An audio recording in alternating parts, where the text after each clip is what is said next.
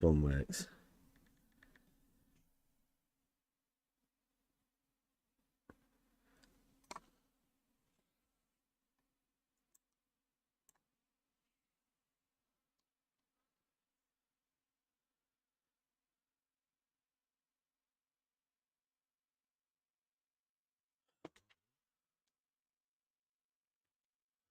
We are live. All right, here we go. Okay.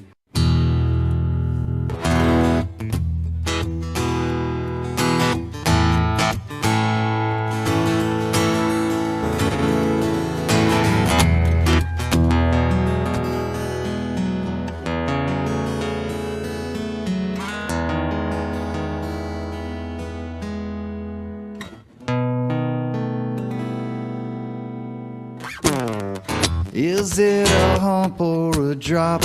What do you say? You got to twist your words in every which way, because the motto will always dictate what you do.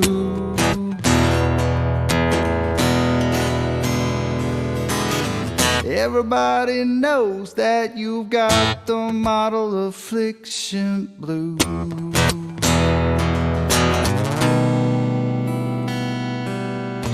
Is it a straight line or does it curve? Some people unclamp it, but that is absurd.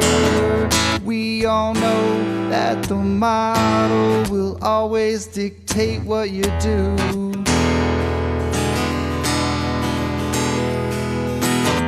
Everybody knows that you are model afflicted blue. Model affliction. It's your addiction. That model affliction. It brings you so much pain. It's your ball and chain.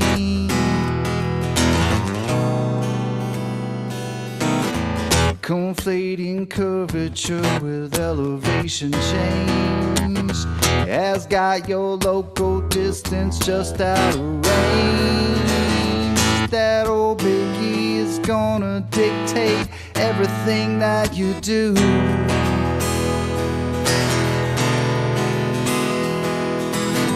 And everybody knows that you got the model affliction blues.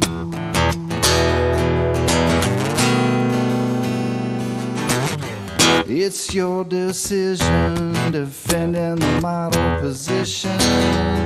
You just don't know the geometric proposition. That old ball, it'll always be illogical to you.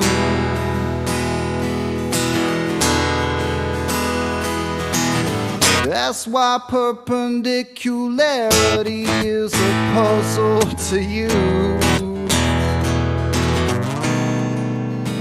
Model affliction. It's your addiction. Model affliction.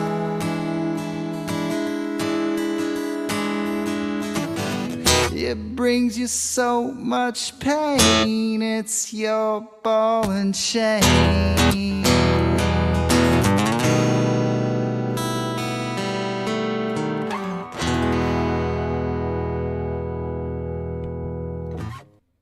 World famous Buster.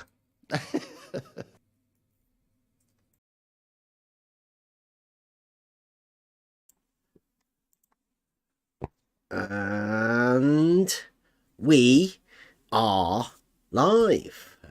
Welcome everybody. It is Model Affliction Monday, where we have a look at people's mind models. Not actual models, these are just thought things. So On Friday, I set up a probably the last debate we are ever going to have, or any talk with any hardcore globe earther. They've disappeared. They're not going to be coming back. I doubt it. Sorry to the chat, and expecting all of the text chat trolls. I think they're going to be gone too. Not because we've banned them, but because we've found how to talk about things that they can't be exposed to. They can't have this idea be formulated in their heads even. So therefore, they can't listen. The viewing numbers are probably going to drop because their hate watchers now can't even listen to us, even to try and hate on it. It's too painful for them. Which we will be going over in the next days. But I'd rather everybody else came to their own conclusions about it anyway. Have an idea. I personally have been on a search for something, and I didn't really know what it was or why I'm here or why we've been doing this. But turns out we found a really good group of people in this Discord server. It's not like an exclusive group either. This is a group of people that are just into talking about things. There's no interpersonal things that go on in here. This is literally information exchange. And some people may find it difficult. They may think it's hard work getting in here. It isn't. You just have to come in and be honest. That's all we ever have required of anybody. But because of this group of people I've found who've helped me on this journey. Well, I didn't even know what I was doing when I came into this. People brought me in into an arena where I was on a search for something. And over the last few months or whatever, but particularly over the last few weeks, I've been saying to everybody, there is a thing, and we need a name for it. Because once you give something a name, then there has to be a description and a definition that follows that thing. But this is so far removed from what you would normally think of. It has to follow this step where you need the name, then you can describe the thing within it. And thanks to Buster again, he's our lyrical master, the bard, right? He comes up with the it's so hard to explain. How do you explain words, but words with a meaning, like the way you link definitions and things to words? That's what it's all about, really. This whole thing is how you develop your own cognitive understanding, and whether you're in control of it or not, and how you can be swayed by your own mind without understanding. So what I did on Friday was sort of a culmination of everything that we've been doing, and because of that, because of how I can now talk to people with this simple way of understanding, we call it the advanced simplicity. That's at the heart of what we do here. Very simple, but breaking things down to the most simple you possibly can get to. And then having a discussion with a group of people that seem to have completely missed this idea, this basic of first principles. So I had a conversation, a debate. Depends whether we get round to that today or tomorrow. But what more interests me, because the idea of us talking between people is that's what we're after. So everybody in here, obviously, if we can talk about other people's reaction to it, because anybody that's not within this arena seems to have a misunderstanding of what this group of people here do, or what the meeting of minds of just about everybody that comes into this Discord has a piece to fit.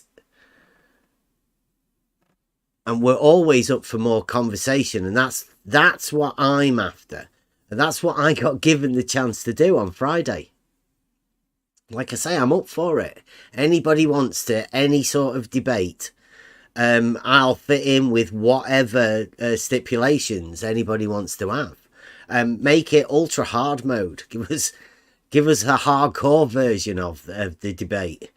And we're up for it. I think there's other people who are up for it also. We would take on 2, 3, 3v1, 3v3. We'd be able to do any sort of conversation. I mean, we're regular. We're used to doing this sort of thing. We talk to people. So the idea was, what I was doing on Friday was to go and have a frantic bunny is debate with somebody, but I guess it was showcasing advanced simplicity and how people go over this sort of stuff. I'm gonna go. We're gonna. What's anybody else think while I'm setting this up? You know, like when I was going in there on Friday, I know everybody from in here, but what did you think about what could happen? I know a lot of people said that is Paper in here. Paper thought it was going to be a setup or whatever. And they, you know, like we always knew what their tactics are, because I think we've experienced enough to know what they were going to bring, and everything that they could bring was already known. I still think that it was set up. Yeah, it has to be, because they've got no other reason to have done it. I couldn't imagine why they wanted to do that in the first place. I mean, I was granting myself lucky to be able to go there. As I think now, like from now on, this cognitive veiling thing is going to be occurring more. You're going to understand what that is. It means nothing to people right now. But hopefully, over the next few weeks or whatever, we can try to give this to people so that they understand this thing. I'd say I'd love to talk to them about what they thought the idea was, whether it actually worked, whether the setup worked, whether you know, how they can do whatever, whether they thought they did well. But he's blocked me on Twitter, so I can't talk to him. So I'm guessing he's blocked me so he doesn't have to see what I say. And of course, I'm not the sort of person to go round saying that, you know, I won or anything like that. It was just a conversation with people like we do all the time.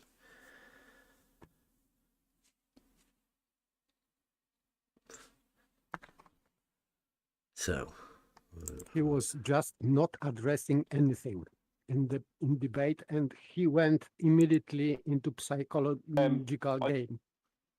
So with you, and I think it was set up for this psychological game. not addressing the point. I think he was. I think, and I think that not only me can think that he was not prepared for this debate at all, meritorically, because he could not address anything. Not that he didn't want, but he couldn't. I think that's my opinion on that. That Yeah, he well, couldn't address. we will be going over the debate, right? We're not going to go over the debate today, hopefully, or maybe later on. I don't know. But first, what we're talking about is the overall thing. Like, there's the understanding that there has never been a debate in this arena ever. Hopefully, is striking a chord with people, right? They can understand and see now that there has been no debate, because in order for there to be a debate, there needs to be an opposing arguments around a just central subject, and they haven't got any arguments, or what they imagine they have as arguments aren't real arguments.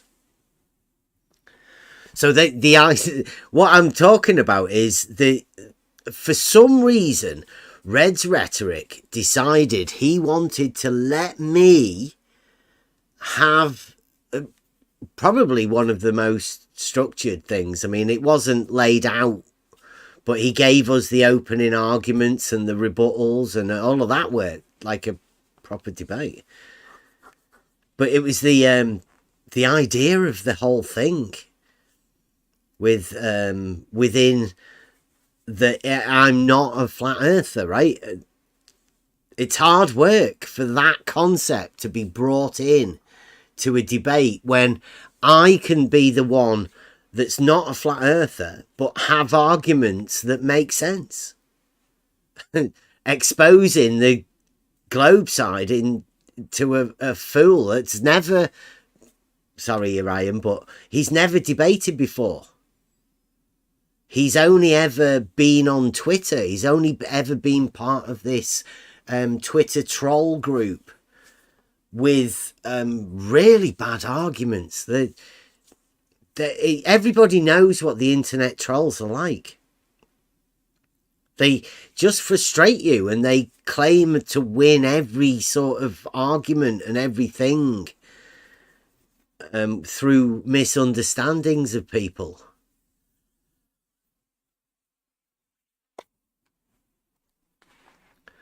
Right, so what we're going to go over, let me get this on this.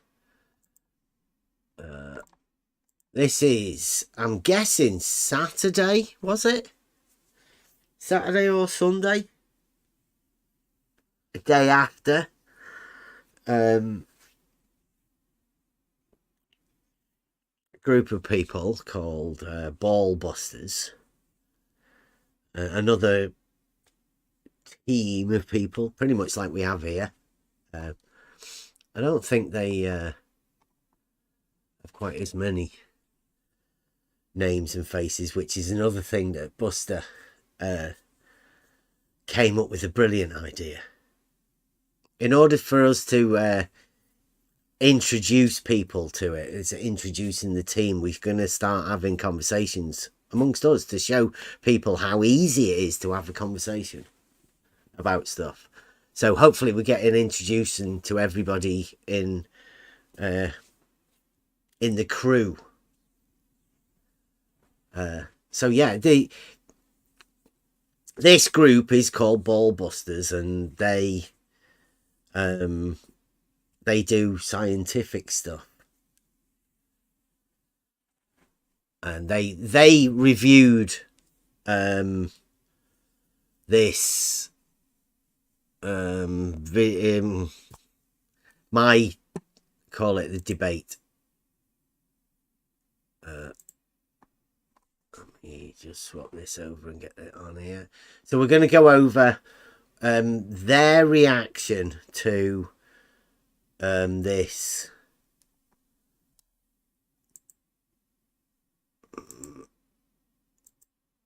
ball masters, so quantum eraser, yes? Yep. And Nathan and well, you'll hear him. Okay, so there's a load of their memes on. And if you see this, they've got this tag on the bottom of the video. Have a look on the bottom of this video you're watching now. No tag. Right, so this is from the first introduction of Brian's logic, I think.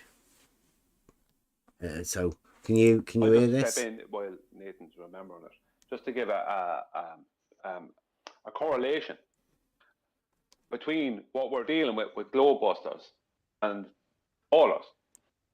Listen to a little bit of one of Bev's stream from yesterday, and he was on a debate with some guy on Red's Rhetoric's channel, and the topic of Foucault pendulums came up.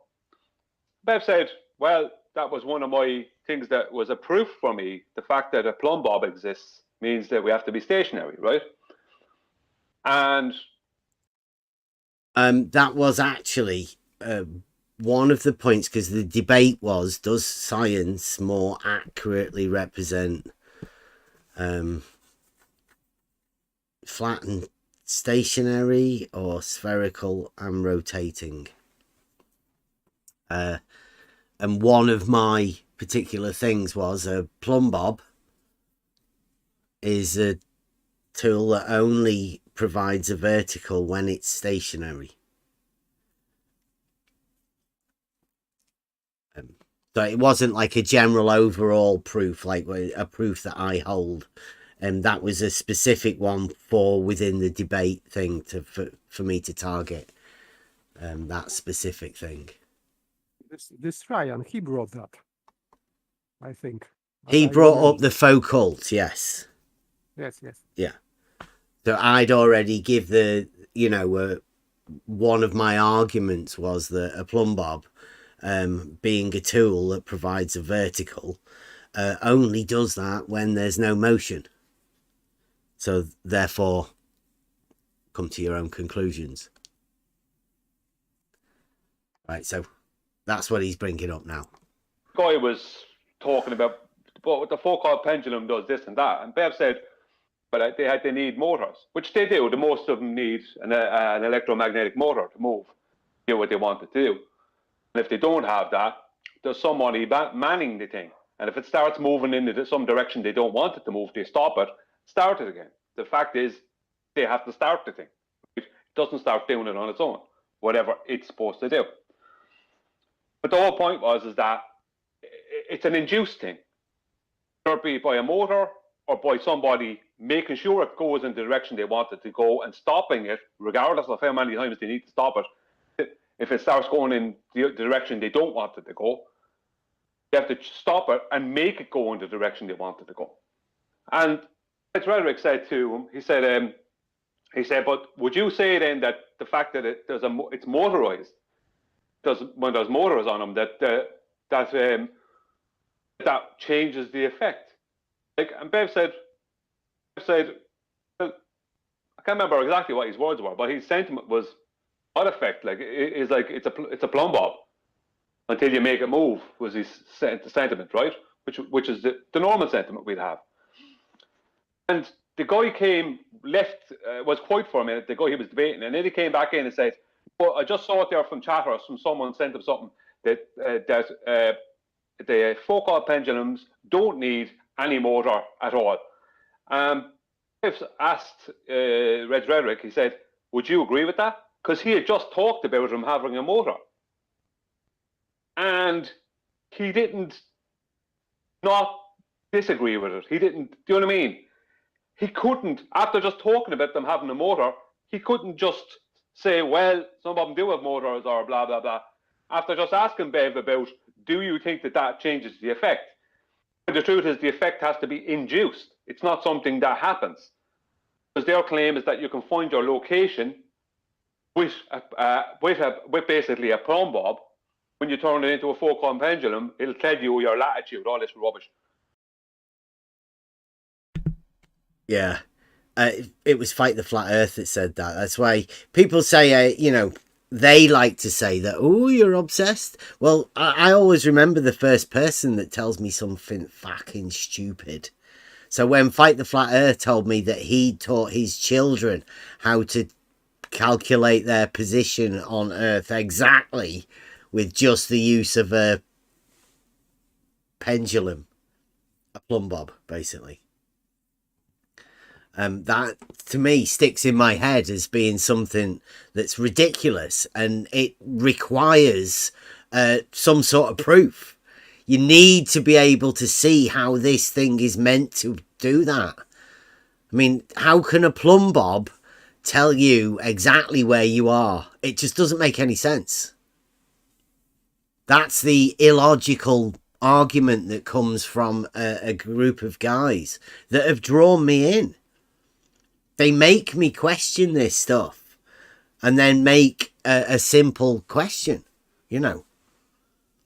It's almost it is comical, because they're saying a thing that finds, or use whatever descriptor you want, plumb, right? Vertical. Mm-hmm. They're saying that is a GPS as well when you swing it. Yeah. It's complete nonsense. Complete nonsense. Yeah. Illogical, right? The thinking that goes behind it at its base and the core, it's just illogical. Nobody would have ever have done that. So that goes to show that the people that we're talking to, and maybe even the people discussing it, are missing one of the fundamental first principles, because they're starting further up the ladder, right? They've already missed the first principles, which is what we do here. We always try and break everything down to as the most simple. Hopefully. Oh, there's a lot of construction going on here in this city. It's booming. Everywhere you look, you're going to see cranes. You know, I never seen any one of them swinging around, unless, of course, the operator was in them and moving it. Yeah, that's Level Earth Observer, isn't it? I mean, I've always admired his crane work, right? What I mean, that's one of those things that we've found is that once you have the practical knowledge, then that sort of dictates or lets you know what reality is. You know, you have a special link to reality once you do that, and there is a personal proof within it.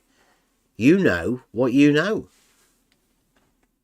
There was a man, I think he was a 24/7, that he was actually an industrial crane operator. Mm-hmm.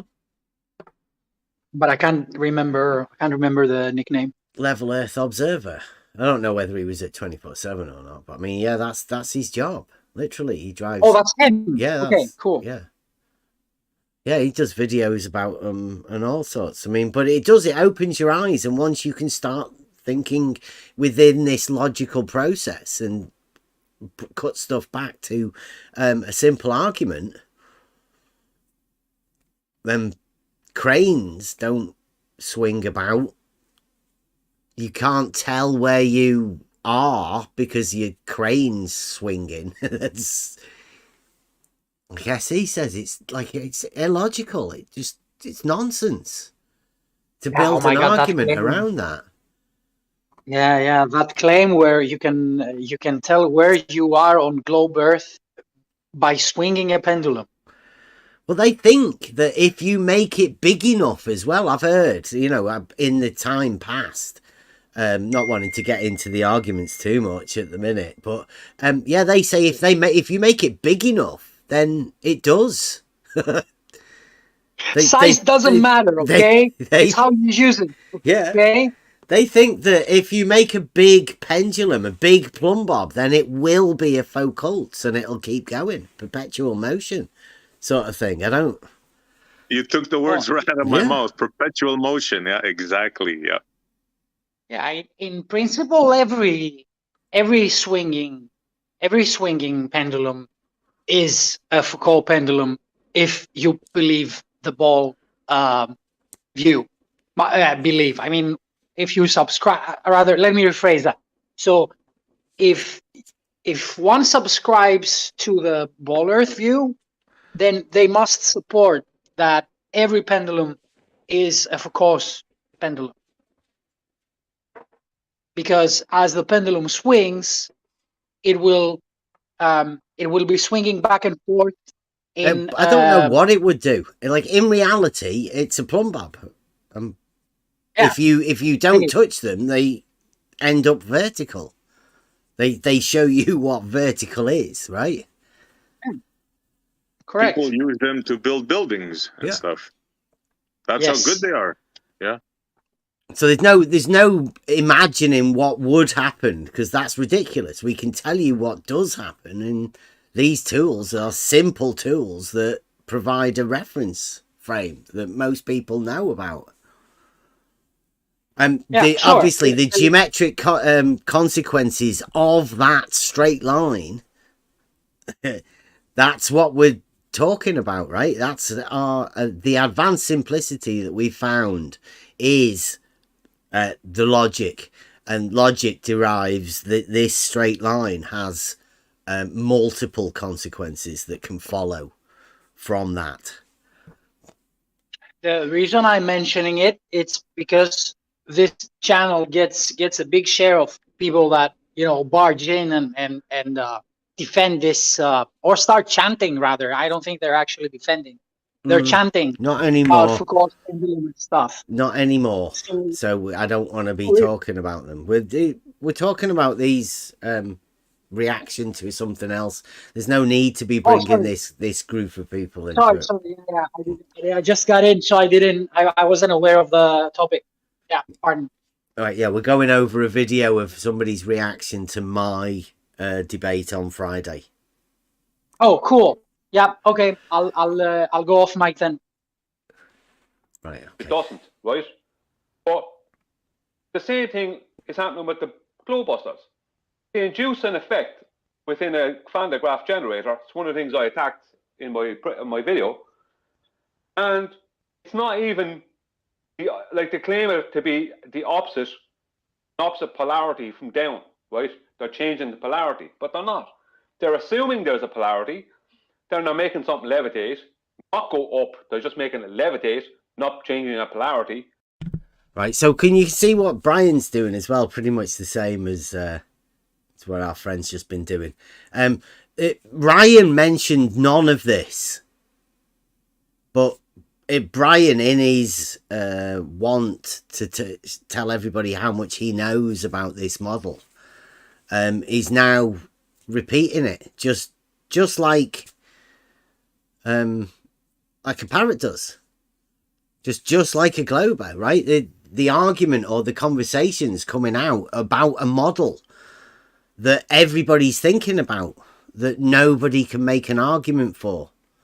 So strange. I mean, we will get round to actually discussing these things, and if somebody wants to represent the globe and come up with some sort of an argument for them. But my personal argument was, it's just a plumb bob, and if you leave it alone, it will be a plumb bob that establishes a vertical. And so Brian's going off into... And then they're claiming that as a natural effect. The effect is an induced effect. It doesn't happen in the natural world. And then when they're asked about it... You don't mean the particle accelerator, do you? Yeah, the particle accelerator. I put that in, it was a particle accelerator. But the point is that they then, like, when one of them says, it's proven by science, let's just say, and the other one says, science doesn't prove anything, you don't have an open discussion with an audience saying, look, the truth is blah, blah, blah, I said this and you said that. And see, that's another thing that I don't think gets addressed, is the science part. You know, at the beginning of the conversation, we had particularly had this idea.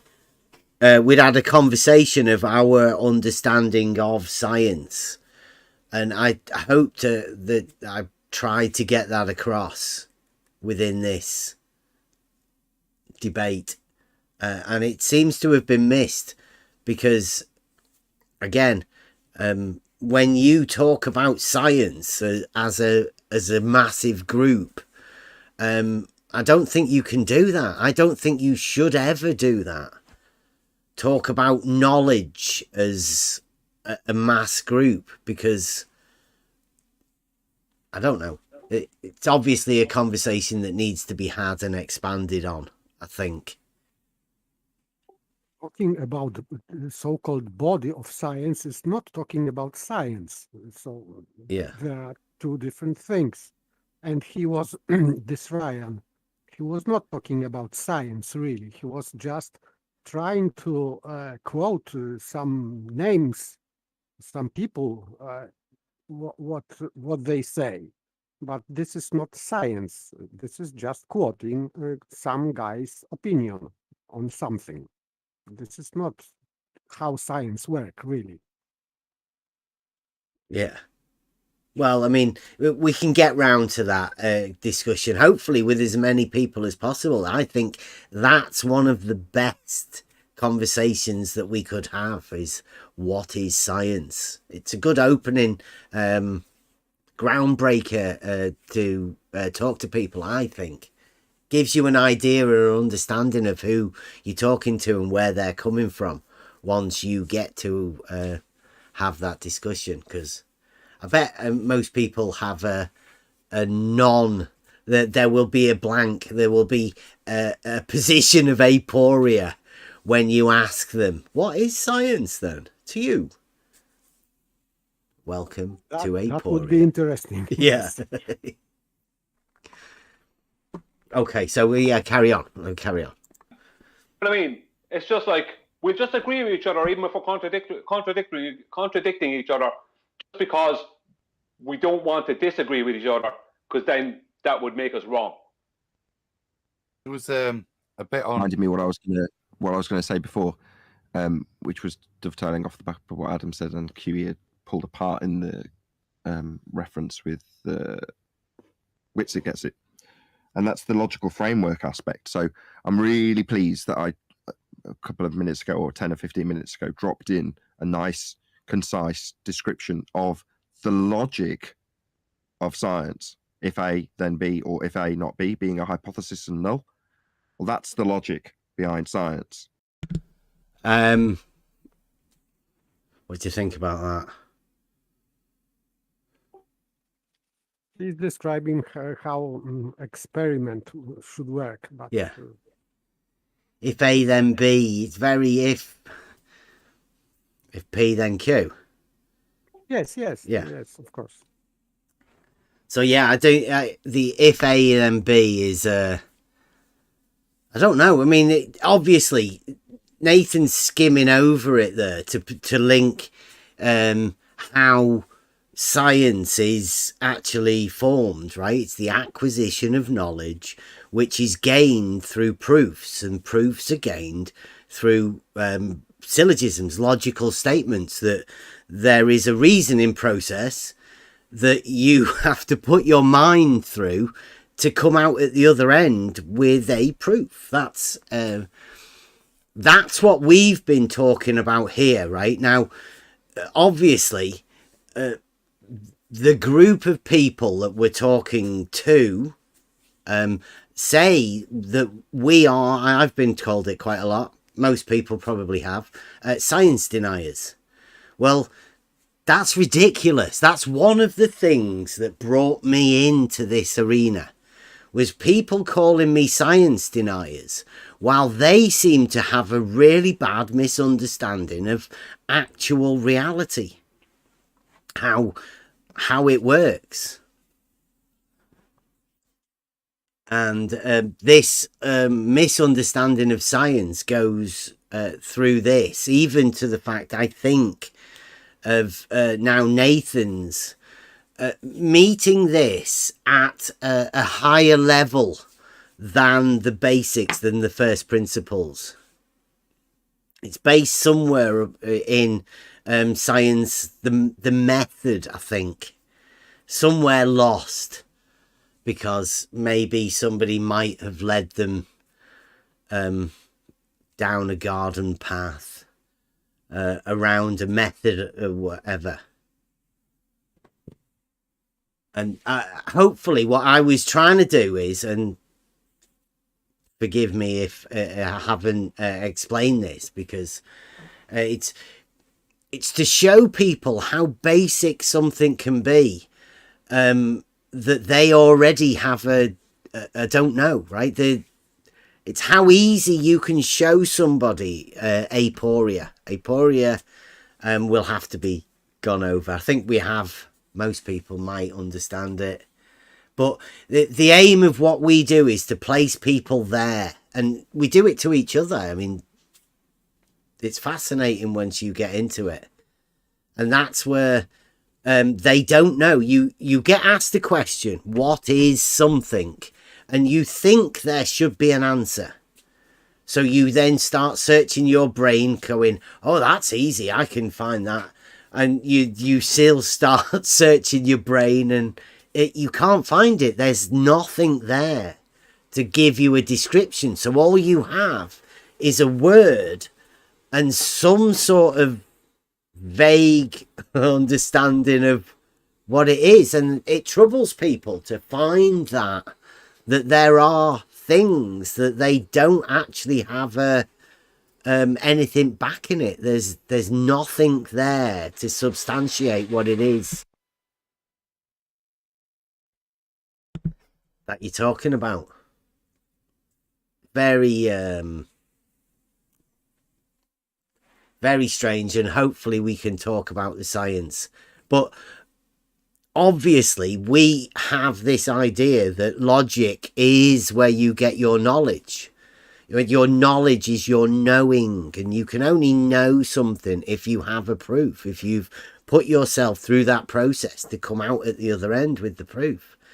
And that is, or should be, to me, the body of science, is going through that process where they can just say, here, hand it over. This is the process that we went to find this piece of knowledge. The science behind whatever is the knowledge, the understanding.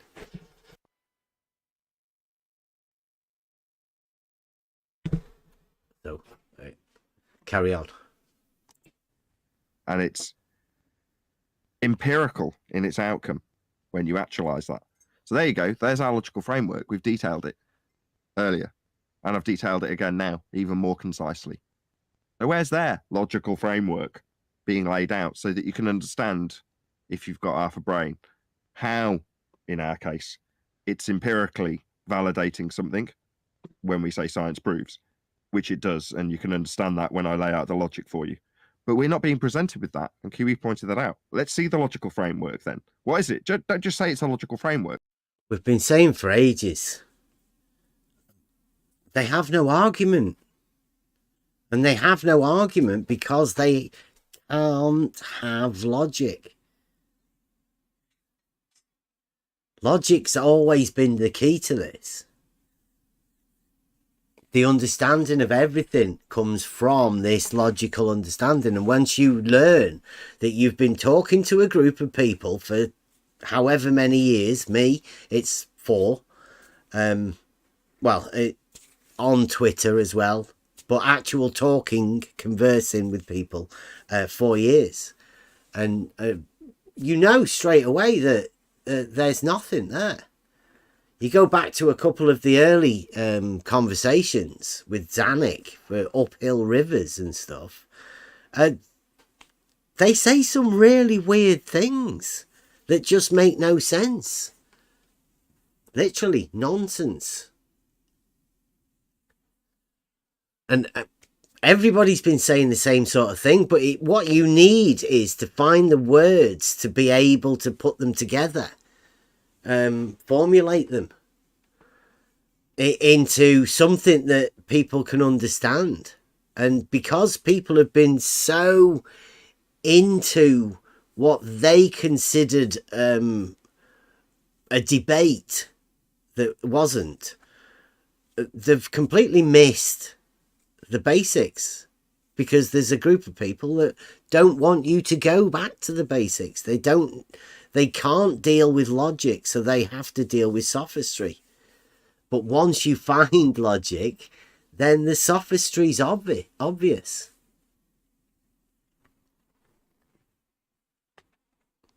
We're just getting started into the thing. Does somebody want to say something then to interrupt? I would say that against logic, there is no sophistry. In fact, that's why the smartest way that sophist can operate against logic is just avoiding the point in discussion. Avoiding the point, it means that or ignoring the point, or missing the point. Yeah. So that's all. And that's why, for example, with your debate with this Ryan, it was one-sided because he was not able to use any sophistry inside argument, so he didn't refute your arguments at all. That's why from your side, I think it is one-sided, because you presented everything what you wanted and it was not addressed. So I think that the benefit of this debate would be just for even for Globers, that there are some arguments that they cannot be refuted, and there is very hard to debate against logical statements like that, what you brought into debate. So for me, of course, it was very good, but I think that maybe some Globers will think about the topic and about the whole thing, this debate, that maybe some people will reconcile their position, because till now they are very confident that globe deniers, so to speak, are dumb and they don't bring arguments and they are just shouting like Globers. But now I think that they should reconsider this debate thing, because what you did, you just showed calm, peace, and logical statement after logical statement, without any psychological game, which was played by your opponent. And I think it may compel some people to maybe your server, not your server. Yeah, well, just people come and talk. That's all we're after. Now, I think we get into the idea. I think most of these people, I think they watched it. Like, the point of what I'm been trying to get to is there's not, look, the text chat trolls have gone. We have no more. They cannot survive in this arena. They can't come and talk. It's got worse and worse, so now we are going to be on our own. But what you can see is at the heart of this particular arena, call it on YouTube, call it on wherever, there is a bigger group, but not at the heart of it, not for the actual argument. And the actual argument is led by a very small group of people. And what I was hoping to go there to do is what I've been pointing out all along, is I'm not a flat earther, but what I bring is stuff from reality. And what they're saying is that stuff is flat earth. They're saying that they're relating reality to flat earth and trying to argue against it. So they're arguing with their non-arguments against reality. And that's what I've hopefully been trying to show people by pointing out that I am not a flat earther. Just live in reality. And there's only one reality. So anybody that's willing to discuss two different realities that we live in, sounds like somebody's discussing fantasy. Sounds to me like somebody doesn't have a proof of their own.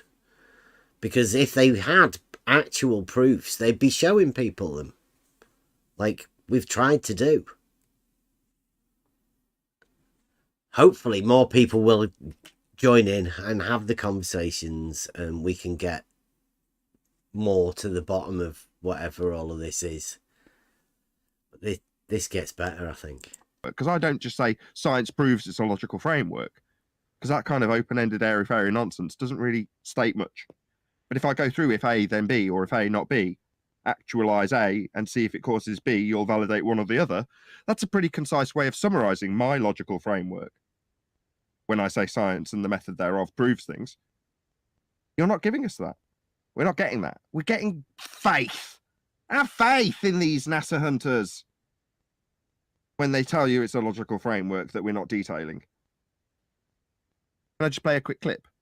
Talk about what he did with that height of the mountain to measure the radius of the Earth. I'm just going to preface it actually and say that this is members only at the moment. It's got under the very catchy title of Mountain Faith and Other Rhetoric slash Bob the Science Guy Humiliating Flat Earth Measurement Members Only. Really catchy title. You can check it out, members only. It'll come out tomorrow for the rest of you. It'll come out in about 12 hours. Verbally flat and motionless. Now, when you say it's not flat, are you bringing up topology? What flat is? Yeah. Do you think flat earthers deny the existence of mountains and hills? I don't think anything about other people.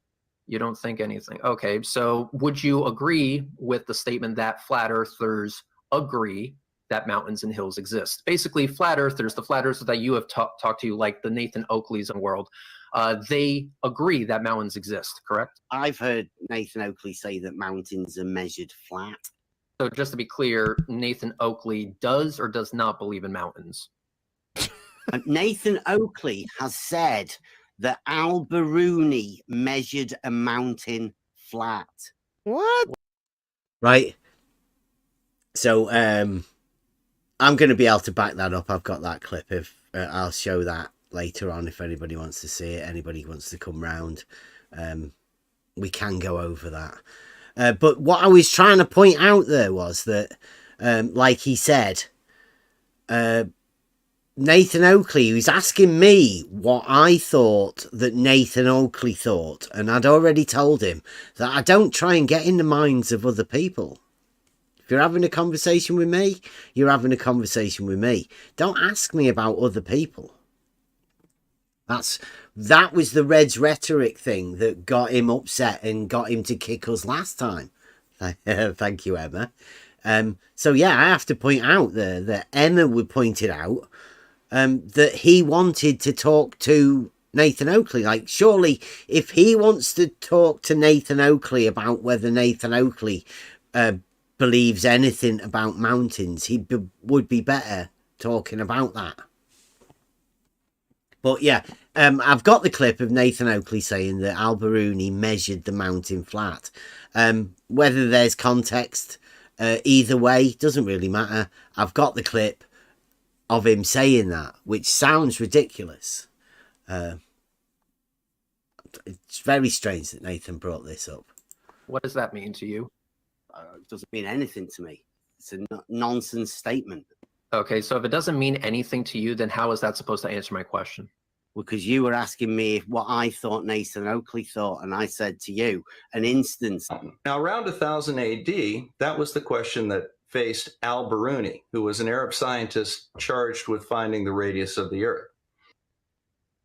That's, I don't know, a couple of minutes out of an 8-minute clip.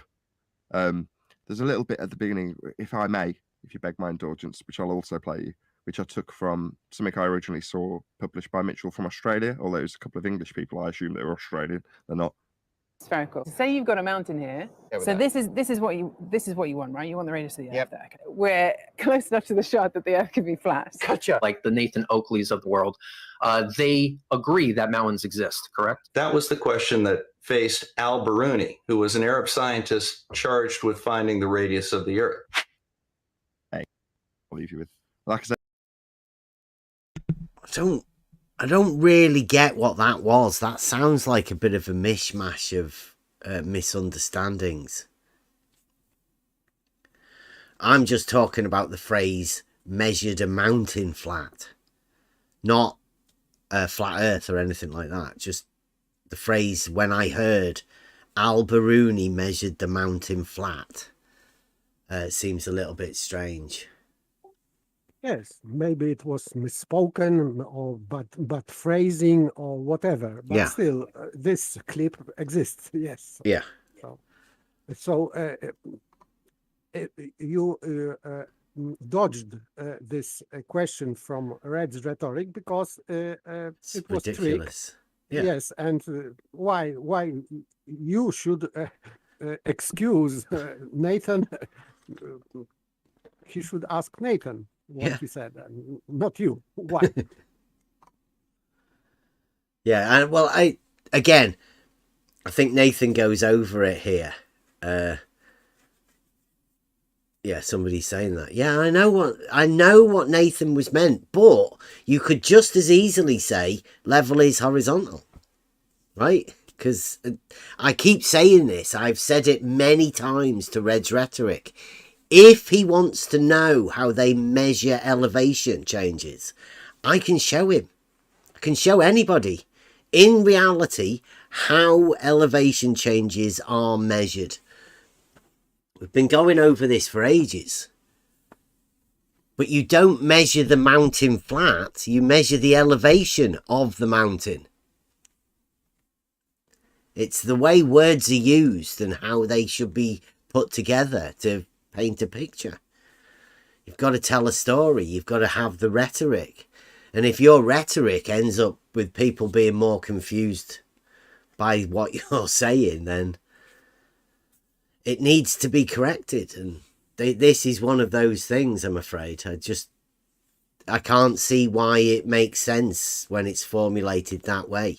Much easier to say how they measure the elevation changes of a particular piece of land than to say it's measured flat. Or just the horizontal plane. Yeah. Established there at al-Biruni's time. So, for example, they established horizontal plane and they measured vertical change or height of the mountain from that plane. That would be okay. Yeah, shout out Paige, because there is Paige's proof in this. It's one of the easiest ones to understand, but when you see it, you'll get it. But that's al-Biruni. It's a mess. It's another one of the illogical, call it experiments, but they're not. Illogical tests, trickery, magician sort of stuff. So that gets released tomorrow on Nathan Oakley 1980. Subscribe today under the catchy title Mountain Faith and Other Red Rhetoric / Bob the Science Guy Humiliating Flat Earth Measurements. Just to head back, hold on, just to head back. Number one, I didn't know that Red's Rhetoric or Red's Pretenderic was still out here. That's the first time I heard that crackhead's voice in a long time, number one. Number two, Nathan, do you think mountains are flat? Observably flat and motionless. So just to be clear, Nathan Oakley does or does not believe in mountains?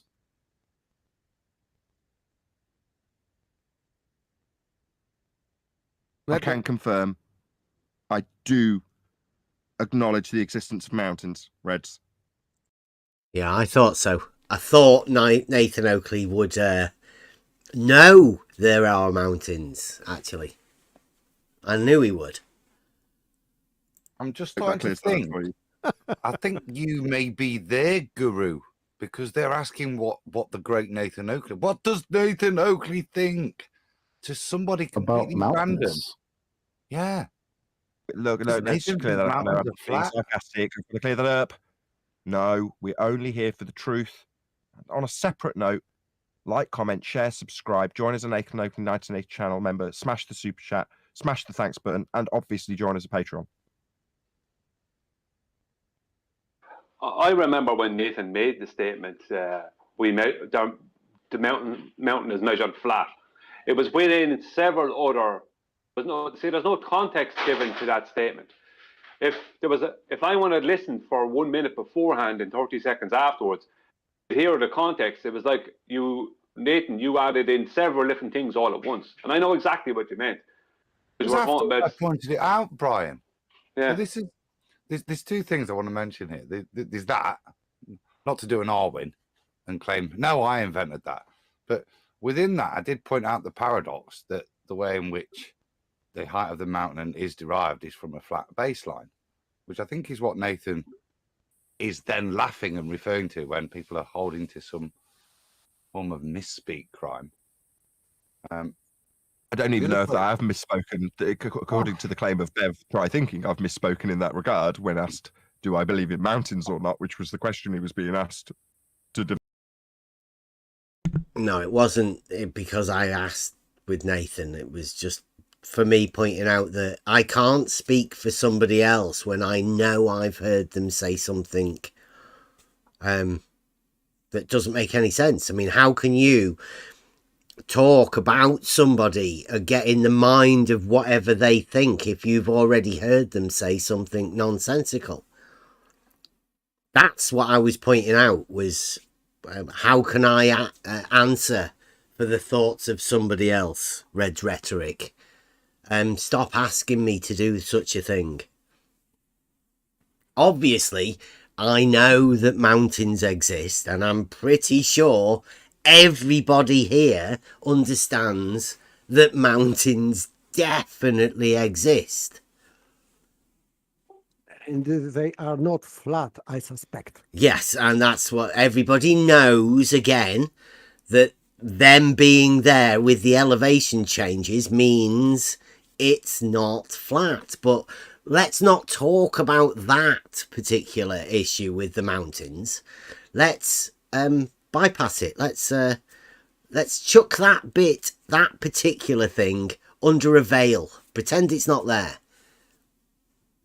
Instead, misinterpret what your understanding of what we were trying to do, or what I was trying to do, was basically not put anybody in a position of having to answer a question about somebody else in a debate.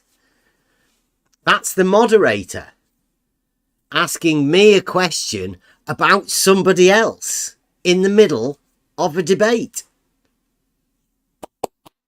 Well done, Reds. Thank you very much for giving us this chance to explain it. Shitty tactics of Red's Rhetoric. I mean, even QE says there, he didn't know he was back. That's another one of the things that I particularly was interested in. Why has Red's Rhetoric come back? Into what? What's his aim? What's the purpose of him coming back in here to do all of this? He's meant to be a big man, but he's there in the middle of a debate that he set up between somebody that's never debated and representing the globe and me, Bev.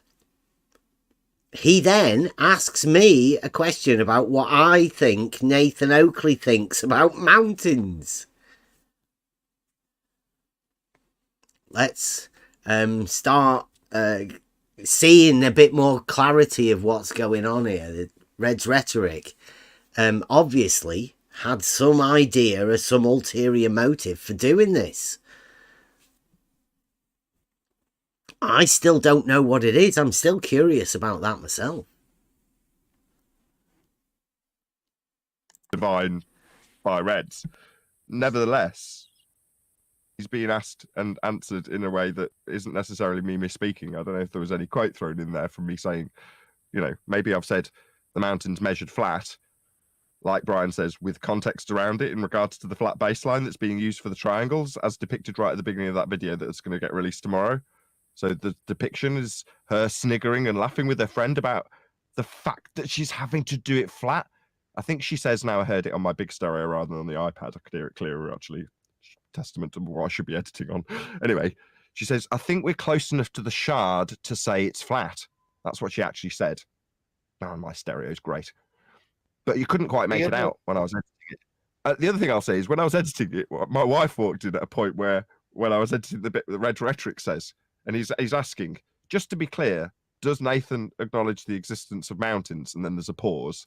My wife came in, gave me a look, and then absolutely wet herself. She was just like, and just by coincidence, that was the point that QE started laughing when I played it. Yeah. Have you referenced that video, Nathan? Because it's worth everybody watching. Because they set off on this grand mission. But if you do watch it, Mitchell checked the number because I remembered it. But they're trying to figure out R. And they head off with this thing. And so the bit I took was it's a flat baseline. But when they do all their calculations, and courtesy of Mitchell, at the 2010 mark, if you want to go 2210 mark, they get R to come out as 875 kilometers. So following Al-Biruni's method and the shard, then the Earth has a value, R value of 875. So it just shows how crap a methodology it is. Yeah, illogical. I think you guys are misunderstanding the greater context of this this conversation, because they didn't really care about all those facts. That's not really what that was about. Reds is trying to establish Bev as a flat earther. See, now this is Chocolate. Anybody doesn't know, I remember Chocolate from 24/7, and Chocolate hits the nail right on the head here. All of this talk about the technical nuances of the argument that they're bringing up about what the Globers think about things, that's not what I'm bothered about. Much more base than that. I know that Red's Rhetoric hasn't got any of those arguments and would never come with any of those arguments because we've simplified it to a simpler point than that. We've made it as simple as the straight line. But it's also what we're calling cognitive veiling, where they hide the fact of this simplified version because they can't talk about it, because it's not something they have an argument against. So yeah, Chocolate's hit the nail on the head here. This is what I go in there, hopefully to show people and for the entertainment value. When Bev doesn't classify himself as one. So the whole debate is to get him to admit that he's a flat earther. That's the entire point of what the Globers are trying to do, because apparently it drives them nuts that he doesn't call himself a flat earther. Right? Exactly. Yeah, that's right. Yeah, so that's literally what. Yeah. I know. That's what's driving them nuts. So he is trying to get him to establish himself as either you or some other flat earther in order to debate him. So the debate is about whether Bev is a flat earther or not. It's not even about any facts or anything like that. Because they can't. Yo, what's good, bro? So, Chalk, just to check that. The fact that Bev won't admit he's a flat earther is driving them crazy, even though the reason Bev won't admit he's a flat earther is to drive them crazy. They've not. He's not a flat earther. See, this is a bit. I don't know whether Adam gets that there. I'm not a flat earther. Nathan's about to correct him, which is interesting in itself. Nathan gets it as well. Yeah. Yeah. I don't know why Adam did that, because that's not why I don't say I'm a flat earther, because I'm just literally not a flat earther. I'm not playing part in this game, this false dichotomy that's been set up. No, but he's always said that. And Well, look what's happened though. Like, I mean, forget all that. Like, how bad does your argument have to be if you have to ask somebody if flat earthers think that mountains are flat, or like, that's where do I'm you going. believe in mountains? That's where we're at. Do you believe in mountains? Does Nathan believe in mountains? That's crazy. That's where I'm going. That was the actual question. Like, that was the this question. Yes, this is the context of, and he's asking him that so that he can agree with him and then put him in the camp of flat earther, therefore can move on with an actual debate, as opposed to debating any actual facts or anything like that. That's the whole context of this. I heard this a few days ago and it was hilarious. See, now, Chocolate completely gets it. That's exactly what we're doing. We're just going there with simplicity and letting them have the struggles about what they want to do. And Chocolate's seeing it for what it is. Thank you, Chocolate. Because without Chocolate saying that in the midst of this, I don't know whether this would have got to be said. Yeah, it wouldn't. They would have focused on the Nathan's, you bringing up Nathan's words about and Red's going after it about, does Nathan believe that mountains exist? And you're right, Chocolate gets it. Absolutely, he gets it. Now, it would be interesting. I mean, love to have a conversation with Chocolate and maybe even with Nathan again to see if they really understand that there are some of us here. I mean, Rob Keane not accepted, right? Yeah. There are some of us here who might consider themselves flat earther in their innermost being, right? I am one who and I've said this before, right? I was a globe earther. I spent very little time as a flat earther, but it was to supplant a model that I had with another model. But now I am exactly where Bev is. I don't care. In my heart of hearts, I really never cared. It doesn't matter to me. I can't see it, and I'm not going to make a claim on it. So therefore, I'm not a flat earther. Absolutely not. Not a globe earther either. I don't give a shit earther. Yeah. Doesn't matter to me. Doesn't matter. And I think a lot of people in this Discord server are the same, or we've grown to be the same. Now, it would be really great to have an honest conversation with Chocolate or Nathan or whoever about that fact, because guys like Reds, they'll never get it. They won't. They can't understand how we can actually have that kind of thought running through our heads. You don't deny that it's important to know that we've been lied to, right? Well, of course, Okay. but you don't have to be a this no. earther or that earther to come to that conclusion, right, John? Correct. But that is the way, that is the tactic that Reds is attempting, and that they all attempt. That is why, and Chocolate is right. This is so important, right? We can't gloss over it, and Bev's absolutely right for pointing it out. Chocolate totally gets it. The reason why it drives them crazy is because there is no other argument. The only way they can have an argument is for Bev to claim that he's a flat earther, or pin Bev into saying he's a flat earther. Then they can have all the arguments that go round and round on Geos and Gem Pandas and all the other places, right? Spin around and around and around. Yep. We're not going to play that. Yep. Yeah, we're not going to play that, and it drives them mad. And Chocolate totally understands it. And I'm with Bev. Good on Chocolate, man. Mm-hmm. That's awesome. I think they may touch on it in a bit. Hopefully they do. The fact that once you take that, it's like science, right? If you take the body of science as science, then you're saying that every little piece of knowledge is a greater part of the whole piece of knowledge, and that can speak for anything. Yep. Well, flat earth is the same sort of thing. You have to take on the arguments of all of the other people. That's why he wanted to establish what I thought Nathan thought, so I could get in the mind of another person to argue their positions. Yep.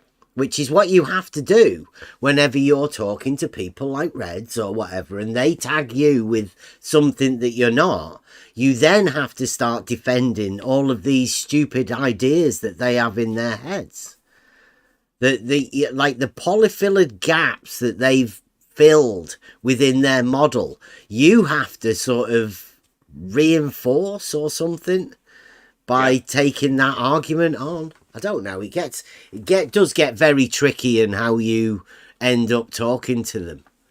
Well, it happens with everyone, right? Within these conversations that you have, most people, if you've ever said anything on any social media platform ever, you will know what we mean. You have to take on some sort of crazy argument that people place upon you from some weird left field position. I don't know. It's crazy. Hey, good afternoon. I summoned Rob. Yeah. I had to come in. Good afternoon. Hi, Rob. I'll be on mute. Yeah, I think that they want you Beth, to frame you into flat Earth, because if you will give them some sign of being flat earther or whatever around this, they will ask you about like slice per cane in your first conversation, that the Earth is a disk and ice wall. So they want you to debate this interesting topic, like ice wall. Hang on. As a representative of the flat Earth, there's no ice wall and there's no disk. How do you know? That's a big claim. That's a bold claim. Yeah, I've seen pictures of a big wall of ice. It's awesome. There might be cliffs at the shoreline, but I bet you there's a shoreline. That's the extent of my knowledge. There must be a shoreline because all water must be contained. I'm done. Thank you for that. So I was talking just about that you would be framed into that kind of discussions. Yeah, which I know. Are obviously very easy to ridicule. So, well, I mean, you can't forget that before I came here and started talking and doing what we do now, I mean, it was completely different back in the early days. It was literally just conversations with people. And before that, it was done on Twitter. So most of the people that we're getting back to now seem to be from this group from Twitter. Now, they are in this arena, and that's why I've been saying to everybody recently that the group of people that we're up against or we talk to are a tiny group with an imagined consensus behind them. Well, yeah, their group's smaller than my group. Yeah. As gets shown within the debate, within the last two conversations, I think that I had, one with Red's Rhetoric and one with this, and people like Rumpus and Brenda and all of that, they know, they bring it down to level is horizontal is their big enemy, right? That's what they're frightened about. That's the existential cognitive veiling that occurs around that particular thing. But we'll get into that, in the next few weeks. All I'm doing here, and all of my aim, was to bring this more into the conversation, bring the conversation out and put the conversation into a different area, move people's minds within the conversation to the next level, just to progress it just a bit. And it seems like it's beginning to happen. naturally, which is the way it was meant to be, right? This is a process we call logos, showing us the way. And eventually your eyes become opened and you can see something that's always been there. Distill your water. It might happen a bit quicker. Because that's what's driving them nuts. Because Bev says it's not flat. He doesn't call himself a flat earther. We all know that. But that, for some reason, their goal is to make him one in order to debate him. It's ridiculous. So the Earth's this is where the ballers are at. So the Earth's not. Hold on. So the Earth's not flat because of mountains. Nobody said that. Oh, chocolate. That was some of the strangest I've ever heard. What's that? QE interrupted. QE losing his shit over and it gets completely ignored as well. Like, I'll have to put it back again. All right, there we go. Listen. Hold on. So the Earth's not flat because of mountains. Nobody said that. Oh, chocolate. We've had this debate with Bev, haven't we? With the mountains and flatness and topography, etc. The one that Adam's talking about. I'm strange that he remembers it. I thought he was pissed out of his head when he did that. But that was the conversation that opened my eyes to people actually thinking flat is an orientation.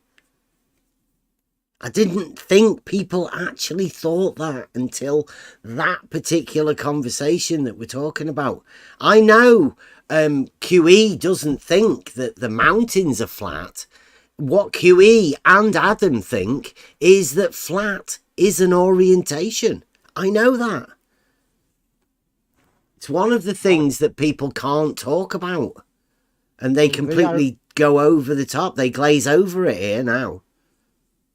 So they are confusing level with flat. Mm-hmm. So. Yeah. They're obsessed with this word. And it takes on all sorts of other meanings. I can't help that. It's curious to me. I that was a cringe moment for me. Mm. And I don't know if it was for anybody else. And again, we've said it before. We'll say it again. If QE wants to come in and have a conversation, love to have him. But that to me sounded way flat Earth society to me. Mm-hmm. That's just me, and it might just be one ad. Maybe I'm reading it wrong. Maybe I'm hearing it wrong. But for that cringe moment of gasping laughter, I mean, this is what Brenda and Rumpus and Red's Rhetoric and the rest of them have been trying all along for Bev and many of us here to say, oh, yeah, the Earth is flat despite topography. And if I get a vote, I would not love to have him. I hear you. I hear you. But it's interesting to me that that's where he went, was to laugh, or I guess that was a soundtrack. Maybe he pushed a button, with a laugh soundtrack, or maybe that was him. I'm not sure, but it was cringe nonetheless. That was when Chocolate was making an absolutely appropriate point, and you're right, Bev. It was completely glazed over, and then Adam chimed in. It's just strange to me. It's very, very strange. Now Adam's saying that they've had this debate with me. It wasn't much of a debate. No, it wasn't. They were shouting and swearing. Yeah. Both he and QE had a few too many, let's say. Yeah. And I think it was just after Bob had done a presentation for them about celestial navigation. I thought it was hilarious. But it might be worth going over. Who knows? But yeah, that's the thing that taught me that there's a group of people called flat earthers, and they think flat is an orientation. Other people think other things about it. that particular conversation was them trying to explain to me how flat is an orientation, which I think is ridiculous. I don't think that. Yeah. I don't think that either. Here we go. But in terms of the orientation of the plane, it's flat. So are they having this? See, he's just doubled down on it. He's just said it again there. The orientation of the plane is flat. No, that's not an orientation. Still don't have that as an orientation. Sorry, Adam. Sounds quite funny to listen to. It's entertaining as shit, let me tell you. It really is.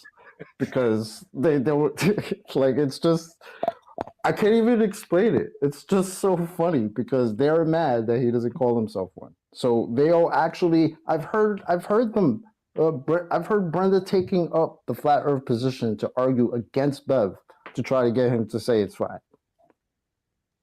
Literally Brenda making a flat earth argument. That's brilliant that Chocolate's seen that. There you go. Because that's been the thing all along. And it's not just been Brenda. You listen. We've had many of them. You can turn. You can get globe earthers to argue for the flat earth. They get so shorter confused. Than a straight line. Yeah. Shorter than a straight line. They say some stupid stuff and they argue for the flat earth, which is stupid, really, the fact that they're so willing to do that. And it's good that Chocolate's seen that. And the only way you can do that is to have conversations with them. And that's why there will be no more coming round here. There will be no more offers of debates. We've been trying to set something up with modern day debates. But it appears they don't want us there. Awkward conversations, some may say. Some may say you can't argue a tautology.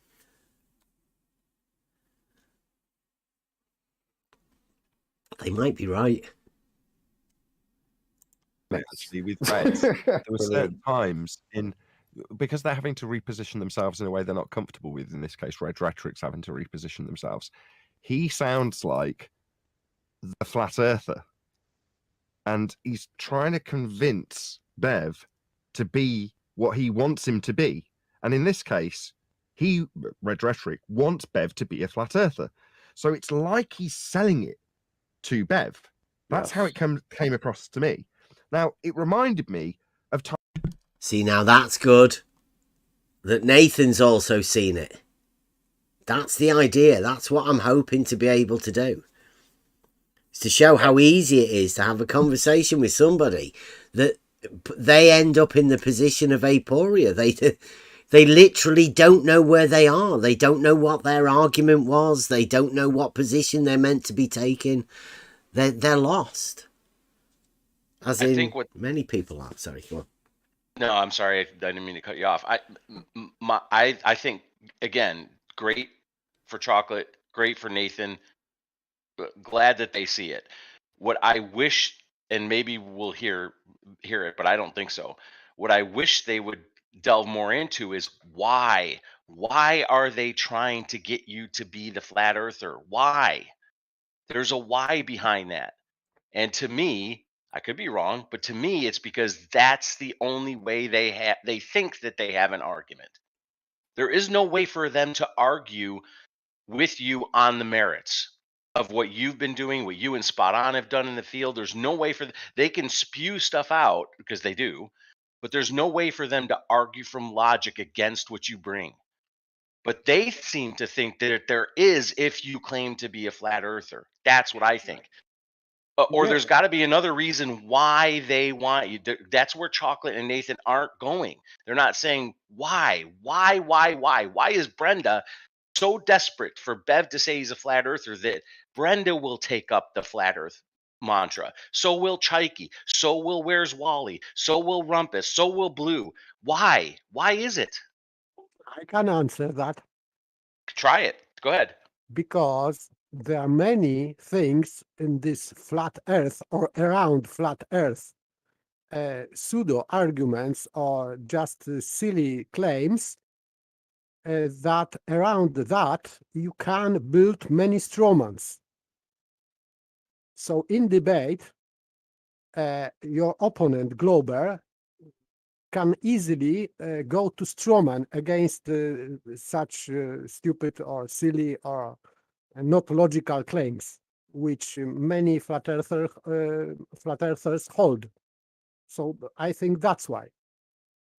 It gives them a wide range of attack points if you claim you're a flat earther. I mean, Bev's just sticking to the truth of the reality that's in front of him. So he doesn't have all those other openings that they can come at him with. He just stands by the one he knows is true, and they can't get through that. So, shout out to Bev, man. Kudos to Bev. Absolutely, and I think both you and Paper could be right. My lamenting here is if you guys are seeing that, and if Chocolate realized it and Nathan realized it, why aren't they digging more into that? And if it is the advanced simplicity, why aren't they helping to take that mantra up? Are they just saying, well, that's Bev's thing? I mean, right, Bev, Nathan came over here to try to get us on board with the mother of all flat earth proofs, right? Yeah, the second coming of the best flat earth proof. But there doesn't seem to be the reciprocation on what to me seems to be an unbeatable argument, because they can't beat you with it. They're so desperate to beat you that they're trying to pin flat earth on you in order to, and I believe what Paper says is true, in order to open up the straw men so that they can somehow get you off of your center. So if that's the case, if the advanced simplicity has done that, if it's our delving into logic and rhetoric and the trivium and the language and the words do mean things, if that's what's done it to these people, come on, Chocolate, Nathan, come on, let's get this together, because there's no way these guys can beat that argument. The advanced simplicity is the winning argument. I don't know whether you were around last night. I don't think you were you? No. Buster brought, we had one of our little journeys around a word, and it's took words to a whole new meaning. We'll have to try and give you the thing. I'll have to make sure that everybody's who was around last night is around again. But yeah, there is a treat coming within. Awesome. Yeah. Oh, yeah, beautiful. Did you record that? Huh? Pardon? Did you record that? No, I didn't record it. No, we'll just have to go over it again. They can't have had the first moment, can they? But I mean, we can try and relive it. Yeah. Okay, so yeah, what one word can do. Yeah. What one word could do. It's amazing. And that only happens here. I've only ever experienced it in this Discord channel. This particular thing that we hopefully try and do again. Can I make a comment on the why they want to convince? This is my take on it, right? There's no argument in geometry, right? We've showed it many times that you can't argue it. You can't argue a straight line. You can't argue a curve. You can't argue a hump or a drop. Forget about it. There's no way out of that, right? They know that. Yep. So the only thing they have is to try to make him a flat earther. Why? Because the term flat earth, and please nobody get offended, right? I have nothing against flat earthers. Some of my good friends are flat earthers. I will take no offense. Thank you, Rob. Rob is one of the guys that I really like. So the term flat earth comes with a lot of baggage. It's a derogatory term. 2 presidents have used it derogatorily. And it comes with a lot of baggage, ice walls, maps. So that's why they want to make him a flat earther, so they can attack the baggage. It's very simple. It's not rocket science. That's my take on it. Yep. Yes, I call it strawman because it means that it is just missing the point. So they will never They will never address level being horizontal, and they will go to ice walls, whatever, sextant, name it. But not this, not this. Yeah. Well, there is a very, like I was saying, these groups, we've narrowed it down, and the group that we've been talking to has got smaller and smaller and smaller and smaller. Now there's like one or two people that are out there that are telling me that the horizon isn't horizontal. And that's it. That's the state of their argument now. They're telling me that I'm the one that has to prove that the horizon is horizontal, which is crazy. This is they very. have to. This is Model tricky. makes them say crazy things. Yeah. Today they were telling me that a kilogram is not weight. Right? Because of their magic word mass. Yeah. They have to say crazy things. They have to support this nonsensical model of theirs. And I think that this is this statement that horizon is not horizontal. Of course, it is stupid, but still, if horizon was curved, then horizontals would be curved. So no, they can't be, because parallel would have to be described as a curved line, but it's not. It's a straight line. So then you'd have to go back to curved is actually straight, and that's a crazy world that I definitely don't live in. Of course, but still, horizontal is derived from horizon. So if horizon is curved, then horizontal has to be curved also. And this is impossible. Yeah, reductio ad absurdum. Yes, my beloved. I like it. But I do. I like the way that Chocolate has brought this in, particularly into an area that I don't think any of the rest of them. I think the model Affliction, or the particular call it rhetoric that they like to play, that particular storyline, Chocolate's just stepped out of it for a bit to look at it for an entertainment point of view, and I think Chocolate's getting it, and he's putting it into that position now where it's not, I'm not against anyone.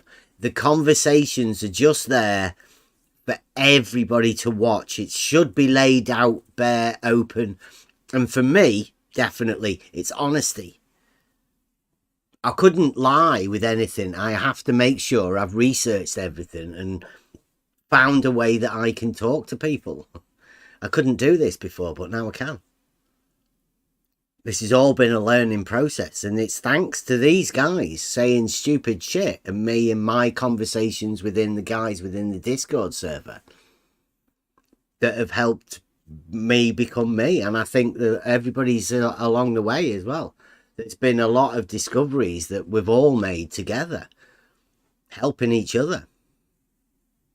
Thank you for everybody that's been involved with all of this sort of stuff. This is only the beginning. This is what we've been building up to. And now,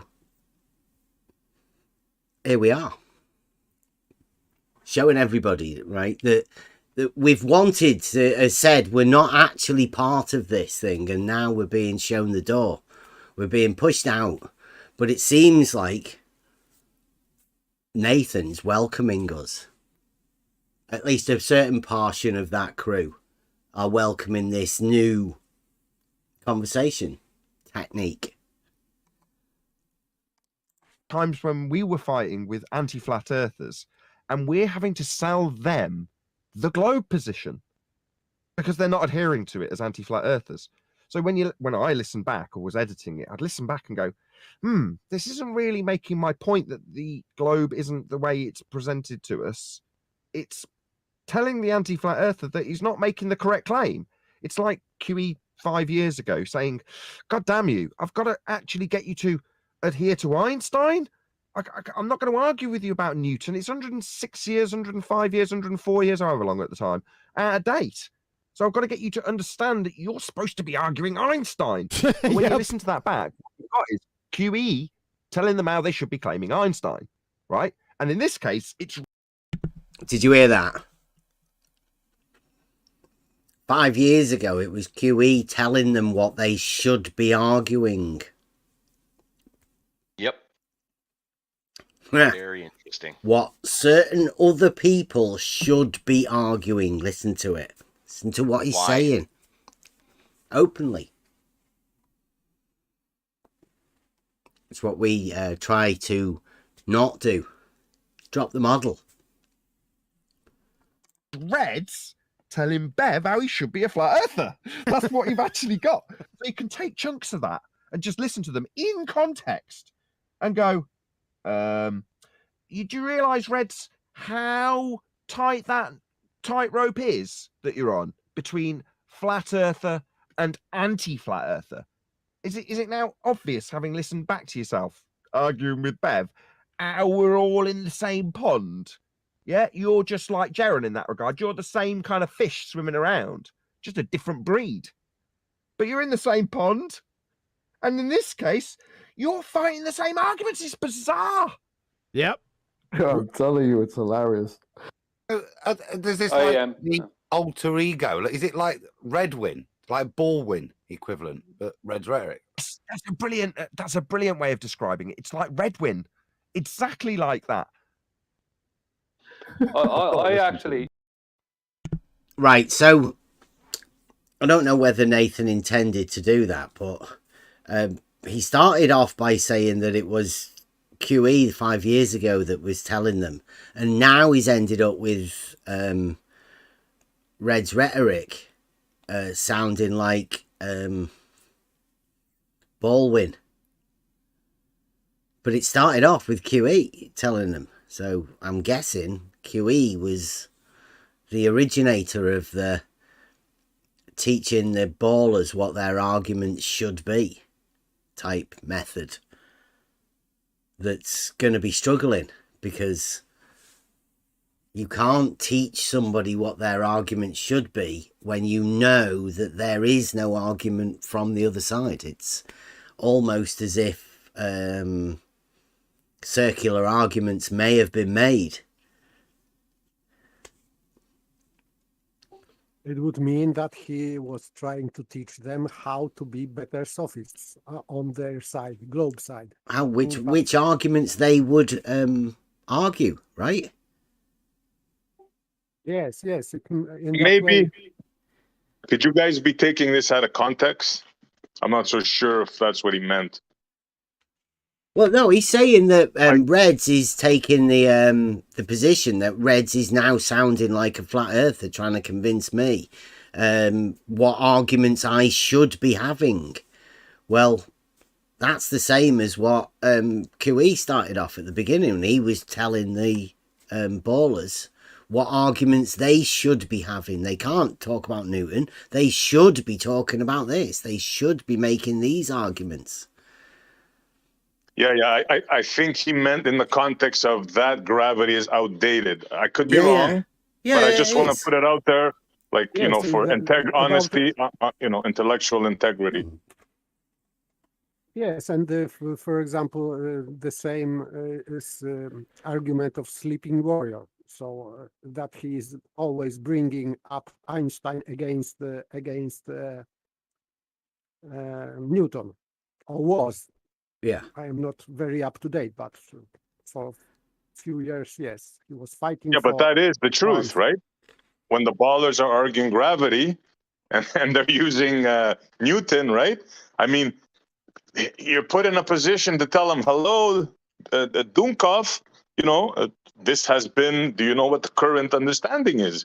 You're put in a rather bad position that you got to tell them their model. It's a catch-22. But there is no argument, though. That's the point of it, right? If you say you shouldn't be arguing that, you should be arguing this, without pointing out you can't make an argument because there's nothing there for you to predicate upon, then are you leading people down a circular argument path, right? Are you initially making the argument? Are you telling them which arguments you are going to be compliant with, thus developing a story of arguments that don't actually exist, that have been developed around people saying what should be argued? I don't know. I mean, it's worth conversation about, right? Absolutely. Like I always say, it's a double-edged sword. Yeah. You know, it really is that part of it. Yeah. Talking about the model, if the model doesn't exist and you know the model doesn't exist, then you're just fantasizing along with people and With their your opponent. fantasy. Yeah. You're living in their fantasy land. You go into Narnia with them to try and, I don't know, stick to reality. There's definitely no way around that. Yeah, you're going into Narnia and La La Land with them. Yep. I think whether you Bev was intend right to do it or not. Sorry. No, intention or not, sometimes you're led by things that you don't understand anyway. Sorry, Arwen. I think backhanded compliment. Everyone shut up. Everyone shut up. Let Brian give Bev proper props. If I can get my tongue around it. Yeah, I mean, I understand he's splitting hairs when it comes to mountains and stuff. But if you want to go into an argument with him, you lose, because he can prove that it's not flat, right? That's fine, right? There you go.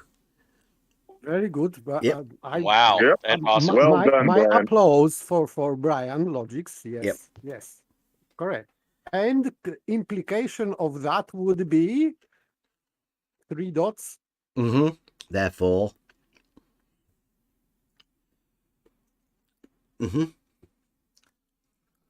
Yeah, I think this is where it starts getting into that thing, because the moment Brian says that, what's going to be, what happens to the mind, right? You can't, Brian's just said, you can't go into an argument about it being flat because you'd lose.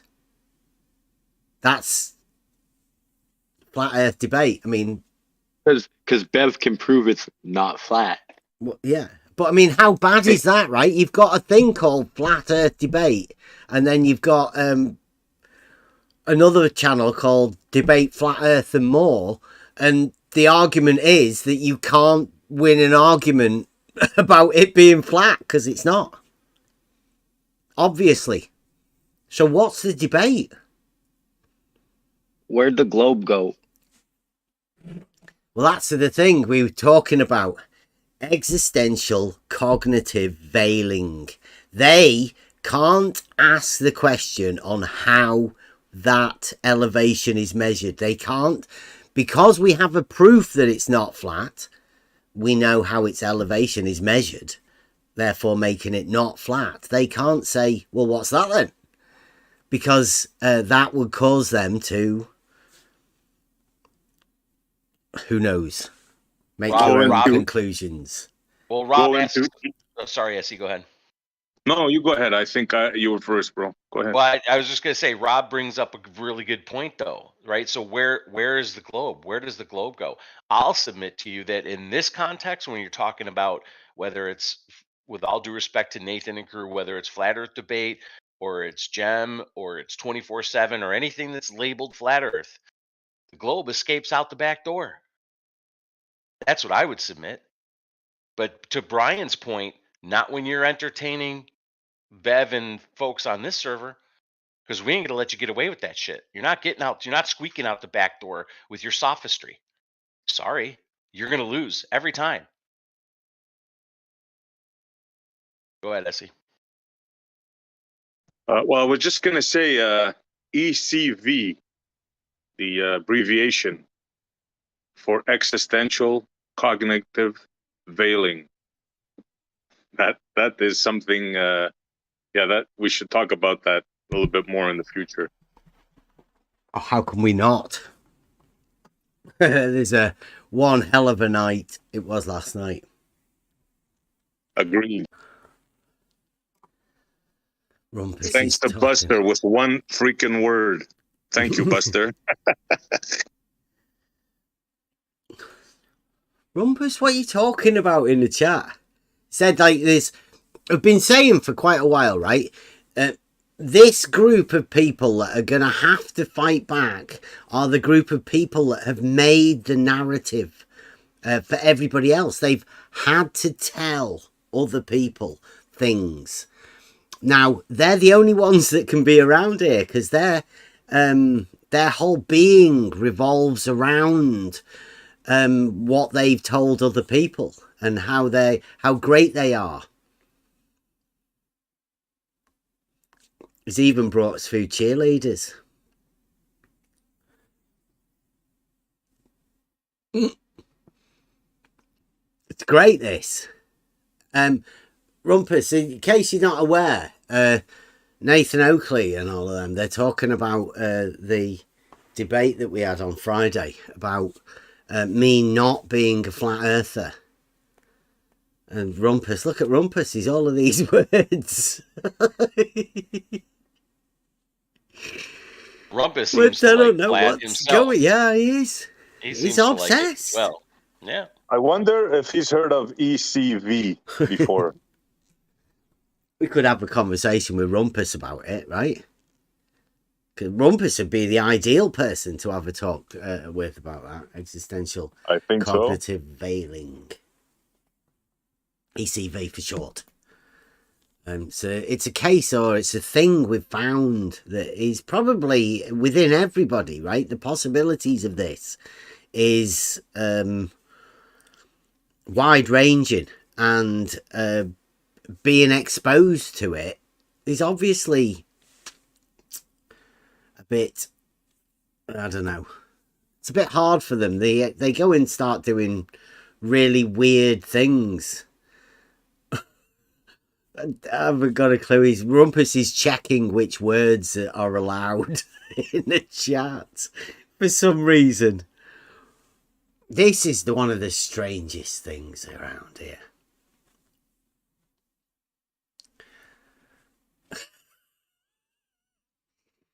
Right, here we go. Carry on with this. I was over on his channel when he had a Black Swan like thing going on a week or two ago. And I went in to speak with him about the Black Swan and about this topic, about the whole flat earth, not being a flat earther thing. I pointed out, like... wait a minute. I had a thing the other day, just a brief thought about the Black Swan, right? Obviously, because the Black Swan is needed, then shouldn't the statement be a positive? Shouldn't it be a modus ponens that requires the Black Swan? Shouldn't it be, as you know, for the statement, it has to be all somethings are something, right? That's a positive claim in order to bring around the Black Swan.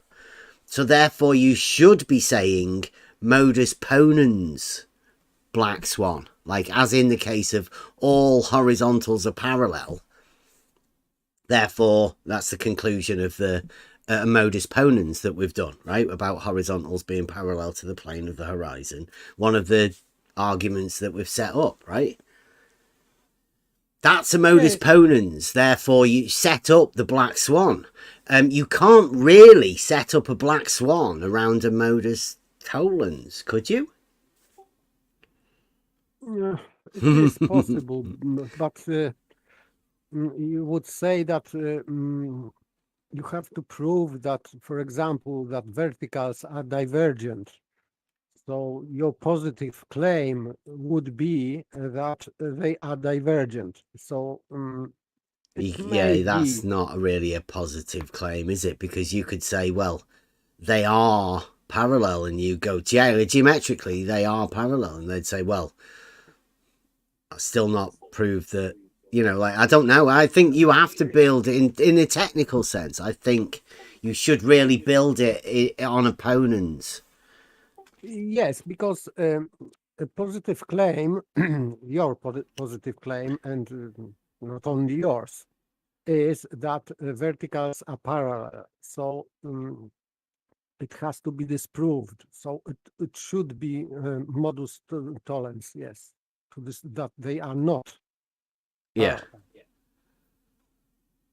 Yeah, but that would be the counter to the all, right? You would have to say, well, yeah, I don't know. Yes, so black swan just showing not parallel verticals, for example.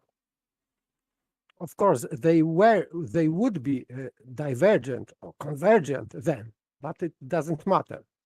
What matters that they would be not parallel.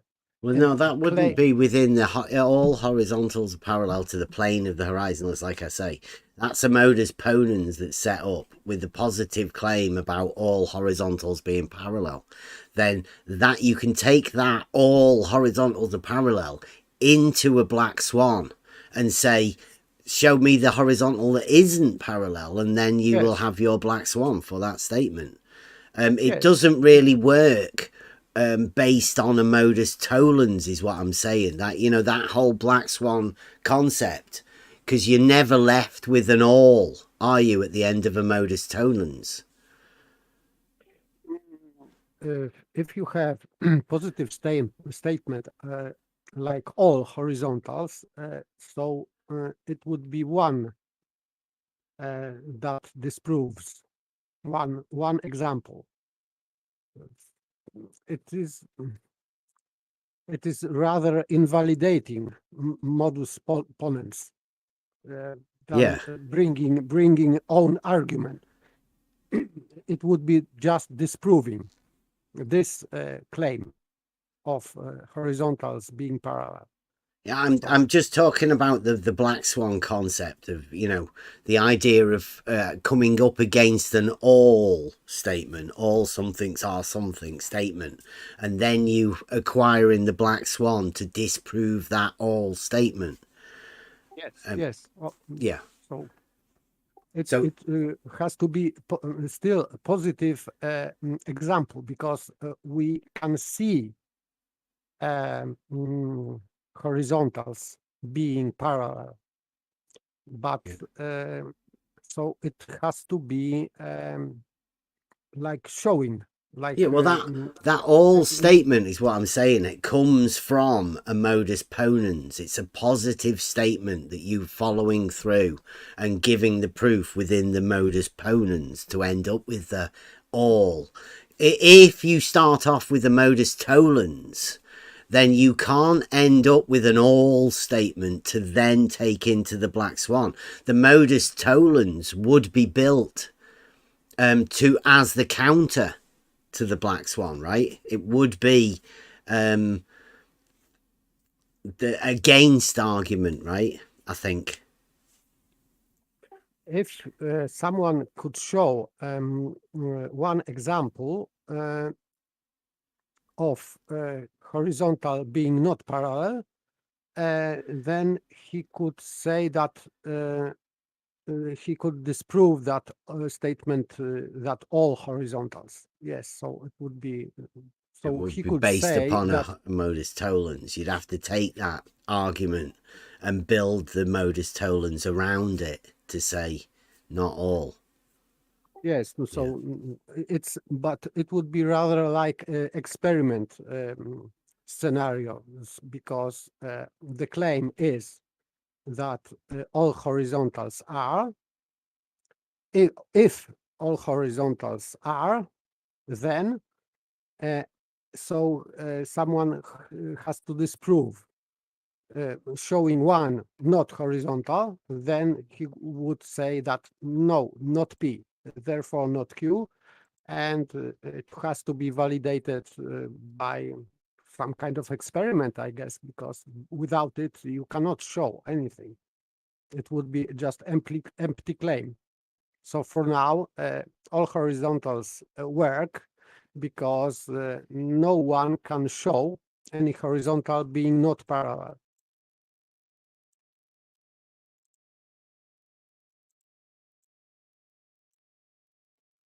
It's got a rumpus I'll save that for later. Right. There's not too much more of this, I don't think. We don't go over it too much. I don't know if I needed to point it out to him, but I just said it because I don't know, I can't divine his thoughts. I just said the only reason anyone ever started calling it flat was because someone started claiming it was a sphere. So the opposite from a sphere would be horizontal, but horizontal Earth is not going to. You're more likely to call it flat Earth, right? Because as a way of being the opposite from what some crazy claim. It's like it's a natural thing to start calling it flat if someone's claiming it's a sphere.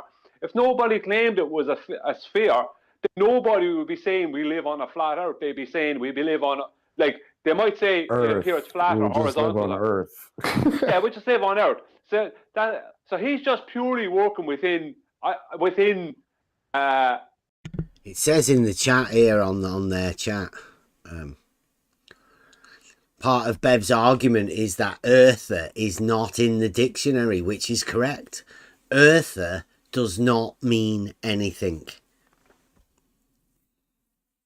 So you wouldn't come up with if somebody says something ridiculous, you come up with another nonsensical thing to counter it. Think about that for a moment. Just talk about reality, eh?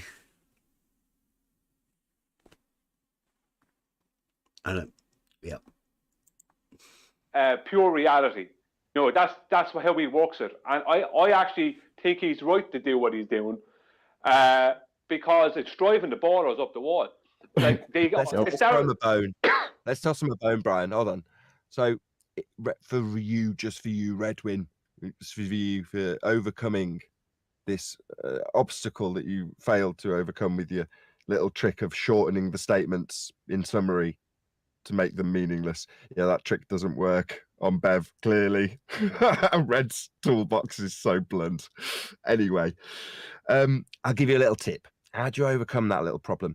Next time, just ask Bev how not flat it is. In other words, when he's talking about mountains and topology, how do they reference the heights of those mountains or valleys? What are they in reference to when you say it's X height above sea level or X height below sea level? I mean, what's it in reference to be able to declare how not flat it is? Anybody got the answer? What would you have to reference to just describe how not flat the Earth is? Like I've said all along, level is a straight line on a horizontal plane. A water level is a tool that establishes a horizontal plane. I can prove it. And I can also show Red exactly how we measure those elevation changes. I've been doing it. We have been doing it. We've been out on the beach. We've been to Bedford Levels. We've been taking pictures. We've been doing long distance photography with my son. We've done all of this. We've got an auto level. We've got a camera attachment to put a phone on it, to put it live into the Discord channel that you're listening to right now. This is where we are. This is where we do our stuff. And when we go out there again, I won't be able to broadcast live to Discord, live to YouTube. So the only place you get to see all of the live stuff when we go out there, on wherever we go, is by putting the phone through the Discord channel so everybody in Discord can see it. That's where it happens. It's all within the Discord. All of the good stuff, like last night, all of that doesn't get recorded. It doesn't get put out there. But that's where the main learning part happens.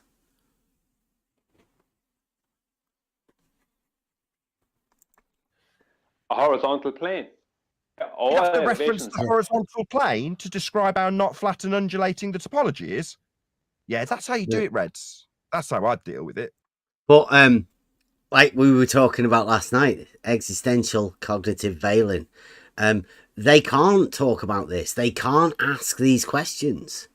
There's certain questions that you can bring up or certain things you can talk about, we've found now, that they can't even ask what it's about because they can't bear to hear the explanation of what it is. One of those things is model affliction. This leveling process, how things are measured in reality, how it works. We've been doing all of that RBD face. It puts them into a really strange position, and knowing these questions and knowing what they will avoid as questions are the tells. That's where we understand the most. What they avoid tells you more about somebody's art of conversation. And we're getting quite good at it. That's why there's not going to be many people coming round here into the Discord, so into the text chat. They're not very good at doing it. Even Rumpus has explained tonight. Some sort of a mental processing thing that's occurring. It's all right, though. There's lots of autistic people around. Yeah, with his assertions that it's not a flat earth. When he tells you how not flat it is, he'll have to reference a flat plane to do it. Reference a horizontal plane. And like I've said for a long time, one of my earliest videos, level is a straight line on a horizontal plane. Don't think I've ever gone past that. Not a flat plane. Level is a straight line on a horizontal plane. Why wouldn't it be a vertical plane? Yeah, because that's not... Is it, right? Correct me if I'm wrong, but a vertical plane would also be flat, no? Well, any... close to geometric plane in reality would be termed as flat. It could be any. Yeah. Right. Any my orientation. Vertical wall, right? My vertical wall is flat. Right? That's a plane or as close as you get to it in reality. So once again, the words, right? The words mean things. It can't just be flat. That's not correct. It is horizontal. That is level. That is how you differentiate. So although I think Nathan was getting why you don't call yourself a flat earther, at the same time, we keep pointing out it's the wrong effing word. Yeah, words mean a lot more now, right? yeah. And I think Brian kind of stated it. He said, well, horizontal earther doesn't have quite the ring to it. Granted. Earther isn't a word. And earther isn't a word. So where is everybody going with this whole thing, right? Again, it for me, it just smacks of something that is put there as a stumbling block. And you put together two words, one word flat that's wrong, and the second word earther that doesn't exist. Yeah, complete misnomer, right? Total misnomer. In more ways than one. Definitely. But that's what I believe. That's what all of this is about. It's all about confusing people. Because if you can confuse everybody, then nobody's going to be able to see a clear path because they're just completely confused. I don't know how you can come to any other conclusion, right? Yeah. Really. And anybody being part of it, whichever way, whether you're aware of it or not, it's time to just take a step back and look at the entertainment value of what's going on. And be aware that any talk of Narnia reinforces Narnia. Any. And also be aware of people that put forward arguments for other people. There may be an ulterior motive for that occurring. They may be willing to see what sort of an argument might take place or what sort of a conversation, how deeply people want to be talking about this. tough. Well, that's why they have such a problem with it, because his argument is about just that, horizontal. Apparently, ballers have problems with horizontal. I wonder why that is. They need him to be tangent to a sphere. Shout out Tony Wickham. If you see my comments in the Bev and Ryan debate, I constantly stated that they focused more on Bev not being a flat earther as a globe win. Eli's right. Told you. You want to call that a globe win? Eli's flat right. earthers. You don't I need said to that. stand back maybe 2 or 3 steps and actually recognize how you sound to an outside listener. Maybe listen back with, like, let's say there's those 2 few steps back, and you'll be slightly horrified at what you're actually saying, Reds. I just got to be honest, I only took a few little chunks of it, and they are deeply embarrassing. Yeah, I don't know if it was Reds or the guy that was debating Bev on Red's channel said to Bev, how can you not call yourself a flat earther when all your arguments are based around proving the earth is horizontal and stationary? He said, because it's not flat. He said, you know, there's elevations. That's perfectly reasonable, Ryan. He's not a flat earther. I would have to agree with him. Yeah, but that's what he said. He said, Here you go. Been agreed by Nathan Oakley that me, Bev, not a flat earther. He would agree. I thank you very much. But when he was asked, how come you're claiming you're not a flat earther when all your arguments are based around the proving of horizontal and stationary? He said, yeah, because there's elevation changes.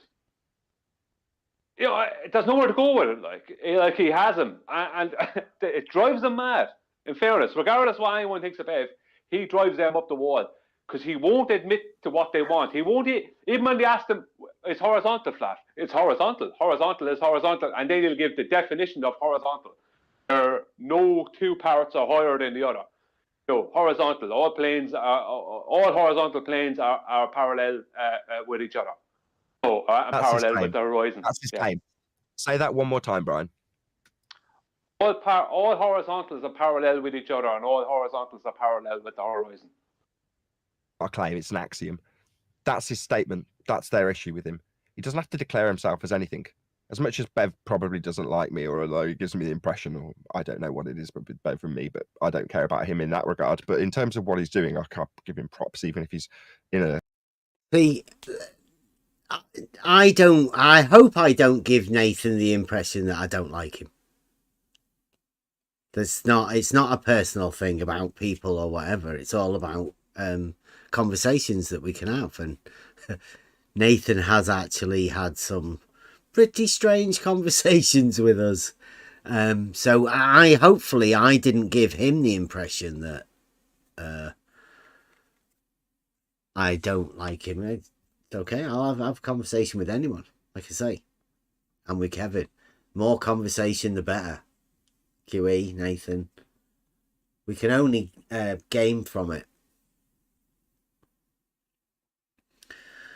And I think half of the thing here is that some people think flat is an orientation. And we've touched on it a couple of times tonight. It's not.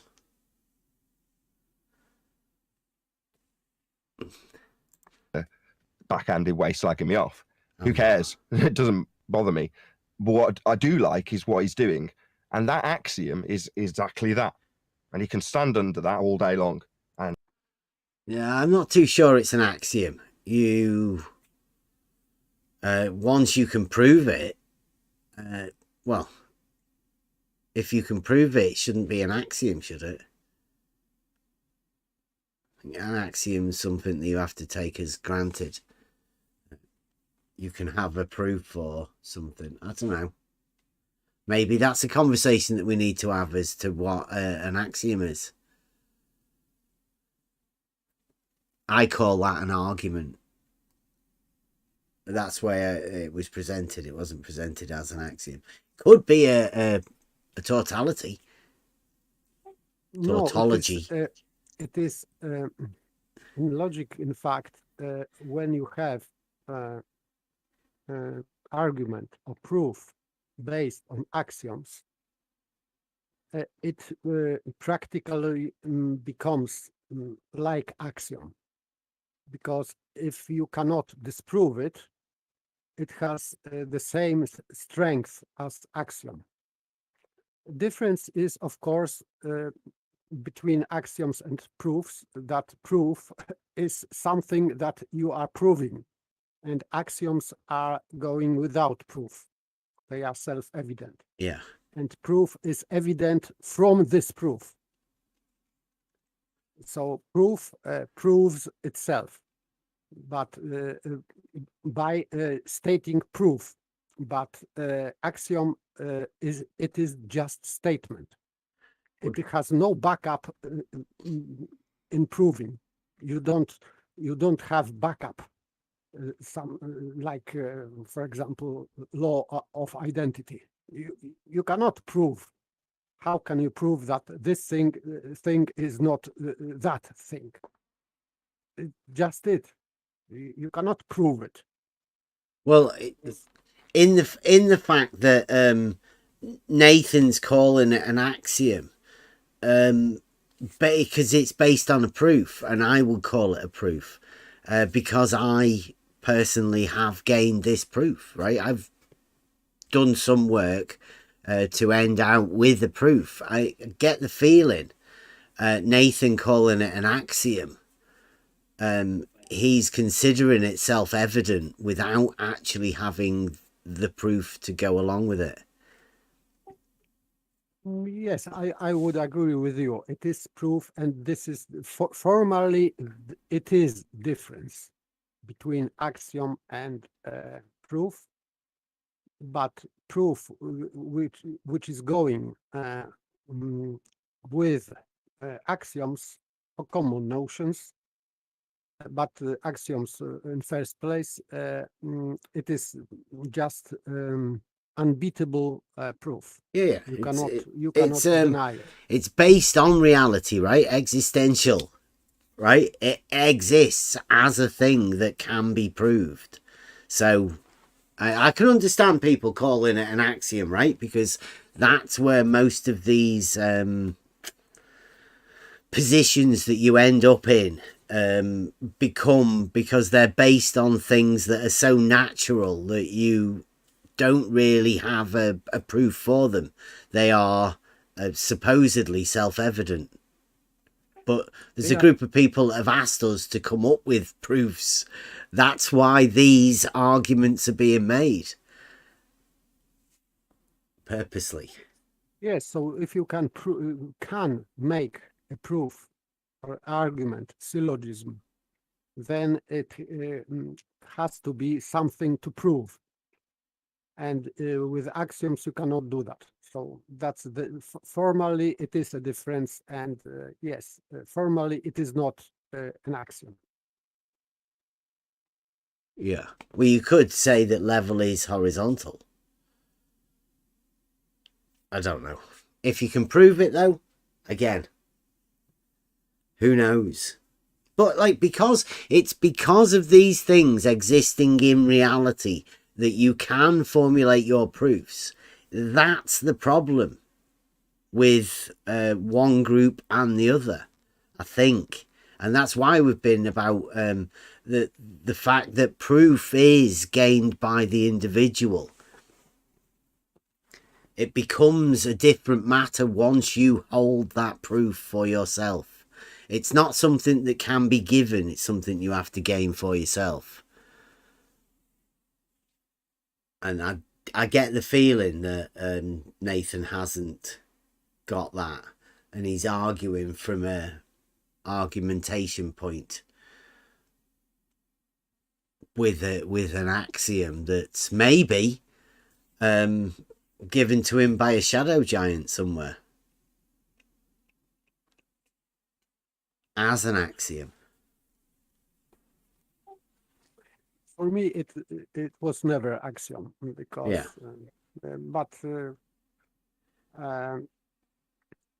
strength of the argument stays still. So sometimes, yes, you can. Some people can consider it as axiom because they don't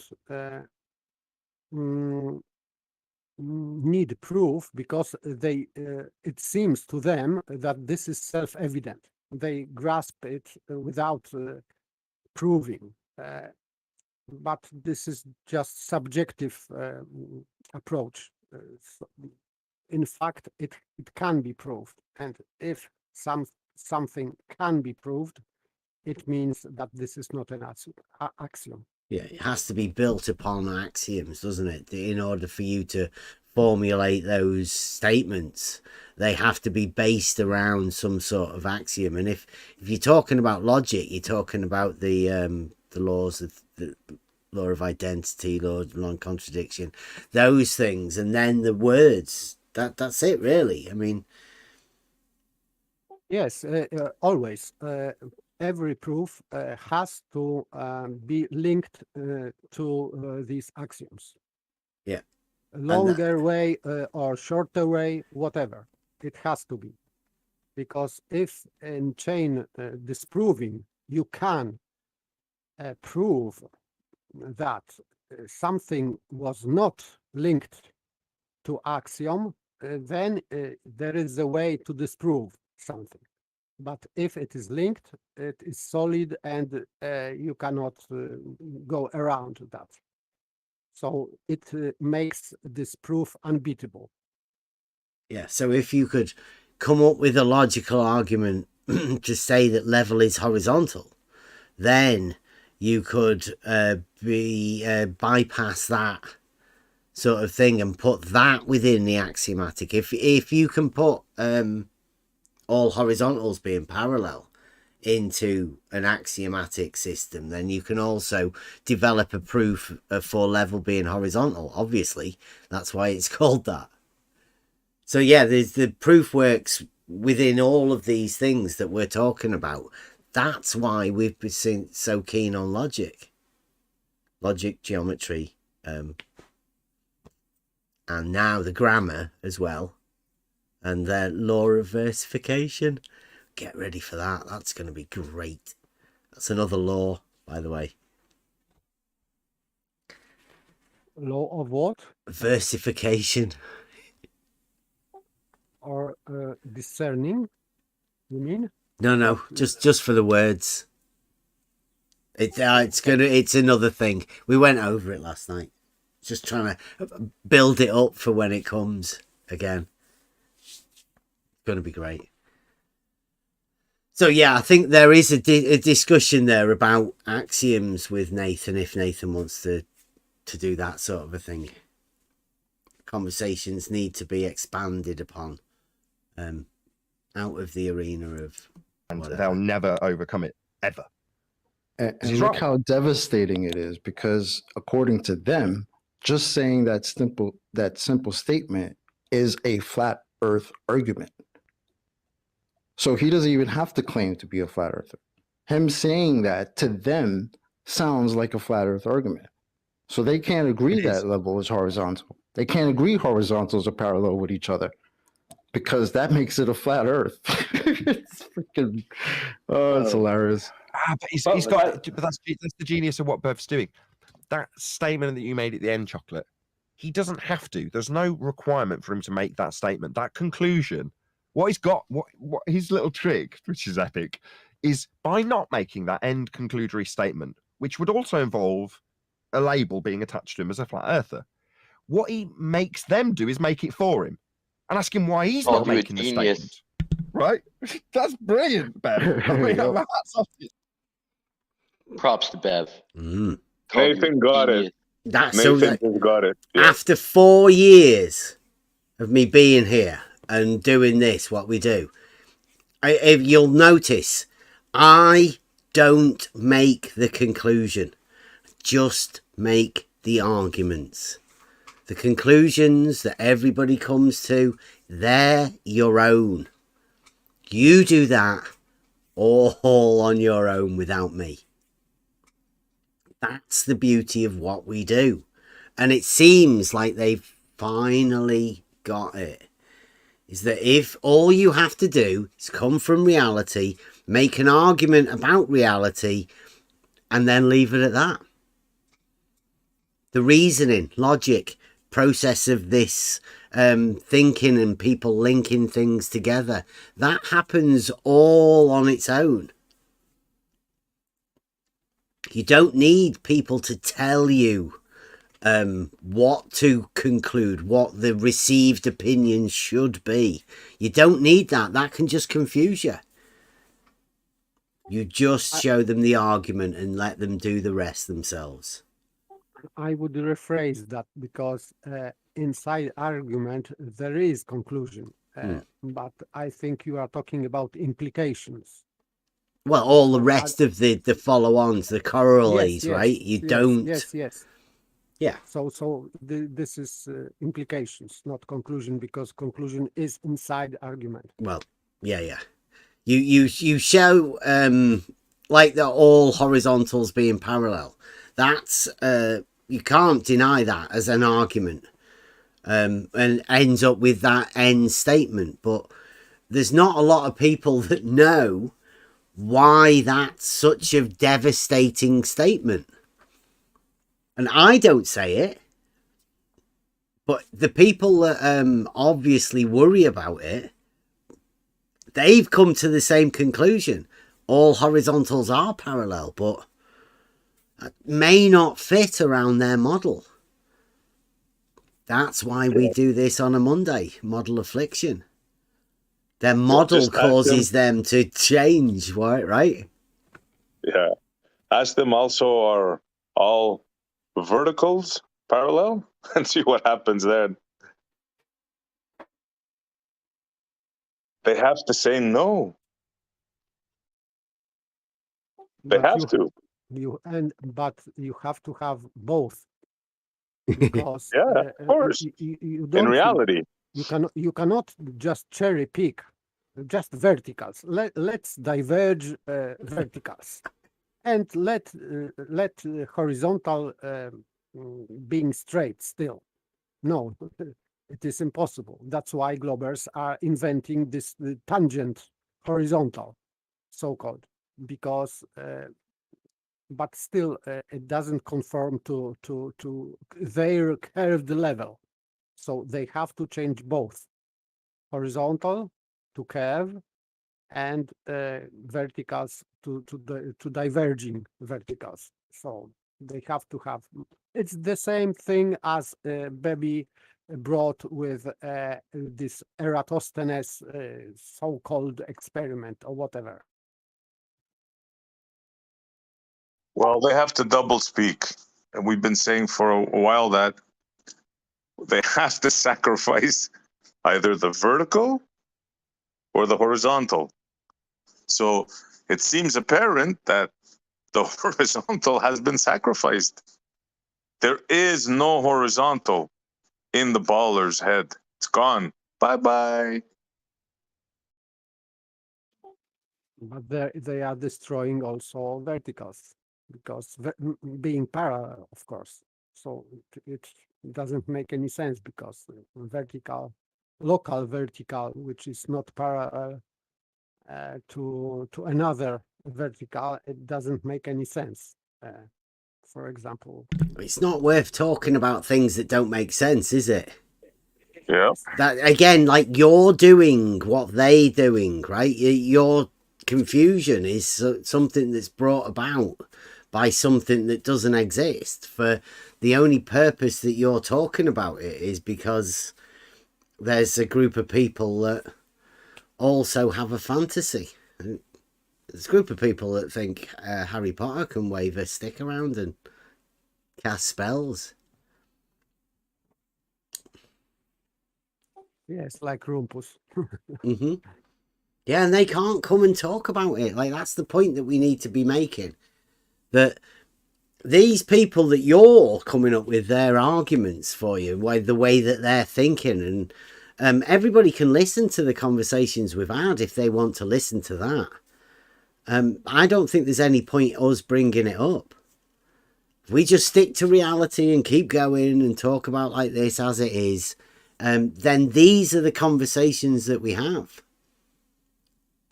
We don't need to bring in non-arguments to explain a case, whereas we can actually talk about how there is no argument, right? They don't even know what they're meant to be saying. So you saying they say this, well, they don't. They don't say that at all, at least not to me. They use other tactics, like trying to call me a flat earther. That's it. They don't bring up any arguments or talk about anything. Talk about putting motors on plumb bobs and then going, look, it moves. I am not trying to argue for them. I am just repeating their statements, and their statements are not arguments, and never were, and never will be. So, but this is kind of dilemma, because if you have to sacrifice one thing in favor to another argument, this situation is called in logic dilemma. Yeah, you have to both ways, and if you are choosing one, then you are killing your another argument. So this is dilemma, what to choose. Yeah, that's another word that we need to look into, isn't it? The dilemma, because the dilemma is there's two composing paths. Yes. So if you are choosing one, you are abandoning the other. So you cannot go back. Yeah. Yeah, it's all old school argumentation is exposing weaknesses, both within like the bullshit factor, but don't know, it's given us more of a founding, more of a certain footing to go forward with these arguments. Now, they've only just started. Like, this is so obvious that you can make an argument so simple and start from the basis and watch people struggle trying to just converse with you about it. They leave it. They have to obfuscate, they deflect. There's all sorts of different things that we need to be looking into as to how we talk to people, and this is one of those things that comes from this. Just the fact that we can communicate about it. It's epic. You know what they call it? You know what I've seen someone's video, and they're calling him the flerf who's ashamed to be a flerf. Why would you want to label yourself? I understand and agree with every single aspect of Bev disseminates in that regard. Why would he want to describe himself some label? I agree with him. Yes, I'm not disagreeing with him. I'm talking about. Sorry, I just wanted to clear up. I'm not disagreeing with what he's doing. I'm talking about they're trying to pigeonhole or straw man him into being into a position where he won't admit he's a flat earther because he's ashamed of being a flat earther. That's what they're trying to do. Fallacy. They need to attack the stereotype. That's it. If they can't have him be that stereotype, they need to make him that stereotype. That's all it is. It's like, wow, you're so attached to this stereotyping fallacy that you're going to spend an entire show forcing him into being the stereotype so you can fight against it. That's sad. You know what's even sadder? Dead right. Go on. Dead right. But Nathan should know this as well. He was willing to pay him $500 to take that position. Yeah. 500. No. Yeah, 500 quid or $500? $500, yeah. Yep. So that should tell you a lot. Trying to pay me to take a position that I don't hold, and that I've said I don't hold. Yeah, I mean, this is the return of Red's Rhetoric. He was a moderator in that. They're not talking about that other dude, are they? They're talking about Red's Rhetoric, the moderator. Very Because strange. Because in fact, this guy was just a stunt. He was not real debater here. And he was not debating with you. He was just making some psychological excursions against you, and that's all. He didn't address anything.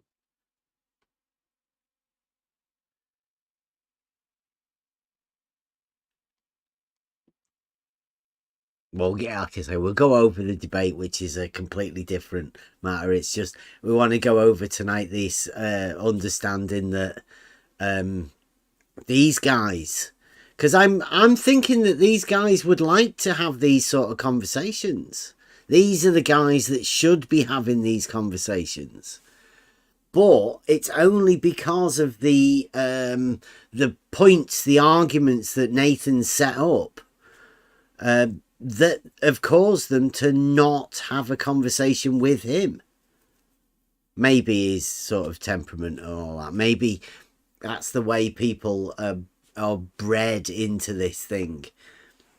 You get so used to all the abuse coming that you like to dish a bit out of it every now and again to give a bit back. But it doesn't look good. I don't like the idea of that, and it should still be kept within the argument, simple as possible. I was hoping that these conversations that we have and the simplicity of the arguments that we've made out, it's done the same sort of thing to us. But I'm on the position where I quite like it. I relish it. It was my aim was to make them not be able to talk to us whilst we talk about very simple things. Them not be able to argue against it because they've got no argument, and we've pointed that out now, and that's why they're not going to be coming. Sort of similar to Nathan, but Nathan requires to keep talking about them. They need these people like Zanuck and Rumpus and all of that to keep talking about. The non-relevant people are just text chat trolls that say weird things. They say some crazy things. And we don't need them. It just, you know, that's old stuff that people have been putting up with for years. And now we're in a position to not deal with it. We don't need it. In fact, we are much better not having that sort of conversation. Ever since I started drinking distilled water, thank you very much, Jaren. Ever since I started doing that, I started thinking clearer, having conversations with people, and now I don't watch any TV, don't read any newspapers. I very rarely go on the all around on Twitter, just the people I follow, and I've got rid of all of that negativity. So I'm not affected by any of it. It doesn't affect me, and I'm not part of it. And now anytime anybody comes up with any sort of argument that's from somebody else's position, I'd rather talk to that other person if I want to hear what their argument should be, because I've heard a lot of conversations and a lot of positions been put forward, supposedly by some of the greatest globe minds that there is, and they've never come up with any of the arguments I've heard people say. This is what they say. I've never heard them say it, which is a strange position. Shows that some people are thinking about other people's arguments more than they are.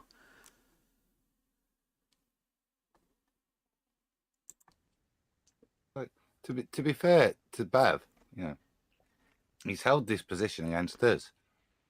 It's not like he's putting it on the ballers. It's a bit like he's like the chiggers, QE, to the ballers. This thing must be something they've either got to accept it and then they can't eat meat again. Do you know what I mean? Once they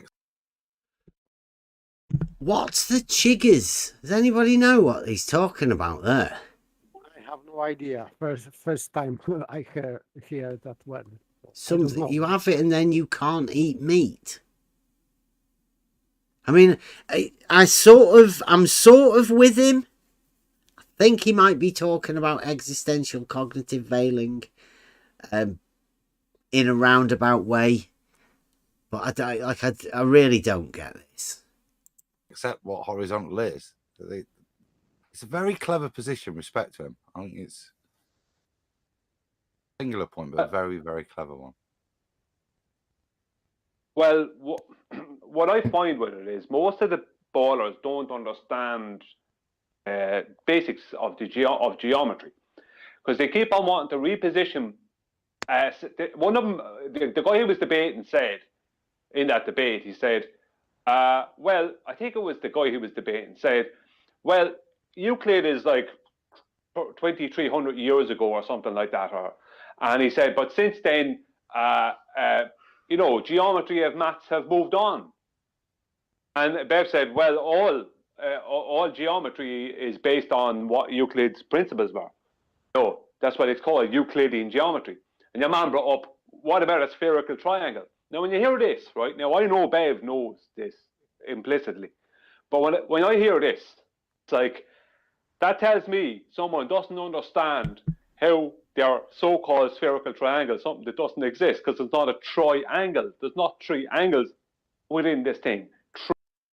I'm about to get a little bit confusing, I think. It always does. He said, the guy at the beginning, I don't know where Brian's going here now, but the guy said he didn't think spheres were Euclidean. Yes, this is first what he said about. So putting a triangle upon that non-Euclidean, don't be talking about a triangle, because triangles are Euclidean also. Like, that just shows how confused he was. And I'm guessing Brian is too at the minute. He's trying to make an argument that wasn't even made. Strange. Triangle. Angles require straight lines. So there's no such thing as a spherical triangle. And while they're trying to attack him and claim non-Euclidean, or what they call spherical geometry, obviously don't have any idea of how what their claimed spherical triangle is formulated. It uses, from a central point, Euclidean angles to 3 different points on the surface of a spherical of a sphere. What it is basically three different circles with 3 different points on those circles with 3 different angles, and then they just, based off of the radius, they connect up the points with curved lines. I do have a model of this. I think we could go over that again at some point. Anybody wants to come and have a look. The angles are between the planes internally. Very easy to explain. They're not what they imagine angles to be. It's just a complete confusion. And in order to explain it, it needs to be done quite simply, I think, to show the misunderstanding of what people imagine this to be. It's quite hard to explain it, and I don't know where Brian's coming from here, because he's going a little bit further than what we were talking about. Like I said, the guy thought that a sphere, he didn't know a sphere was Euclidean to start off with, so talking about angles and stuff, he said he'd only ever read up to the axioms. Yes. And I still don't believe him. Not very thoroughly. Yeah, he didn't understand it, right? He didn't one step, make sure you thoroughly understand it. Next step, relate that to the first step, make sure you understand it, then progress. And he had 35 definitions and then 12 axioms to go through. I don't believe he did that at all. I think somebody once showed him what the they imagine spherical geometry axioms are, and that's about as far as he ever got. That's why he's blocked me on Twitter. That's what it is. So anyone who's claiming it's non-Euclidean or spherical geometry, they obviously have no idea. It's formulated via, that has to be formulated via Euclidean. It's 3 Euclidean circles and 3 Euclidean angles. To give 3 points on 3 circles that are then joined. Sorry, Adam, go on. I know you want to say something. It was me. I was going to say absolutely correct. They don't realise that when they assert non-Euclidean, that its heart is in Euclidean. But again, that's something that Bev points out to them. Yeah, I mean, his arguments are very basic. He keeps it as basic as possible. That way, you don't have. He has whatever he needs. If someone brings up gravity or whatever, he just say so down, so down. And if he has to get into a little bit more about it, he has enough to say. No, I say vertical, not down. Vertical, both down and up. It's just vertical. Say like, well, what about this thing? What about that thing? Most of the time, he just keeps it on point, and they want him to say, "I'm a flat earther," and start arguing with them about some nonsense, and he won't do it. Well, you know, all horizontals parallel being an axiom. That's an axiom in celestial navigation too, folks. Because all circles of equal altitude already have to be parallel. Indeed, something that I was a bit surprised at Bev and a bit disappointed at the same time, which is that what he preaches is the application in practical terms when you talk about celestial navigation. But there we go. You know, he'll get there eventually. He preaches.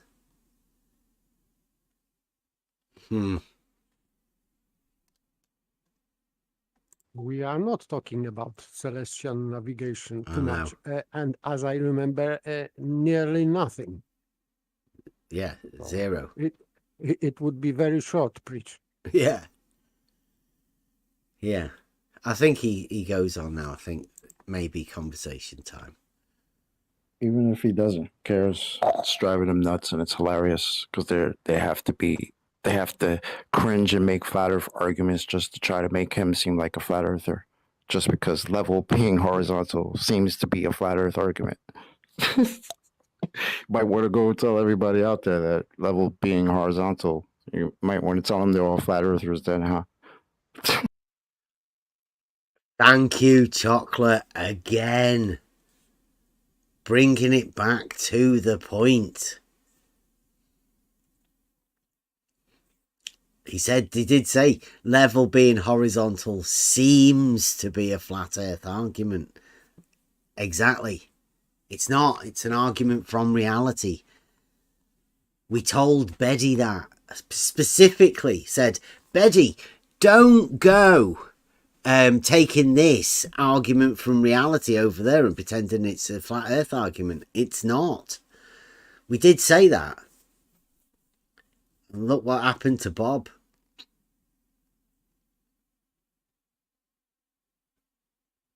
Bob's 24/7 Discord channel died after Betty took it over there. He then took the religifying of the globe model over to Blue Marble Sciences. How's it going, Blue? I trust you're listening. Quietly. I'm pretending you're not. Okay. Carry on. Eli, bringing that up. QE, I've just posted it in the Gilded chat. Eli gave me a blast from, I don't even know how far from the past. I assume this is coming up again, the celestial navigation. Because Eli asked me last night, what was the resolution to this one? Which is the difference between trigonometry and celestial navigation. Eli, probably the more pertinent point is who's bringing this up and why again. You want me to post that, Adam? Yeah, it's worth a look at because Down memory lane. That's an old. And discuss it long enough for me to make a coffee. Probably. I can normally waffle enough for QE to eat a banana. I think that's the end of it. I think that's the end of that particular bit, right? So let's come back into the Discord.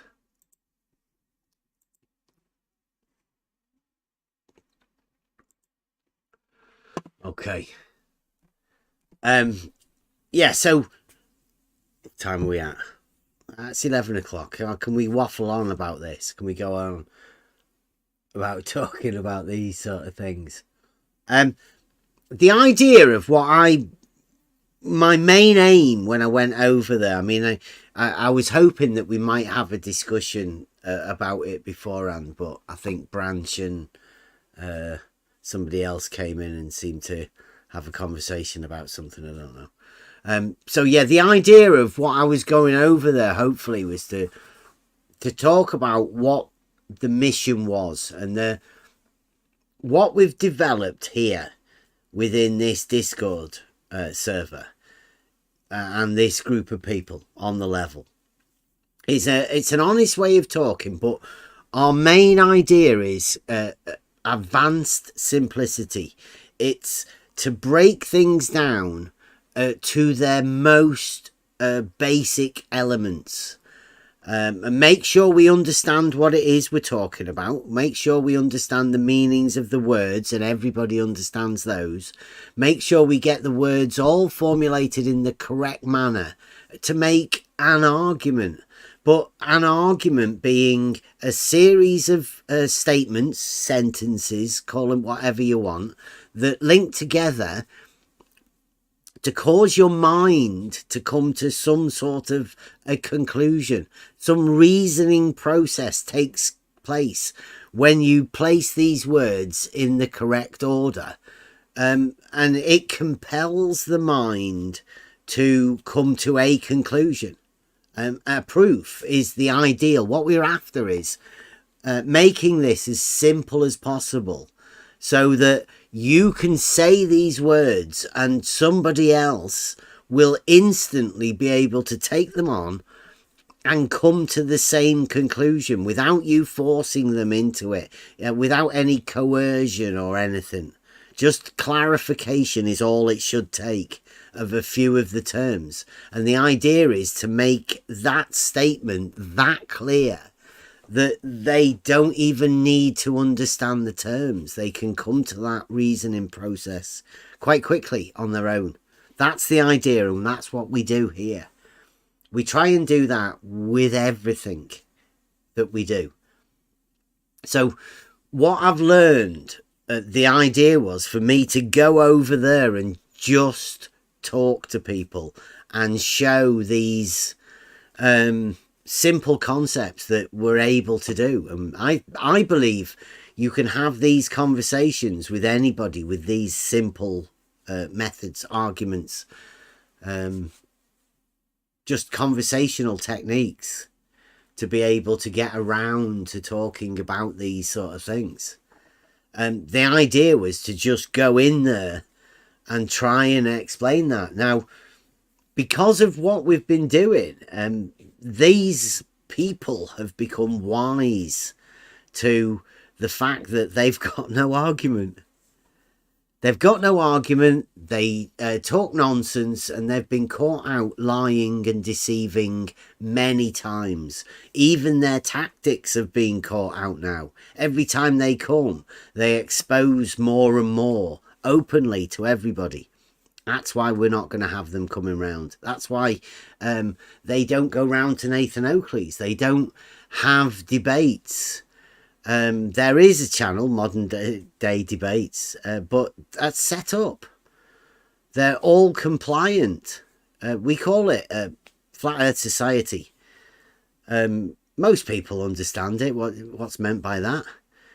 People that seem just disingenuous. They say crazy things. They make non-arguments. It's all for entertainment. Well, that's not what we're about here. We're about the actual arguments, as Sorogaki is showing. These things are developed to be, I don't know, did Nathan go over the bit where he said that you should put your name to these arguments? I don't think you should. I think these arguments are that simple. What we do here is make something so simple that even a child can understand it. But what you see within the conversations is adults gaslighting people about obvious, known, simple facts of reality, right? Known things. They're now saying, well, I say they are now, not many people are willing to say stupid shit like this, but the horizon isn't horizontal. They're detaching horizontal from the root word horizon to say that one is not the other, even though they're described as being parallel to the plane of the horizon. So if the horizon has a plane, they then say that that plane is curved. I don't know what they mean. They mean like a circle or like a curved plane. They're very strange because a plane is infinite. It doesn't have any edges, and if it does, as described in Euclid, they're straight, not curved. Not a circle, not a curved plane. So there is strange things that get said by people in defense of a simple argument that it sort of proves itself. Nathan calls it an axiom. I can understand why he calls it an axiom, but it's not. It's a proof. It's a literal proof. And there's the people that are denying it as an argument are the people that say there are no proofs.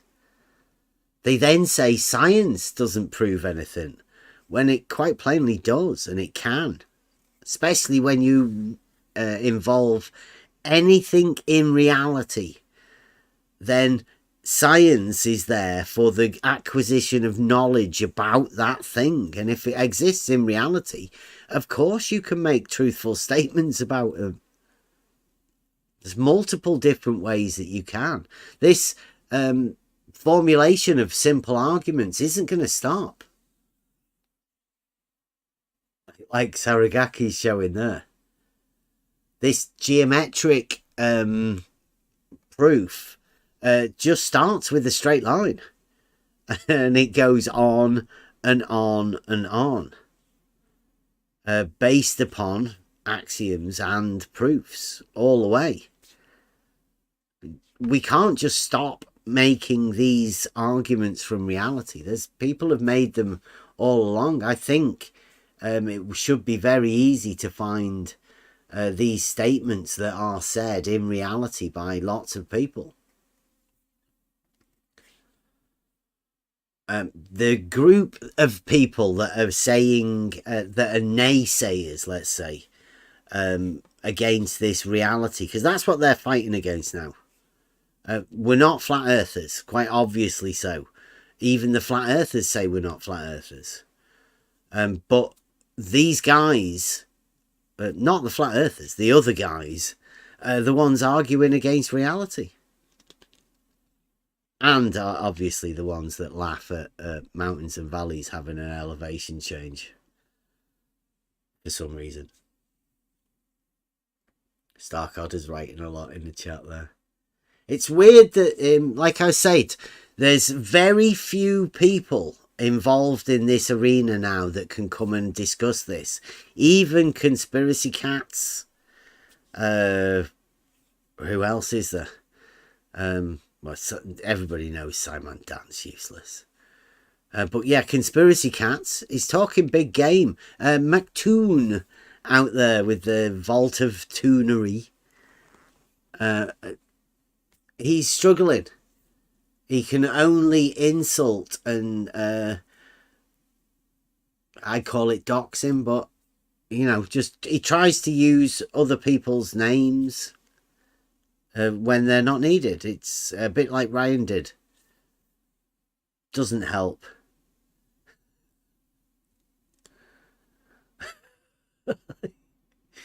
That doesn't even look perpendicular. That doesn't look right. Something wrong with that.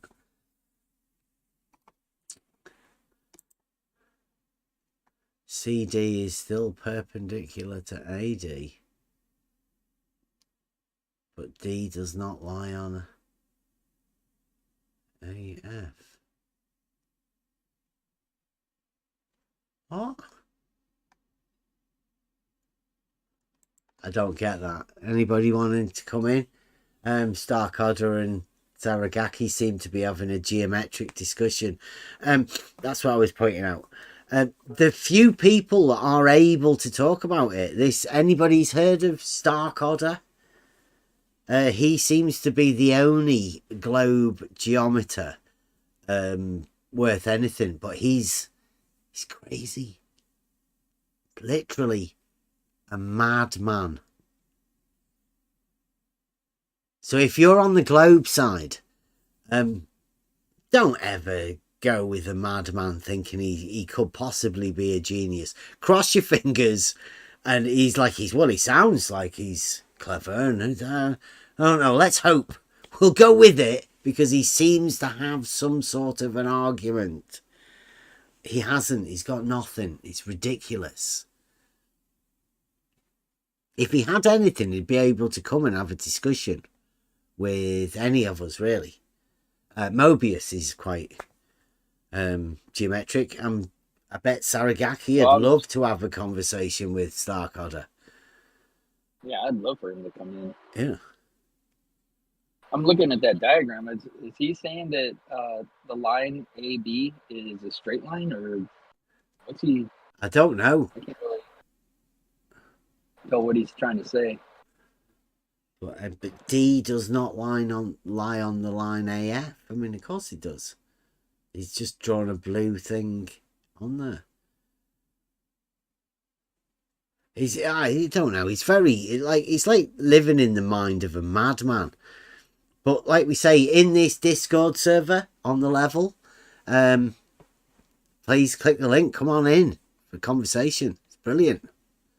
Yeah, he's crazy globe geometry. I mean, people, we try not to talk about the other model, right? And we try not to talk about other people. But if you are trying to understand geometry and you're coming at it from the globe side, I bet you know who this guy is. Because this is the guy that's going to start telling you all sorts of stupid stuff. I mean, he has literally said some impossible things. And if you're listening to him on the globe side, no wonder you're not coming over and having a chat about it, because I bet you can't even explain what he's talking about when he talks about it. That's if you ever get to talk to him about it. You might just get to see what he puts in here. He might be, because he's putting laughing faces on it all the time, as though other people are watching. But if you are watching, everybody, all the globe side and hate fans or whatever, don't trust this madman. He hasn't got a clue what a proof is. He's got some crazy ideas about logic and what follows from one thing. He is the one that's taught us about globe logic and the way it's processed within the globe mind. Everything is backwards. Start off with a conclusion and then work something that might sort of end up with their conclusion being whatever they want it to be. That's Starkadder. And if Starkadder is anybody of note within the globe, that was Frantic Bunny Ears, the globe community, let us know. I mean, we're keen to have conversations with people. If Rhetoric's willing to host a debate with us, surely the top globe geometer, Stark Odder, self-proclaimed as well. Actually, Blue Marble as well. Blue Marble's probably one of the best globe geometers that Blue Marble knows. He's told us that. There's multiple people. Obviously, we know Rumpus can't talk. He has no ability to communicate. That's Rumpus's problem. I'm thinking Reds as well is another one. I'm not sure Blue qualifies anymore as a globe geometer. Go on, if you've been talking to him most, haven't you? Well, last I talked to him, he did say that measuring rod must be perpendicular to the horizontal line of sight from the instrument. So that would mean that at the instrument and at the measuring rod, they're both vertical and perpendicular to the horizontal. Yeah. So that's very Euclidean, right?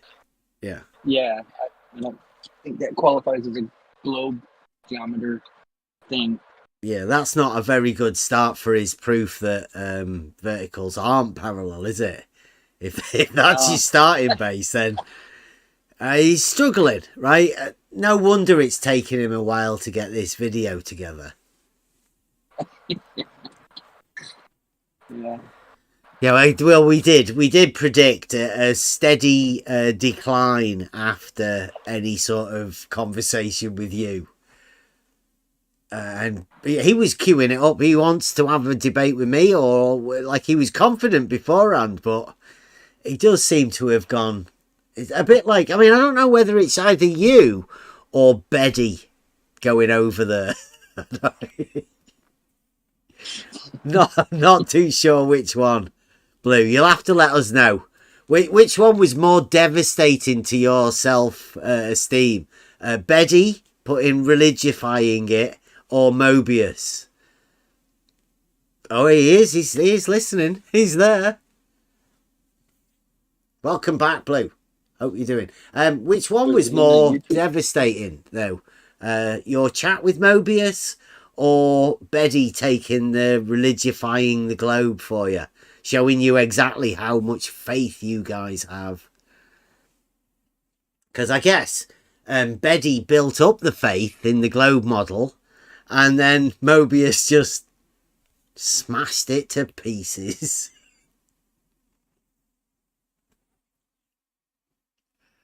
I'm sorry, I don't mean to laugh.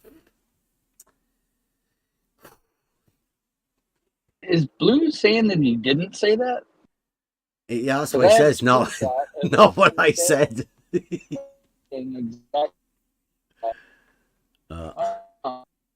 Oh, you're breaking up there, Mobius. Yeah.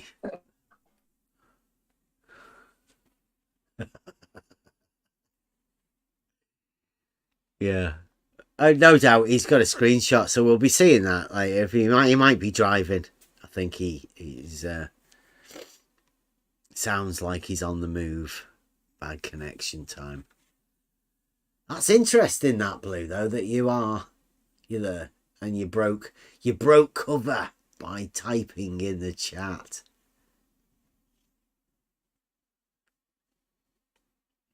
So yeah, if you do know Blue, if you know Stark Odder, tell him to come on in for a chat. It's just a group of people. Nobody, you listen to everybody here. Now, this is probably one of the best rooms I've ever been in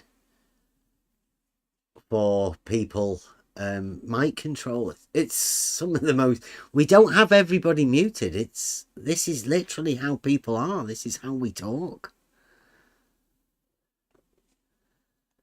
Do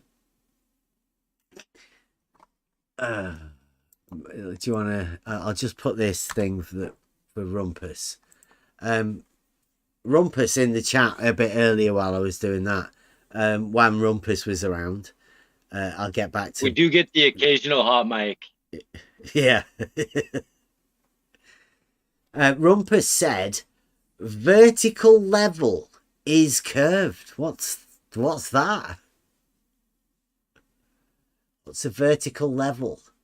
Banana. I think this is a new axiom of spherical geometry. Rumpus is just making stuff up to confuse people. I think he had a mental breakdown. He did come into the chat just spouting words. Banana hammock.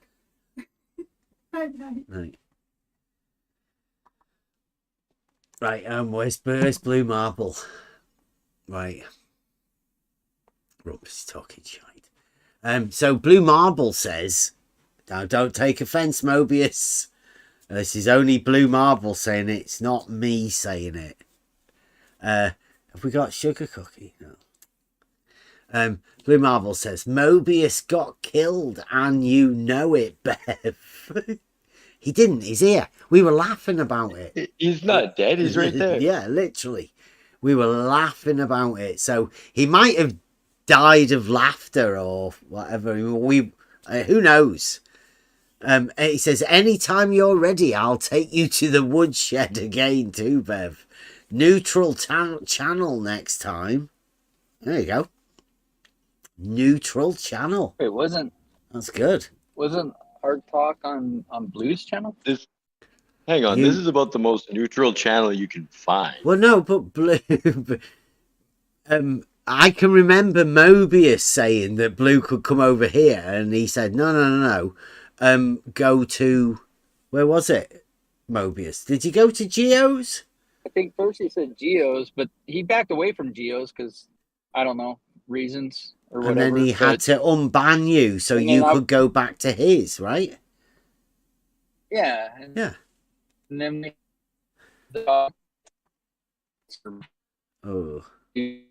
and then I don't know. Now he's kicked and banned me from there. He's left on the level, so I don't know. Wow, that's very brave of you there, Blue. We'll see. You send your people to talk to my people and we'll get it on. What do you think the topic should be? Because, I mean, we could go again with that. Do you think you could do better than Ryan? Would be interesting. Lunch. Yeah. Get your people to talk to my people.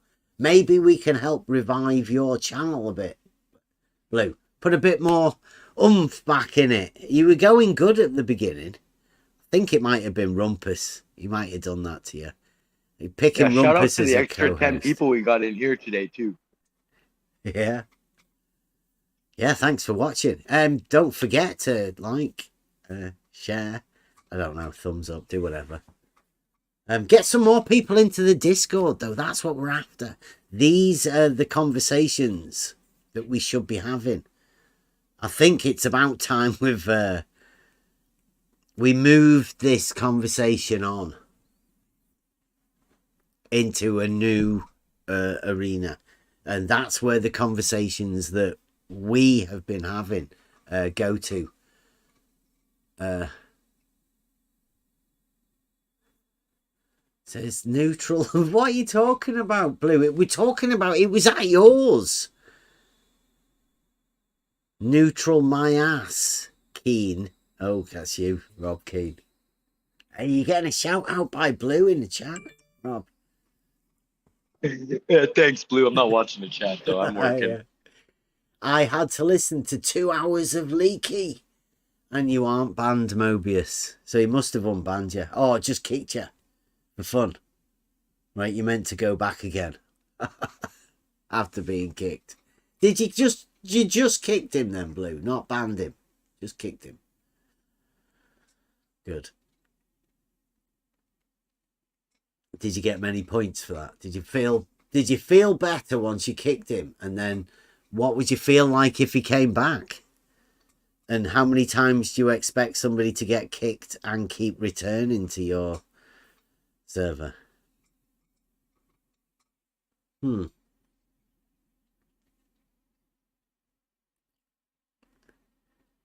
think I'm banned from Blue Marbles. So what's a neutral place if your place isn't neutral then, Blue? What would you talk about then? I think we talked over at Geo's last time anyway, didn't we, Blue? Oh, but you left. You left Geo's. I remember. So the idea that Blue would obviously be taking on is an argument or a debate about any of the arguments that we would bring up. And I don't think you'd do too well, Blue. You've got curved elevations. That would obviously have to be a topic. The non-existence of curved elevation profiles. And why not? Why all points of an equal horizontal would be a similar elevation?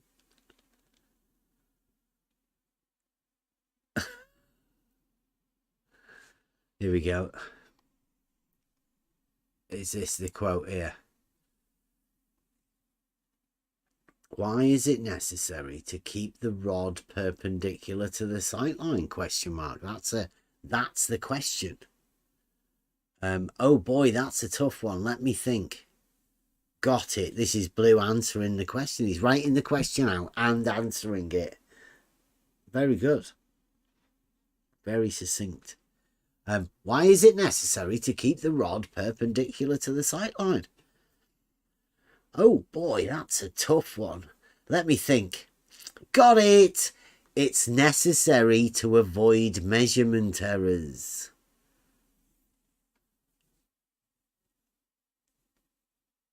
Because that's in the distance, perpendicular to the sightline. That would be horizontal and vertical in the distance, and that would be any point in the distance, anywhere around that thing. Anywhere you put it within that plane, providing you could read the measurement. So, yeah, Blue, that's a pretty bad position you're starting off with. And I think I can remember Blue Marble saying that he does have a proof that level is not horizontal. That'd be a good one. I'm pretty sure we've got that on recorded. It's weird, some of these things that people say. But you would be using a level to have to avoid measurement errors. Good luck, Blue. Let us know which place you want and what you think your preferred topic would be that you would like to debate. I'm up for it. I remember Blue telling you that he had proof. Yeah. You personally, I remember I was there. We were talking about it and he told you that he has proof. Yeah, I'll have a look for him now. I've got that other one to get as well, haven't I? Funny how there is proof, but really they don't believe that there is proof. So he has proof, but really there is no proof. So this is kind of a dichotomy.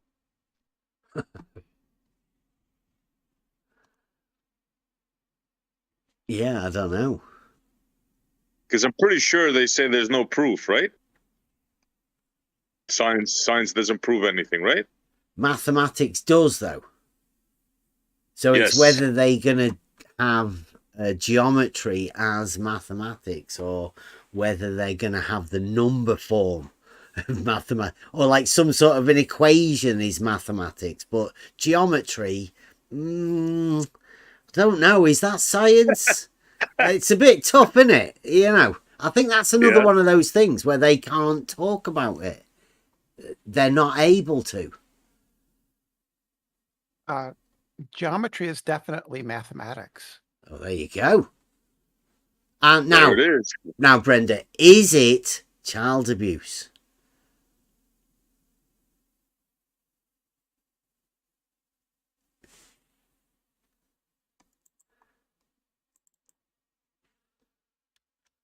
Geometry, that is.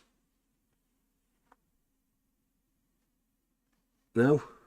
Or do you still hold the position that teaching geometry is child abuse?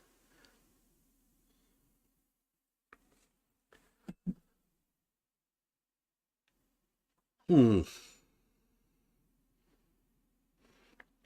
you want to hear the clip, everybody else? I've just put it in the Discord chat. Because I do actually teach my son geometry. So when you say we... Yeah, that's child abuse. That's child abuse. What, teaching my child geometry? What? Yeah, because you're not... Here you go. Very short clip. Still hold to that, Brenda?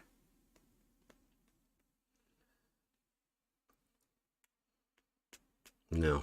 Okay. Cognitive veiling. Is that what we're doing? Live example. I shall pretend you never asked that question. Therefore, I never have to answer. Oh, that was pretty clear on Brenda's part. Crystal clear. So it's mathematics, but... By the way, I last Friday when I dropped, I listened to rest of conversation with Brenda, and Brenda said that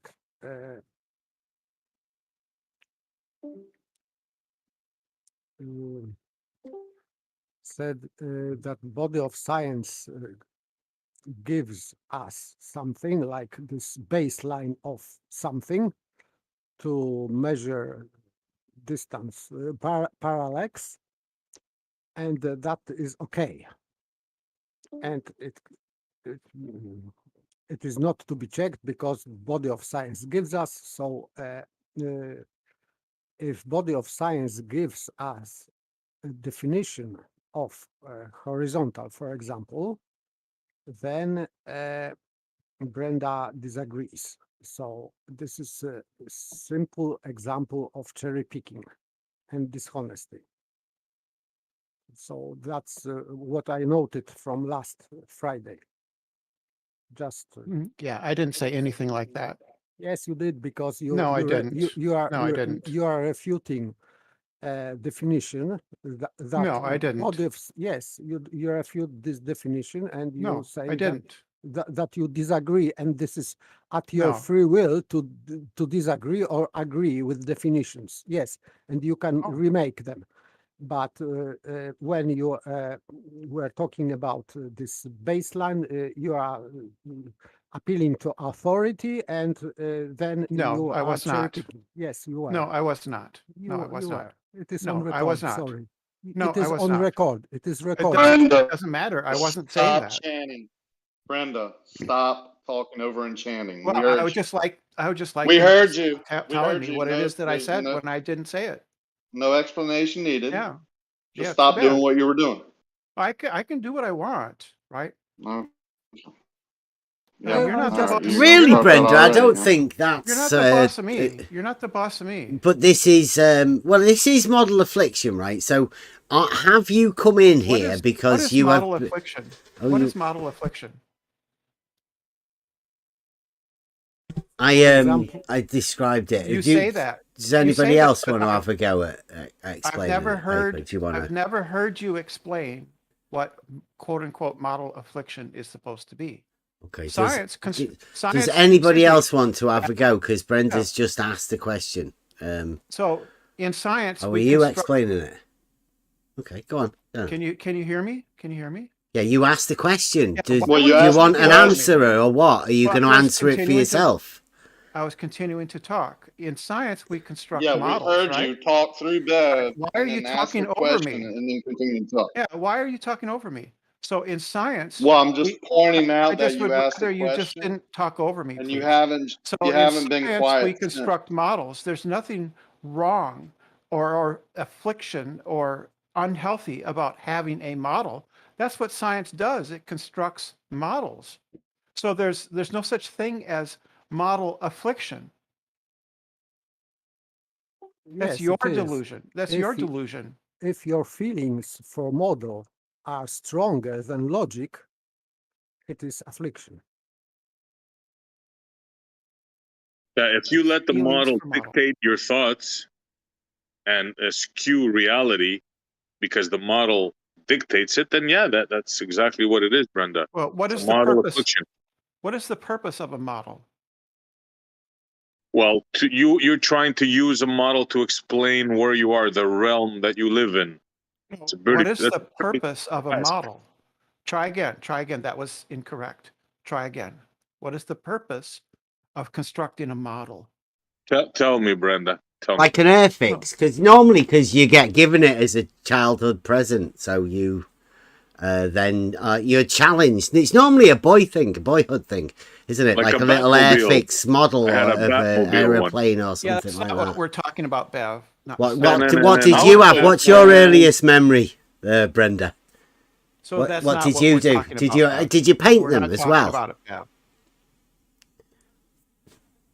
So That's tell what I us, was the Brenda. model to Tell me. us. Let's not go around in circles. Tell us. Yeah, What you is don't your know. idea of a model? What is the model? What do you think it is? I told you, and you said I was wrong. So go ahead, tell us. What is the model? Try again. Okay, that's my last attempt. I mean, I really don't care of conversing with you, but since you're here, I mean, you know. Just humor me. Make an attempt to figure out what you think it is that in science a model is supposed to do. Use your wit, use your knowledge, and tell us what Like a is scale a model. represents the No, we're thing not talking about that you've that, done Bev. and measured it down, Bev. and that's We're what not it's there talking for. about that. That's Yeah, the we're not model. talking That's about it that, is. Bev. You're asking us about a No, model. Bev. That's what a model is, That's right? not what we're talking about, Bev. You're completely off topic. Okay, then tell us what you're Completely off talking topic. about then. We're talking about scientific models. Tell us, Brenda. Go on. Come Yeah. on. Show your I'm wit. just trying you. Show how I'm much trying smarter to get. you are than us, Brenda. Come on, do No, it. I'm trying to get you to engage. It's I'm model trying to get affliction you- Monday. Can't Come on. make us do anything. Yeah, I'm trying to This get is about you your to model. engage. No, it's not. No, this is about me Yeah, trying it to is. get you to engage with the We the don't subject care what matter. you're doing. Yes, No, you the don't subject care matter is about the. not You don't care about the model subject matter then. affliction Monday. Model affliction Monday, Brenda. Concentrate. If I have, That's why if I you have, came. if I have a model, does it mean necessarily that I'm model afflicted? It depends. If, like paper says, if you allow that model to override a logical proof, then yeah, you're certainly afflicted by it. Yes. Oh, what if I don't? What if you don't what? Do you know what you just said? Did you forget already? I was getting you to repeat it. What if I don't? Did Can you you forget? finish it off? Finish your You statement already off. forgot? You just don't. You're What if you constant don't? Well, you sea-lioning. don't, obviously, Brenda. You obviously don't. Yeah, your constant sea lioning is why people just have no respect Yeah, for you, Beth. you don't, You're Brenda. a liar. We know. You're You just just don't. constant sea lioning. Don't go down this road. You ain't gonna last long, Brenda. That's Warning. why Brenda- I'm here. Just Brenda it just debates. wants to say lie. So Brenda, yes, if you are not override by your model, then you can bring logic to defend your model. Brenda Well, debates. Obviously, Can you hear me? Obviously, a model Dude, you've just is come in. intended. Obviously, a model is intended to make predictions about some sort of, based on some sort of theory, right? About science. A theory. So, yeah, we have a theory. The theory can be loosely described as So a model. not a It scale makes- model then. Not representing talking- something. It's just representing a if- theory. You make a model of a That's theory. what a model is, Bev. It's not a. It's not a toy. It's like a Bev. concept model then. Oh, wait a That's minute. what No, we- no. that's what we've been Models of talking about. concepts actually make it to reality too So as we've well, been don't they? talking about the whole time, Bev. You have a third grade mental. Well, ability show here. us a picture of this concept model that you've got. Something Says the at one who least. starts with a theory. Actual She's model. right. So a model is a representation, right? That it's intended to represent reality. It makes predictions, right? Yeah. So we have gravity. we have gravity and the laws of, we have gravity and the laws of the solar system. They make predictions. Based on those predictions, and observations, we say, well, there should be a planet at such and such a location. And then when we look there, we discover Neptune, right? So that's a successful prediction. So that's a successful prediction. Oh, they were scrying, were they? Made by our model of the solar system. Yeah, I doubt it. No, that's what happened. That's what happened.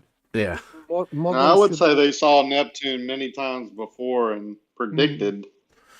Right? No, I don't think they can see it, this. can they? I don't think no, they've never actually seen it, have they, Brenda? They couldn't see it, could they? I don't know what are you talking about? Have you seen it? Have I seen Neptune? Yes. I've seen Neptune in photographs. Who took the photographs? Astronomers. Through a telescope. What astronomer? Okay. No, Brenda, no, you can't see Neptune through a telescope. I'm sorry. See, Brenda doesn't even know his own model. Brenda, we're not going into a non-existent argument with you saying, yeah, it is, when you say, no, that's a lie when anybody else says anything. You've got nothing to back it up, and it's not a provable fact. You know that you know nothing about this, right? You're making it up. Actually, Brenda, have you ever heard of existential cognitive veiling? That's a mouthful. That sounds like a pretty good term. Have you ever heard of it, Brenda?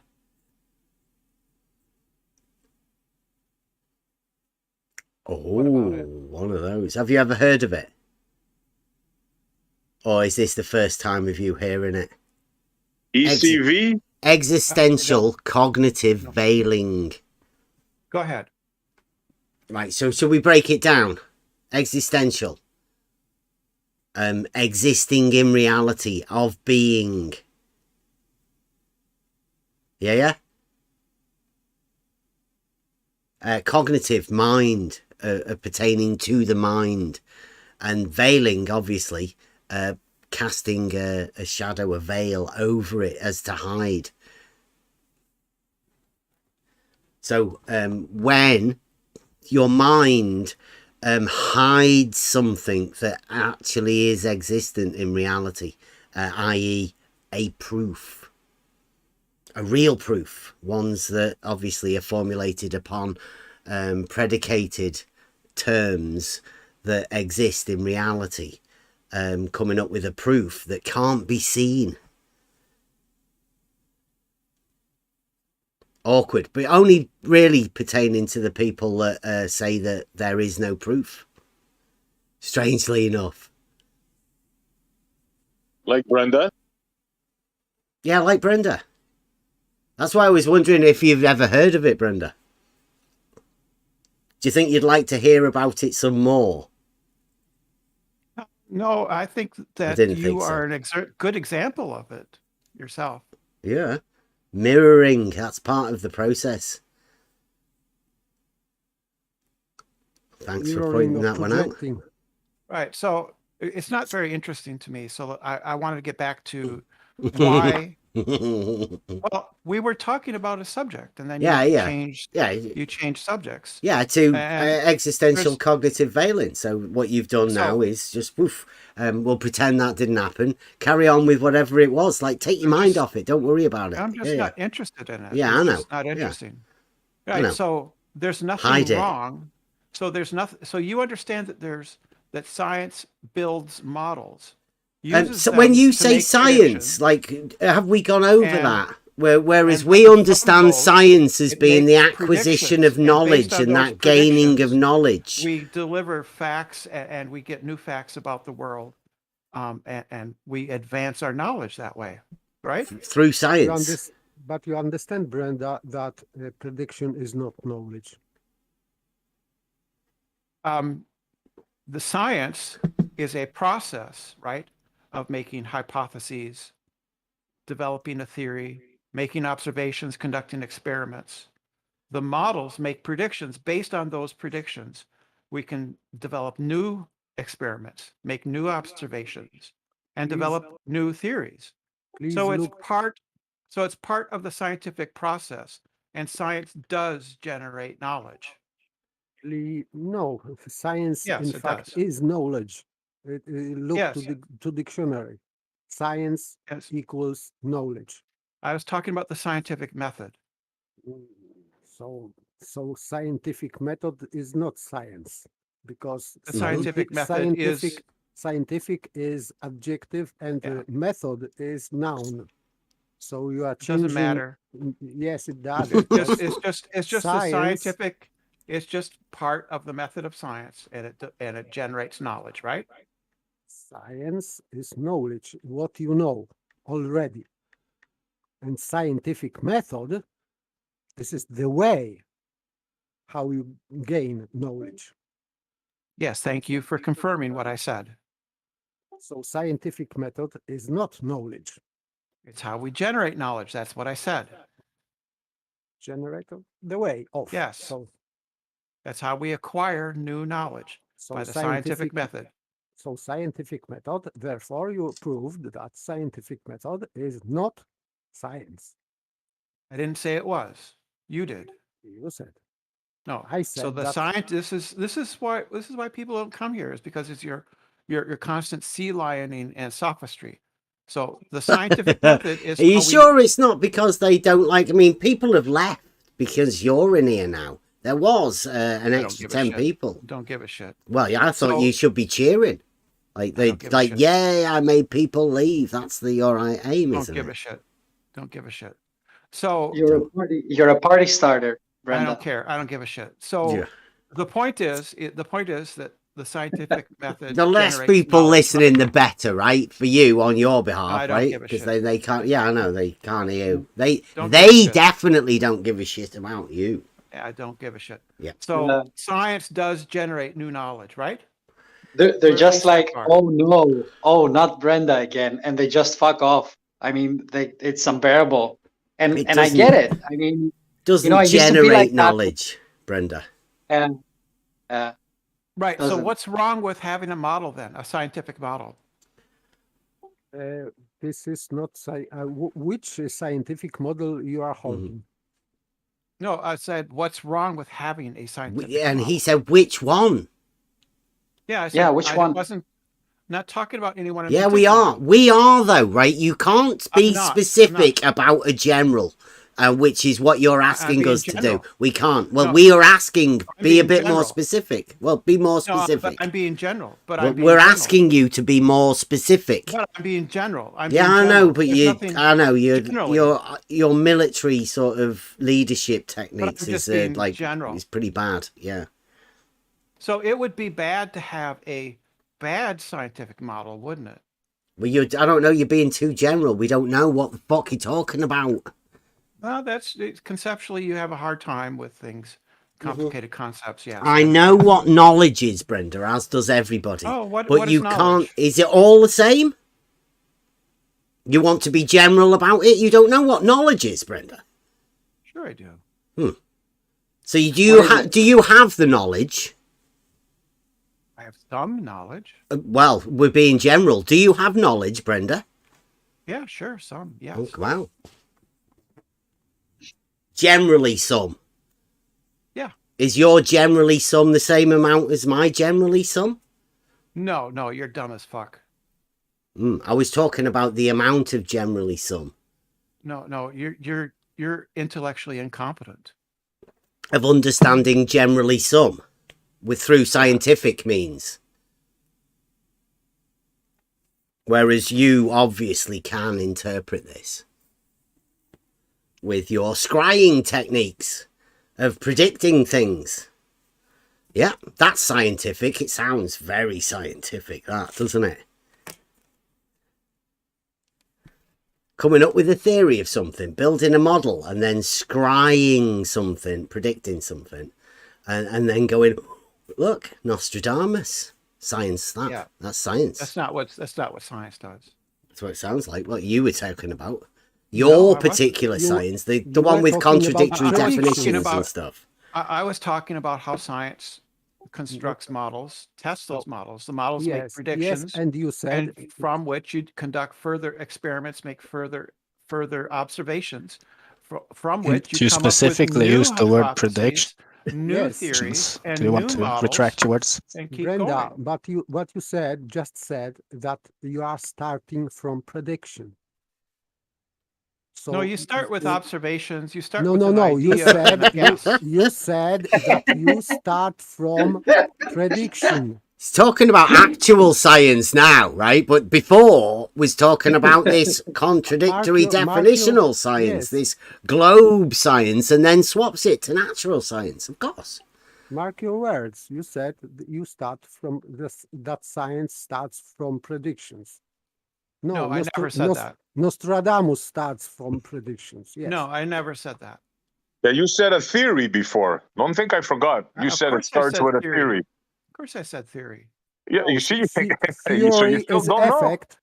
know. Theory is at the end.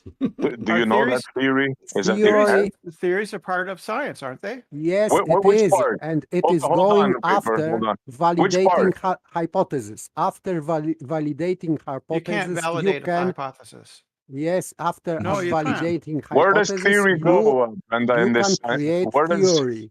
This is the last part of scientific method. No, there's no last part. It's a circle.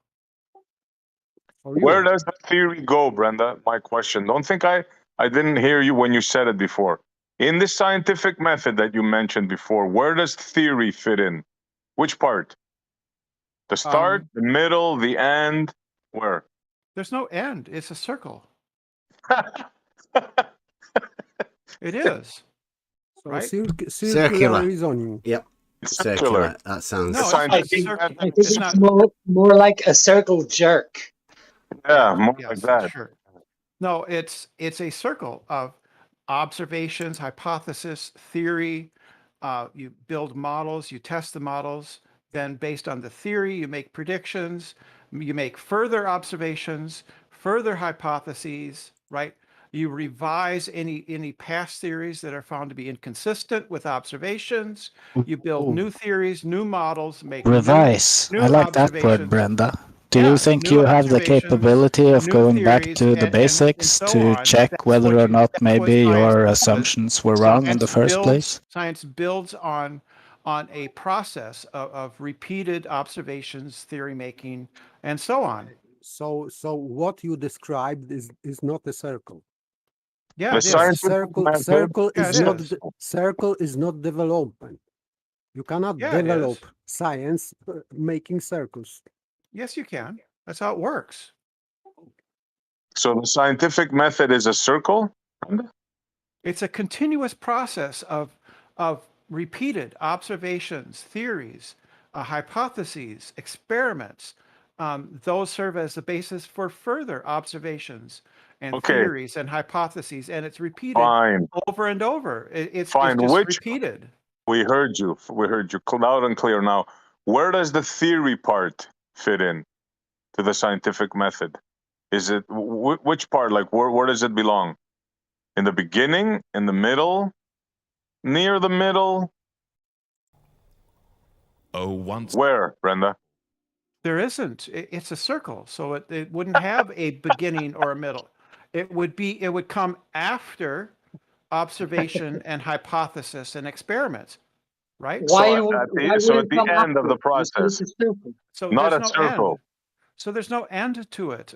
Based on the theory, you make additional predictions, and you make additional observations, and additional hypotheses, and additional theories. So no, not circle. That is a circle. I just described it to you. No, this is different. You describe development like a straight line. It's not a straight line. It's a circle. Be careful, paper. Brenda doesn't know what straight lines are. Yeah, correct. Lines are circles for Brenda anyway. Yeah, but now we know that the scientific method is also a circle. For Brenda, yes.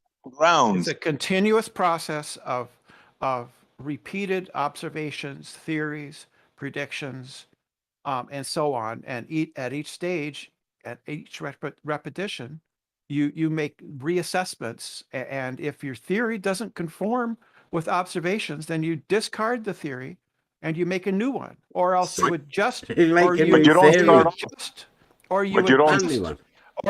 you adjust the theory and change it so that it conforms with your observations. Then you make new observations and see if they conform with your new theory, and so on. So you don't start off with a theory like you said before. You're revising your thing now. I never said you start with a theory. Yes, you did before, yes. No, I didn't. You did, Brenda. No, I didn't. But anyways, now that you know the difference, I'm good with that. No problem. Yeah. It's a continuous process of observations. Generally, people will say you start with an observation, or you start with an idea, with a hypothesis. And the hypothesis can be anything. It can just be a wild guess. You make a guess, and then you make observations based on that guess.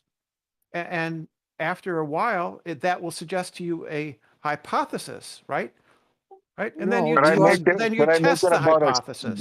You tested the hypothesis with more experiments, more observations. You are just repeating. For example, I observe the phenomena of a shoe. I observe the natural phenomena of a shoe, and my hypothesis is it's a shoe, right, Brenda? Yeah, that would be a hypothesis, wouldn't it?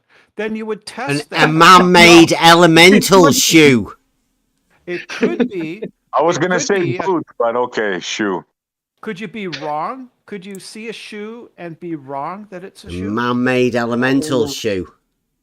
Could it be man-made? You are confusing. Shoes are not natural. Brenda, you are Could you be wrong? Seeing with object. That's an observation. Object observation. Pretty sure that seeing is an observation. Yes, but it's a concrete noun. Thank you. But so thank you. Seeing is an observation. No, I Brenda, see a shoe, Brenda, shoe. No, and I have a hypothesis about that shoe. You said that then shoe is phenomenon. No. I need to Brenda, you're just talking over others now. Yeah, but you're not exercising any discipline about over talking people. But you're rambling on, and you're not allowing anybody else exercising. There's no moderation, and nobody's exercising discipline. Brenda, so I'm just going to keep talking because you're not doing it. No, Brenda, shoe is object, and you said that this object is phenomenon. So you are. It's a phenomenal. Yes, of course it is. It's part of the phenomenal. It's part of my phenomenology. You said it is phenomenon. Yes, it is phenomenal. No, phenomenon is yes, doing something or happening something, and shoe is not happening. Yes, it is. No, it is. Yes, it is. No, yes, it is not happening. The shoe is it's reflecting light, isn't it? It's reflecting light, isn't it? So you are talking about shoe doing something. Yes, the shoe is part of my phenomenology. Okay. It's reflecting light. So if shoe is doing something, this doing something is phenomenon. But shoe it's itself, phenomenology, not object, is not phenomenon. What he is doing, you are not objects are not phenomenon. What are you talking about? Of course they are. No. The only way you can know about an object is if it's doing something. If it's not doing anything, you can't know about it. This doing we are calling phenomenon. Yes, great. Yes, great. So shoe is a phenomenon. No, great. Showing you just admitted doing to it. something. You just admitted that a shoe is a phenomenon. Okay, Brenda. Fucking order. Come on. We're walking down the forest path, right? And we walk upon and we see a shoe. You're walking down, and you see a shoe on the floor. Okay, take us from there. What happens? What's next? Is it a shoe? Is it a shoe? Maybe it's not. It's a shoe. You see, it's a shoe. You look at it. You see Reebok on it. Does it fit on you? Does it fit on your foot? Is it your size? Like, always to check, Brenda. You can do that. I'll put my foot in it. Make sure there's nothing in there first, right? Somebody stashed all of the weed in the shoe in the middle of the woods somewhere. So I construct a theory about it. Eat it? And then I would you eat the shoe, Brenda?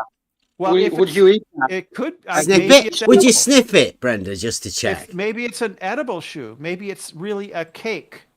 An edible shoe. To the idea of What if- like a what if it was scientific in the middle of the model. woods. Why not? Maybe Would the you eat the shoe chalk? is a cake. Maybe the shoe is a cake. Could it be a cake? Okay, Can we just put Brenda cake on is mute for a phenomenon. second and talk about the ridiculousness of a how she's cake- speaking to us? Could a Yes. cake Yes. could a Yes, cake I look believe- like a shoe? Could a cake look like Yeah, a of course shoe? we can do that. Is that Brenda, like a I would much consensus? rather Is that talk like, is about the everybody all right with that? ridiculousness. Could I a vote cake yes. look like Yeah, a we've shoe? had enough of good. talking about shit. Brenda, I fucking have shoe clarifying cakes. question. enough is Oh, enough. wait a The minute. troll is up. Paper's giving you a redeem, Brenda. Yes, Yeah, go on. clarifying question.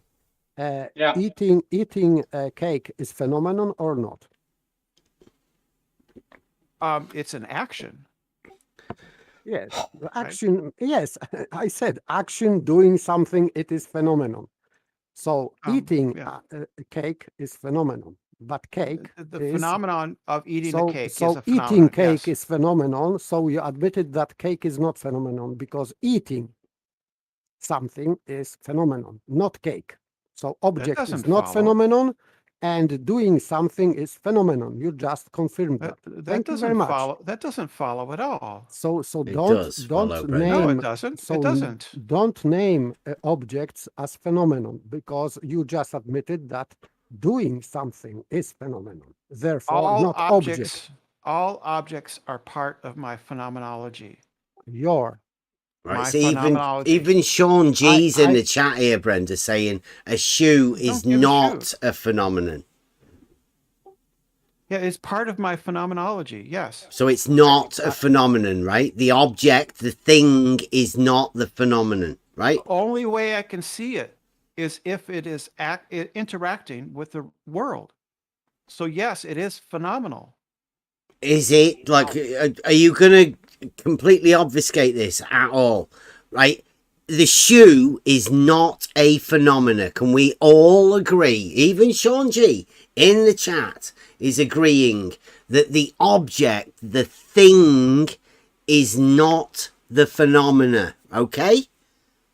That's wrong. Right. Oh, so he's wrong. The shoe He's wrong. You're wrong, Sean. exists. Sorry, The Brenda's shoe exists Brenda's because- overriding common sense. The shoe exists because it is created right by the interaction of its atoms. just wrong, with the Brenda. world.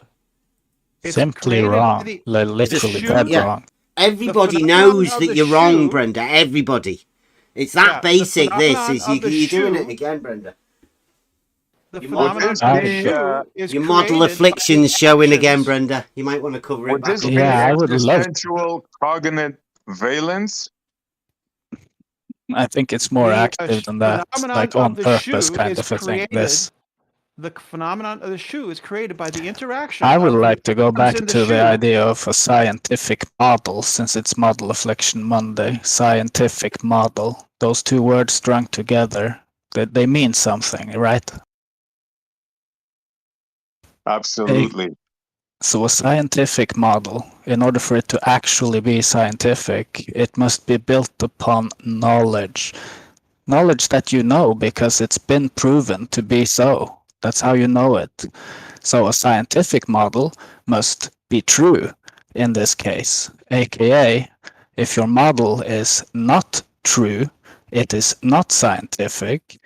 And if that same model that is then not scientific is going to dictate reality to you, and everything you say is going to be based on that non-scientific model, then you're model afflicted. True, Brenda. My words. Yeah, you said it very well, Paper. If model overrides logic, basically that's how easy you can say it, yes. Yes, yes. Well, if the you- model is inconsistent or illogical, we would reject it. Well, you don't, so I'm not so sure not that true. What it's mod- very what- true. What model You do I embrace it, Brenda. You embrace it. Okay, prove it. Brenda, Yeah, you so have no proof. No, but what model? So how can do I you accept? prove something to somebody who admits they have no proof? That just shows how bad you are. Like, is proof or is there not proof? Come on, make your mind up. What model do I accept that is logically inconsistent? You have the one that there is no proofs, but then you ask people to prove things to you. I mean, how is that possible? That's not even logical that you should say that. It just shows you Dilethianism. What model do I accept that is inconsistent? Go ahead. Why are you asking for specific examples? Because you said, I believe in a model that is logically inconsistent. Brenda, what is it? What is it? Whichever model you hold, we don't know which one you've got. The one that makes you say that stupid shit. Then Obviously. how can you say that I have an inconsistent model? Because you say stupid shit, and something must be making you say it. How can you say that I have an illogical model if you don't know what it is? Because you say stupid shit. I have to say it again. Brenda, you talk shit about stuff, and you imagine that your model has given you that. Shadow giants have handed this stupid shit down, and you've invented even more stupid shit to justify the stupid shit that you started off with. Yeah, so you're just talking crap. You're just talking shit. You don't have an example of a model. I have proofs. I have proofs. What is it? In reality. What is it? Well, Prove it. all horizontals, Brenda, are parallel to the plane of the horizon. That's now, a claim. Through geometric... that's a claim, Bev. You have to prove it. You don't have any proofs, Brenda. You're interrupting. You have to prove it. Yeah, the proof is coming, and you know it is, so you have to you don't deflect have from a it. Proof. It's a geometric proof. Have you heard of those? No. How can you geometrically Have you heard of geometric proofs? Can we establish that first? Have you heard of geometric proofs? Of course I have. Brilliant. Okay, we're going to base this in reality on that. Now, in reality... hold on. Go on. You can't do that. I was just going to say, you have to literally ask Brenda first, do you accept geometric proofs? Of course. Of course. Yeah, do you accept geometric proofs when we utilize geometric principles in reality to gain proofs? But you... No, exactly. So what's the point, Brenda?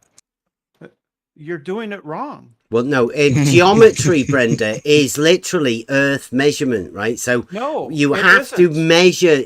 Well, it isn't. It is. That's literally what it. Yeah. No, it's math. That's the etymology of the word, Brenda. No, it's math. It's math. It's not science. It's the foundations of mathematics. I'll give you that. Science. Yes. You are repeating. Geometry is math. You can't prove things in reality by a priori means.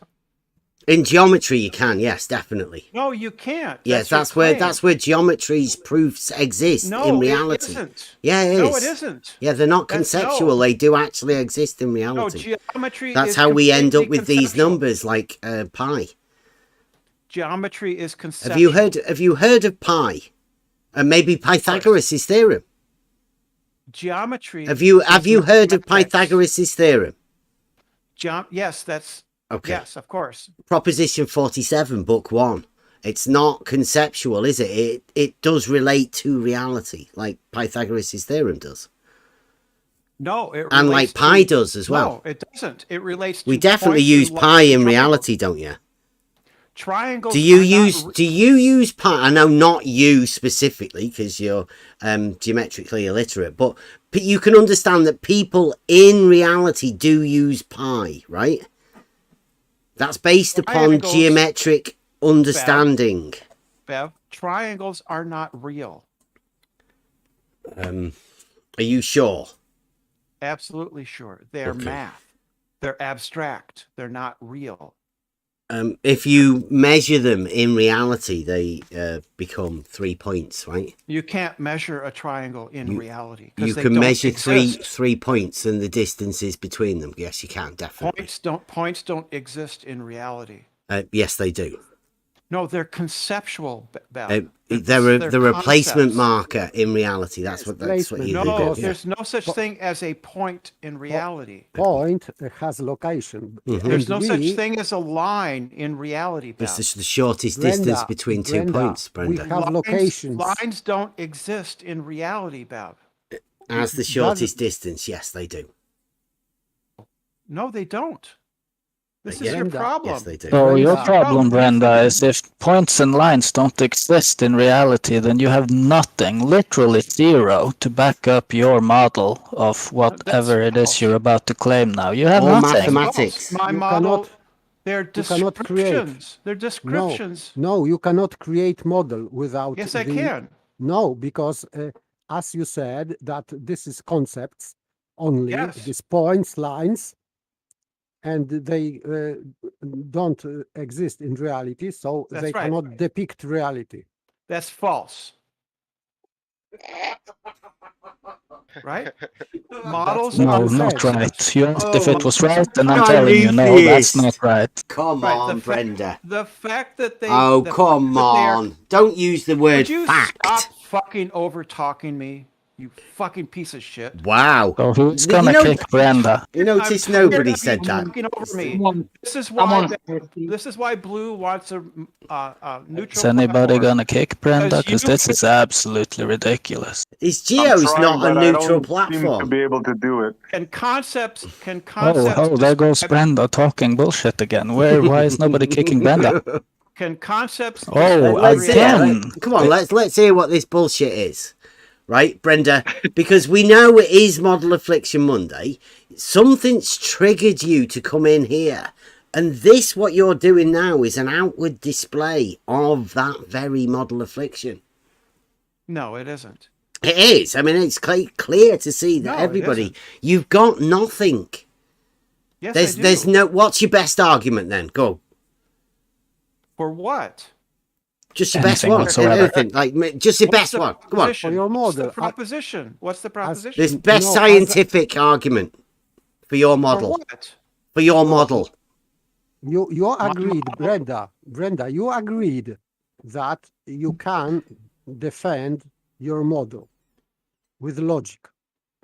So yeah, it's rationally consistent. So please do that for us. Right. The spherical model of the Earth describes the reality that we experience and is confirmed by observations and experiments. This is the claim. Yeah. Where's the argument? And we are looking for logic. It means argument and proof within logical statements. Create syllogism. That's not how you do things in science. You do it with observations and exactly. Science is knowledge, and knowledge is, in fact, a syllogism.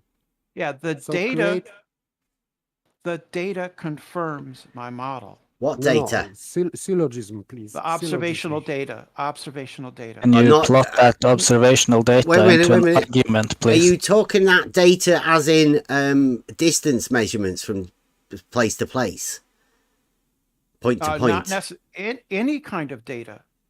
What sort of data then? What are you talking about? Temperature? Well, yes.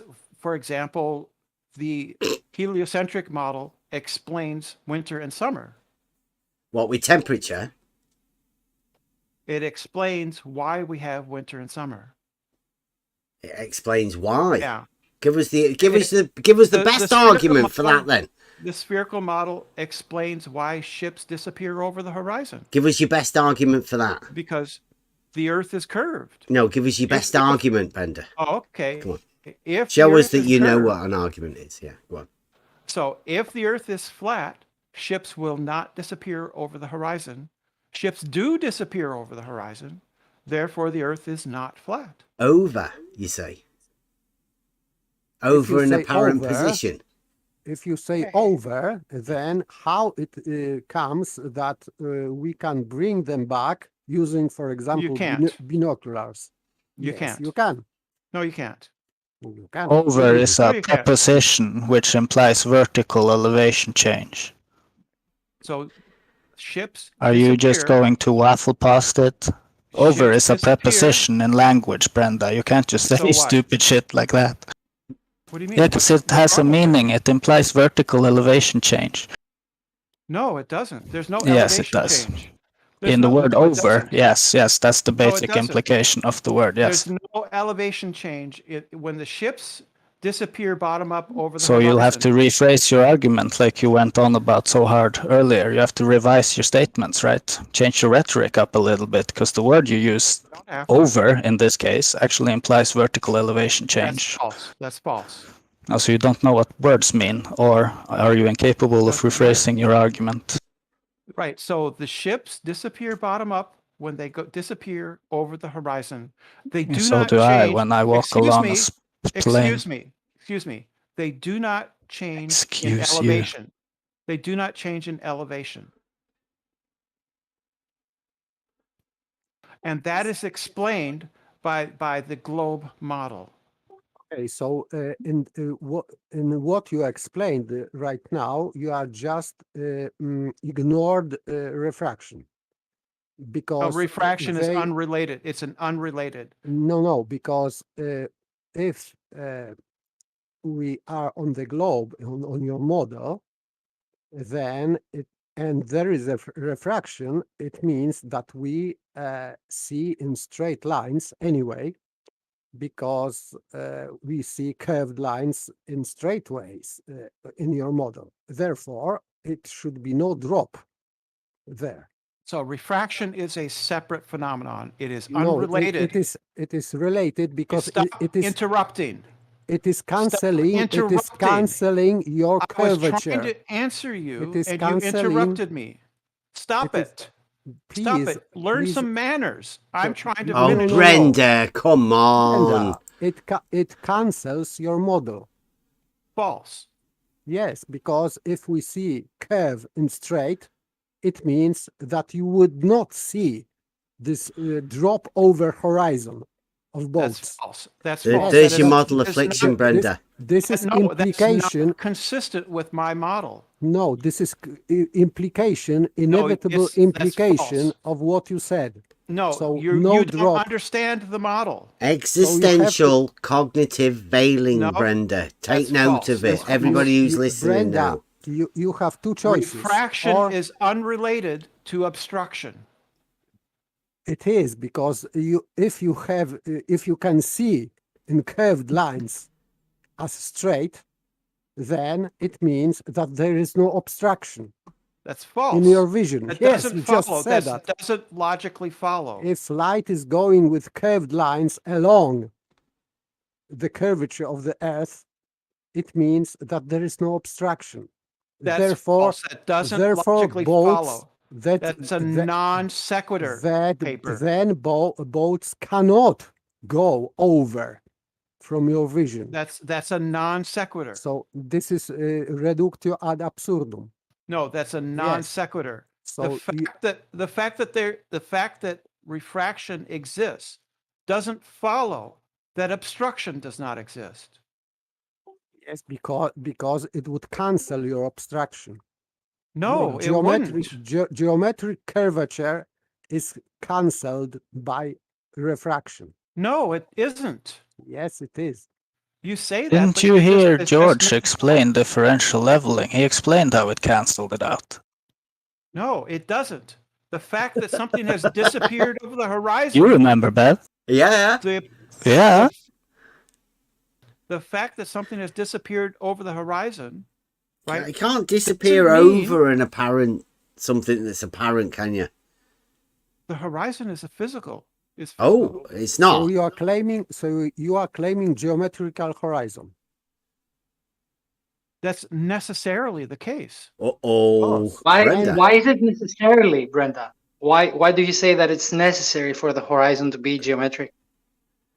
Physical. Because it's necessarily follows.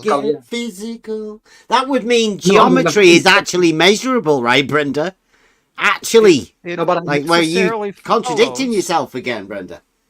No, it necessarily follows. But expand. Yeah, sorry, Brenda, you have the floor. Let me fucking talk, you fucking piece of shit. Jesus fucking Christ. Okay, sorry. Giggle. Sorry. That's what this is all about, isn't it? It's about you getting your rocks off by coherence. being Brenda, you've only just met him. Don't do all of this. Try and chat him up all this quickly. It's all right. Yeah. Are you old friends? This is you. Do you know each other? Yeah. It's not me. It's somebody else. Right. So, okay, for coherence sake, I'm going to just repeat the question and you got the floor, Brenda, right? So you said that the horizon is geometric. Why do you say that? Why do you think that the horizon has to be geometric? Because if the Earth is a sphere, then necessarily there will be points on the sphere that are not observable from other points on the sphere. You fucking moron. Of course, cancelled by refraction. That's false. Yes, Of course, doesn't say anything about how you can't like see forever either through. Are there points on, say, a football? I take, a European football, a soccer ball. Are there points on a soccer ball that are not observable from other points on that same football? Because the football and the surface of it is 3D. Brenda. Are there things from one side of a mountain that you can't see in reality? And does that make sphere? Or does that just mean you can't see everything from anywhere, right? That's what you're saying. Are you saying that you should be able to see everything from anywhere? And because you can't, therefore sphere. Well, go on. Your argument again. Lay it out for us. If... Right. Go on. Sounded like... The nature of a sphere is such that not every point on that sphere is directly observable by another point, right? That just makes sense, right? So because you can't see everything from anywhere, in reality, that means it's a sphere? Or are you just talking, if you're stood on a ball, you can't see the underside of the ball? Is that like your argument? Can't see under your feet? Yeah, if you're in front of a ball, you can't see behind the ball, can you? Okay, if you're not looking at the ball, you can't see the ball. If you're in front of the ball, sphere. You can't see behind the ball. No, but explain something, Brenda. See, this is the sea lion that I was talking about before. It's just an endless parade of bullshit. Yeah, that's unfortunate. But explain something. Like you said that the horizon has to be geometric, and then someone asked you, so refraction is cancelled. You have to cancel refraction, and you said no, you don't. Refraction does not eliminate. Wait, I haven't finished. So if the horizon has to be geometric, and at the same time you're not allowed to cancel refraction, then how come you can obtain pictures like the one you're very familiar with, the black swan? What is it? The oil rig that is really, really far away and shouldn't be visible on a globe. Then how does this get into the frame of the picture? There's nothing that says that those oil rigs shouldn't be visible on a globe. There's geometry that says it. No, it doesn't. It doesn't say that at all. Yes, but you're smart, Brenda. You've done the math, right? So you know that you would not be able to see the square root of your height times in feet times 1.22 the distance, right? No, in miles. False. That's false. That's wrong. No, it's not false. It's yes, not it false. Is. It's I'm trigonometry. You You can literally verify it right now. You're doing it wrong. So we can see. So we can see over curvature. How I can do it right, Brenda? Then. Right. So the correct understanding is that, according to the black swan, you can see no less than 1.22 times the curvature of the Earth. Not no more than, no less than. That's just literally the opposite of what the premise actually says in the statement that was made. But you're right. You're right. That is the opposite because Nathan Oakley is lying. Okay. Yeah, that is not the globe model. So It you is do realize, lying. though, you did agree with me that a sphere is 3D. The surface of the sphere following that is also 3D. You did agree with that just 10 minutes ago. Fucking A. What are we in fucking kindergarten? Of course the sphere is 3D. And the surface of it, of course, also being a surface of surface is constant only 2D. curvature that's non-developable. Brenda, See, I'm there's just one of looking your here. model afflictions there. I'm just That's looking not a model on in the affliction. chat if you want to look at it. I took a screenshot quite a bit ago. It definitely says in bold, no more than, right? Yeah, it should be no less than. He has But that's our model. not what the actual argument states. It means that's not the globe model. So it's but it says It's an that argument, though. Not Nathan lied, but you are lying about Nathan now. Yes. No, it says no more than, right? And that's not the globe model. And it's The models- it's QE it should that say- did this, not Nathan. QE. Well, they both repeat it. They both own it. So according to what you are saying, Brenda, then if a ship is next to me and is moving away to the horizon, then while the ship is next to me, I will not be able to see it until it goes to the vanishing point and it goes beyond the square root of my elevation in feet times 1.22, and then I'll be able to see it. No, And potentially, since it says in Brenda's mind, right, no less than means from that point forward, you should potentially be able to see an infinite distance from that point forward. that But of doesn't- course, again, as that you doesn't said, follow. yes. It doesn't It's follow insane. that no less than equals infinity. No, that doesn't follow. So how far am I expected to see this oil rig in gonna depend on the in your conditions. globe model? It's going to depend on the atmospheric conditions. and But the you amount said of that they refraction. don't. You said that refraction doesn't matter. So And we've shifted our topic. You've moved the goalposts. No, you we said are talking you said about that the refraction geometric doesn't matter. horizon. Yes, This when is we're your talking claim. about horizons, yes. Yes, horizon is abstraction, geometric Yes. abstraction in your vision, and this Yes. modus tollens is about this geometric horizon. Yes, but it gets it wrong about the globe model. Yes, you said that boats are going over down The horizon. Yes, Yes. geometrically, yes, and this modus tollens is talking about that. No, it's Yes. not. No, it isn't. It's talking about is. something. No, it isn't. It's a It's talking different about phenomenon. if the Earth is a sphere with a radius. It's quite clear within the argument, Of Brenda. course, it's clear. It says if the Earth is a sphere with a radius of 3959, then the horizon distance measurements must be no more than 1.225, and that's wrong. It should be must be no less than. You are just wrong.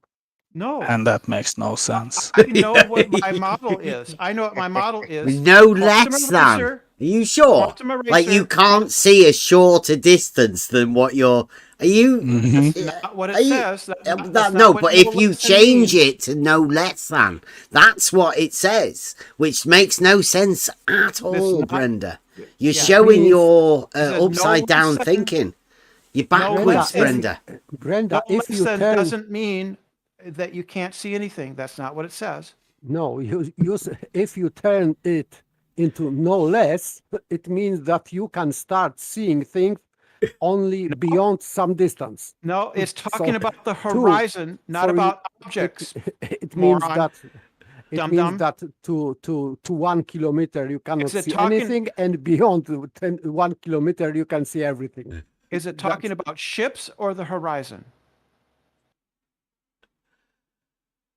It says the horizon distance, Brenda. Yes, right. So Yeah. the horizon, if the Earth is a sphere with a radius of 3959, then the horizon can be no less than 1.22 times the square root of the observer's height. Not So you talking can't about ships. actually have something obstructing then, like It a doesn't say that. topographic It horizon. doesn't say that. It doesn't say you can't have obstruction.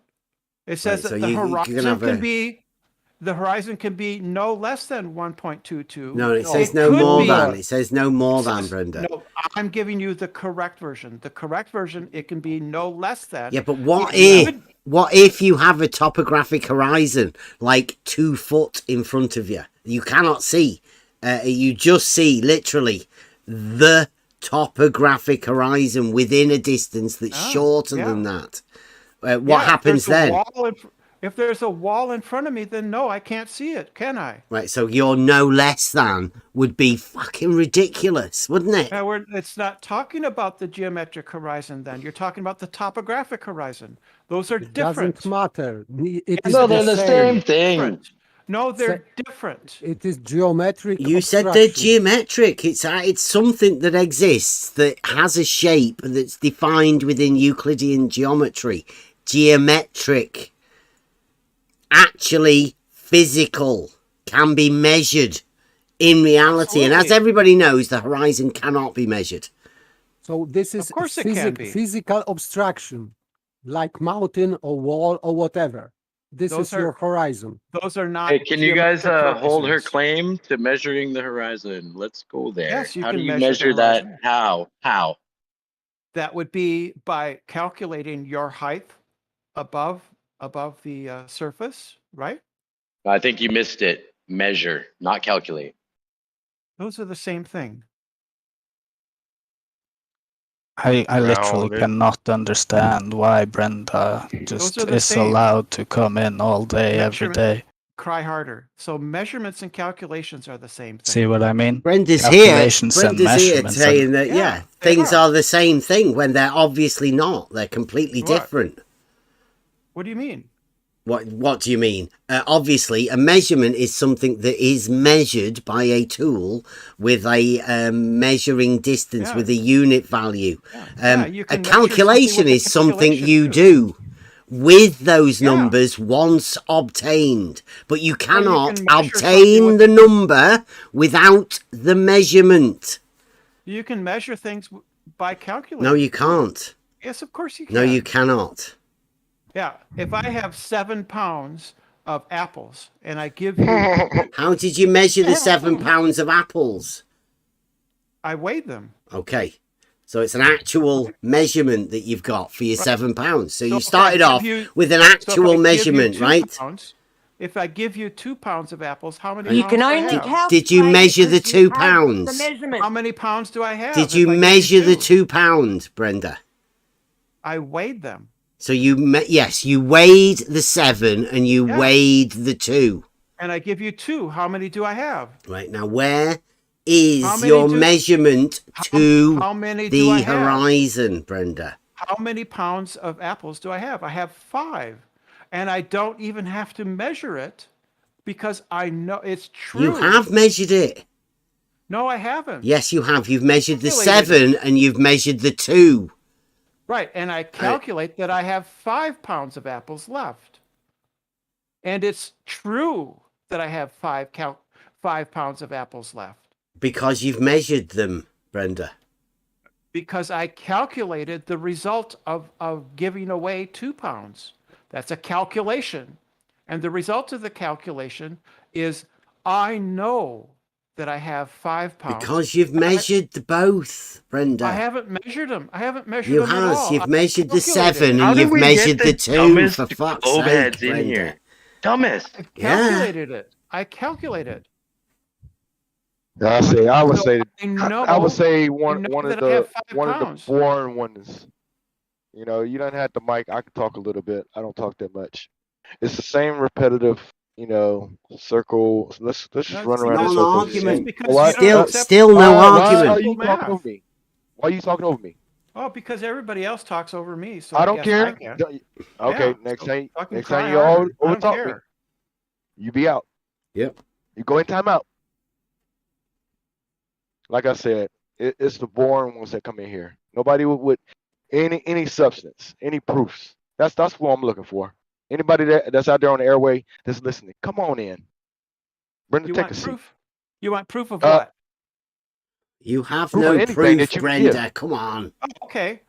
Proof that our observations conform to the globe model is that ships disappear over the horizon in conformance with and predicted by the model of the Earth. Again, right. physical horizon again. Physical geometric horizon.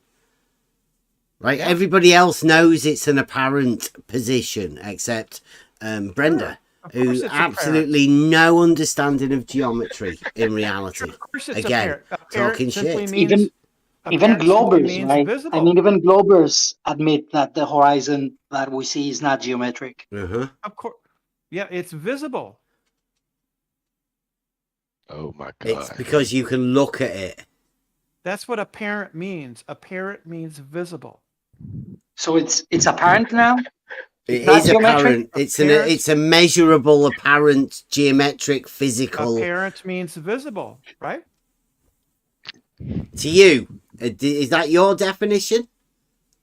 Yeah, apparent means visible. The horizon I can see. Uh-huh. Jolly good. Yes. That's a Brenda definition of apparent. The horizon is now a physical, geometric, apparent. It's visible. Are you saying that things So it's that a are physical geometric? place. So are you saying I can go that, there, right? So, yes, of course you can. So if I start moving towards the horizon, I will reach it. And when I reach it, when I look around me, I won't see any horizon anymore at the distance because I will be on top of it, right? You could be on top of my horizon. Is that an offer? That sounds like an offer. That take it. No, it's not. Take him up on it. Right? So that would be my horizon. as seen You by should me. buy me dinner first. Right? So you're the moron that thinks if you walk up to the horizon, you can't see anything. The horizon moves with you. Every step you take, the horizon would move with you. The geometric horizon would move with you with every step you take. Every move you make. Yes. Sound like some Bobby Brown shit there. So you agree with me though, right? No. Oh, come on, Brenda. No, definitely not. Traveling fucking geometric horizons that you carry round with you. Yeah, it would move with you. Every movement that you make, the geometric How do you measure it horizon then? Every would How do you move measure it you then? make. Come on, It would move every with step. Yeah. This is more sea lioning. Right? Somebody after a kipper again, Brenda. Do you not answer? Do you not understand that by definition? So you're saying that you're having a great argument, but because bad people in this channel are sea lioning you, your great argument cannot be heard and understood? Yeah, because I'm constantly talked over. And that's why Said what you had to say. That's why I think blue is correct to ask for a neutral platform. So I don't care nothing about that. Yeah, nobody gives a shit about you, so go away. Yeah, that's why we don't go there. Yeah, of course. The last debate he had with Mobius was on his channel. And Is he saying that he felt a bit biased when he did that thing with Mobius over on his channel? And Red's humiliated you. So Red's also isn't neutral either. No, he was actually very fair. Yeah, you can see the chat, Brenda, right? No, I don't have YouTube open. Okay, I'll not the YouTube chat, the Discord chat. Can you see that one? Yeah. Do you want to read what J. Rowe just posted? The one that says choose the right synonym for apparent.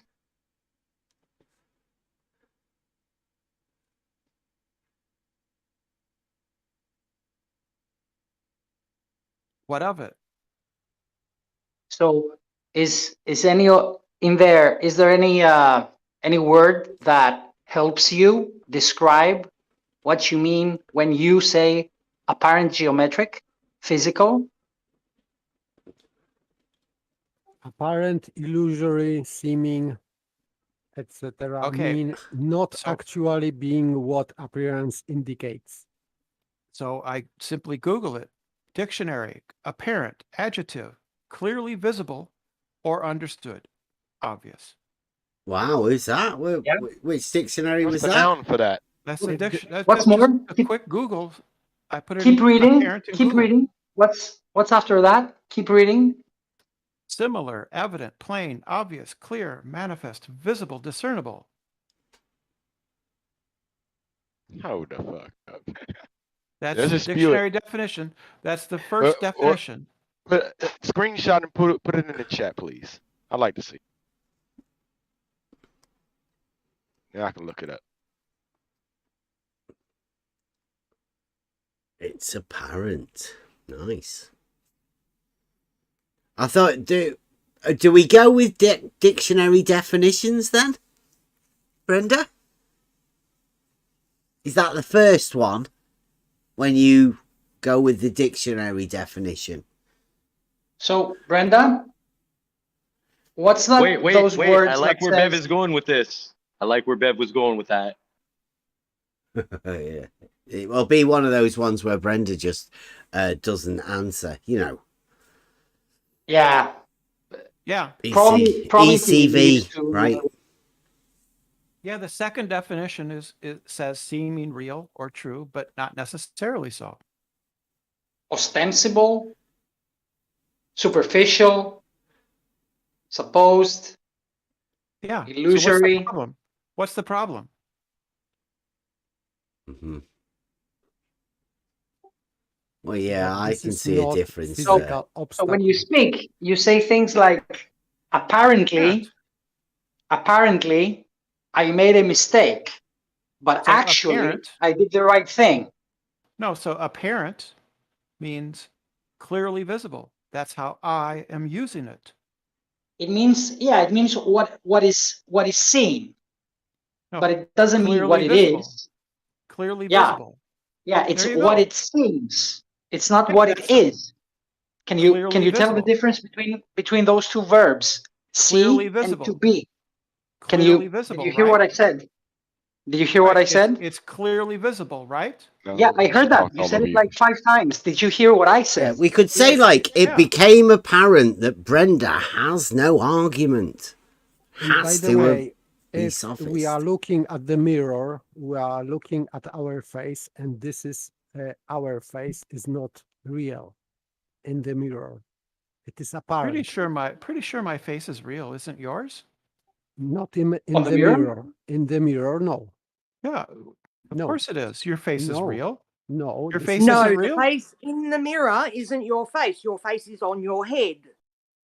Yeah, so So it means that you have only one face and one head. So you cannot So? have 2 faces and 2 heads. So it means I that have a phone this call. I have a in the phone call. mirror is Good. outta image. here. See ya. Bye. It is only image. Bye, So Felicia. it- apparent image. So not real, not actual. Even though it's clearly seen, it's still just apparent. That was a good example. Paper. Yeah. That Yes, was. I know. That's why this is silence here. It's paper caused got a phone call. on Yeah. Brenda's end. Yeah, I right. told you I had a phone call. It's a quick one. You got rid of him quick, didn't you? Or was that like it was a telemarketer. It was a telemarketer. Yeah. Did Right, you not so want to I buy get- it? So I get to define. Do you get? Wait a minute though, Brenda, because I think this is part of that ECV, right? It's the fact that you're noticing your head or your face or whatever you might be doing in the mirror, but that thing in the mirror isn't you. You're there looking at it, right? There's only one of you actually. Right now, you have to know that you're seeing is an apparent version of you. It isn't you. There is a difference between the two. Yeah, so what? Well, that's why it's apparent. Yeah, so what? Well, that's what we're talking about. No, but that's not what I'm talking about. Well, obviously, nobody's with wherever you are I'm and what you're talking about. But, no, I get to define how I'm using my words. There you My go. words, yeah, and my word is apparent for me means visible. Like, so when you see your visible you, in the mirror, that's what it means. It's just that you're looking at something that's apparently you, but it's not. I'm talking about the horizon. I'm not talking about me in the mirror. So can we compare the two though? You in the mirror and the horizon are just apparent because you can just see them. Those are different circumstances. Well, what about looking at your hand, right? When you look at your hand moving in front of you, right? Is that apparent? Yeah, it's visible. Okay. It's not like actually your hand. It's just you think that's apparent. But if I'm in a completely dark room with absolutely no light, my hand would not be apparent, would it? If you're looking in the mirror and seeing your hand and your hands in the mirror, can you not discern a difference between the two? Right. So my hand in a dark room is not apparent. We are talking what about the mirror? About seeing things, not. And you are talking about not seeing things. Wow. Yeah. So nice deflection, well spotted. The words, paper. The words visible and apparent, they're not interchangeable words. They mean different things. They are. They're in the dictionary. No, they're not. Clearly visible. No. It says clearly visible. That's the first definition. It's clearly it's something visible. that may or may but it's something that may or may not be there. It says Can also be clearly illusory. visible. It says clearly visible. Can also be illusory, Brenda. But it says clearly visible. That's how I'm using it. Yeah, but it also says clearly illusory. Yeah, I get to decide which one I'm using. Diletheist. Full That's on. not dialetheism. Yeah, That's not lovely. dialetheism. Of course it is. We You're get to picking and choosing what you want, regardless of the fact it's contradictory. It's not a contradiction. I get to decide which definition in the dictionary I want to use. I don't have to use the second definition. I can use the first. It's a good job you've got diletheist helping you within the dictionary as well, then, isn't it? That's not dialetheism. That's Yeah, just it how is. language works, you fucking moron. This is cherry picking. That's not cherry picking. Yes, it's not. Hello? Last cussing moron. Gotcha. That's not how language works. The person speaking gets to decide how they want to use their words, which entry in the dictionary they want it to refer to. Jesse, come on. Get real. You don't just get to choose what definition you want. That sounds like Rob Parks. You do. That sounds exactly like Rob Parks. Saying that you can have contradictory definitions within the new science, frantic bunny ears, of the globe model. Sounds exactly like what you're doing there, just self-serving sophistry that sounds ridiculous. And surely everybody can spot that by now. There's no contradiction. People are permitted to use the dictionary definition they want within the context that they are speaking. And in a different context, like looking in the mirror, they could use a different definition.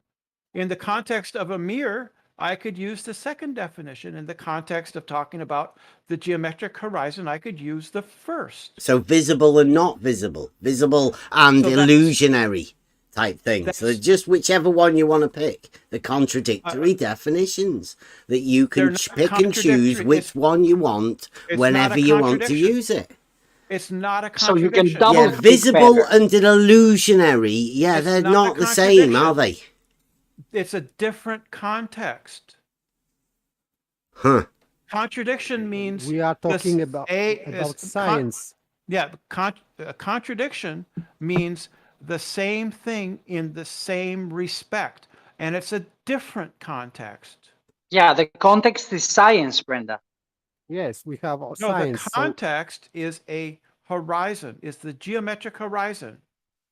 So in science, you cannot use the same word in two meanings because yes, you can. No, it is double speaking. In a different context, you can. No, you're just making that up. So No. yes, you can. And we are You're talking just making that up. And about we are talking about in the same context. We are always It's- in the same context, and this context is being horizon. No, the Yes. the looking in the Geometric mirror. horizon. Looking in the mirror is not the same context as the geometric horizon. That's a different context. We were talking about word apparent, so that's In two different contexts, and you tried unsuccessfully to say that that's a contradiction. It's not. It's a different context. That's why. Question, Bev. That's why we are talking about. If we are talking about geometric horizon, therefore we are not talking about apparent horizon. No, the geometric horizon can be apparent under the right conditions. It Paper. can be visible. It That could question, be. Paper. It could be not visible under certain Yes, yes, conditions. yes. Yes. So I'm getting confused with the way that this is going down. When you use the mirror, you're looking into the mirror. But I just posted in there, the guy touches the mirror. Is he actually touching himself? Is he touching the mirror?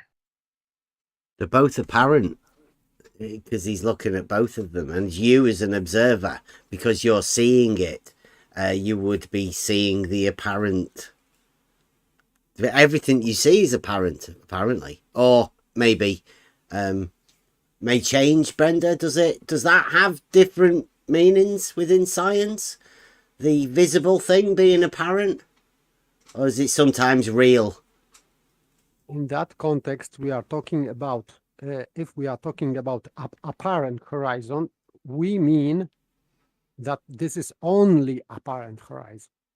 But if we are talking about geometrical horizon, it is, you may say that it is apparent, but it is also geometrical. So using word apparent, we mean only apparent, not, and therefore not geometrical. Well, the In that apparent sense, we are- horizon. So under the right conditions, you would see the apparent horizon and the geometric horizon on top of each other. What about like Fata Morgana? No. You're too dumb to figure that out. Which one would them? Would Right. one of them be closer than the other? The right condition. In the right condition would be within the geometric understanding of a Fata Morgana type thing.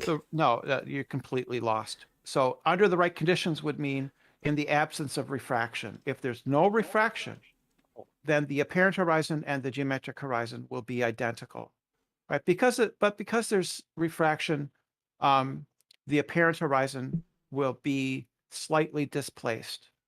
Would they be parallel to all of the horizontals? The horizon is not parallel. Two horizontals. All the horizontals are parallel to the plane of the horizon, is right? The horizon is curved. It's not parallel. But all horizontals are parallel to the plane of the horizon. No, I'm talking about the horizon, not a horizontal. The plane of the horizon is horizon, curved. though, is the totality of the horizon. There's no plane. There's no plane of the horizon. The horizon is curved. There's no plane of the horizon. The true That's horizon, right. then, What's a true horizon? over water. There's no true horizon. What are you talking about? There's What? either the apparent there is. horizon, the geometric horizon, the celestial horizon, right? The local horizon, right? The topographic horizon, right? And the true horizon. You never heard of that? There's no true horizon. Yeah, there is. Nah. Yeah. There's the geometric and the apparent horizon.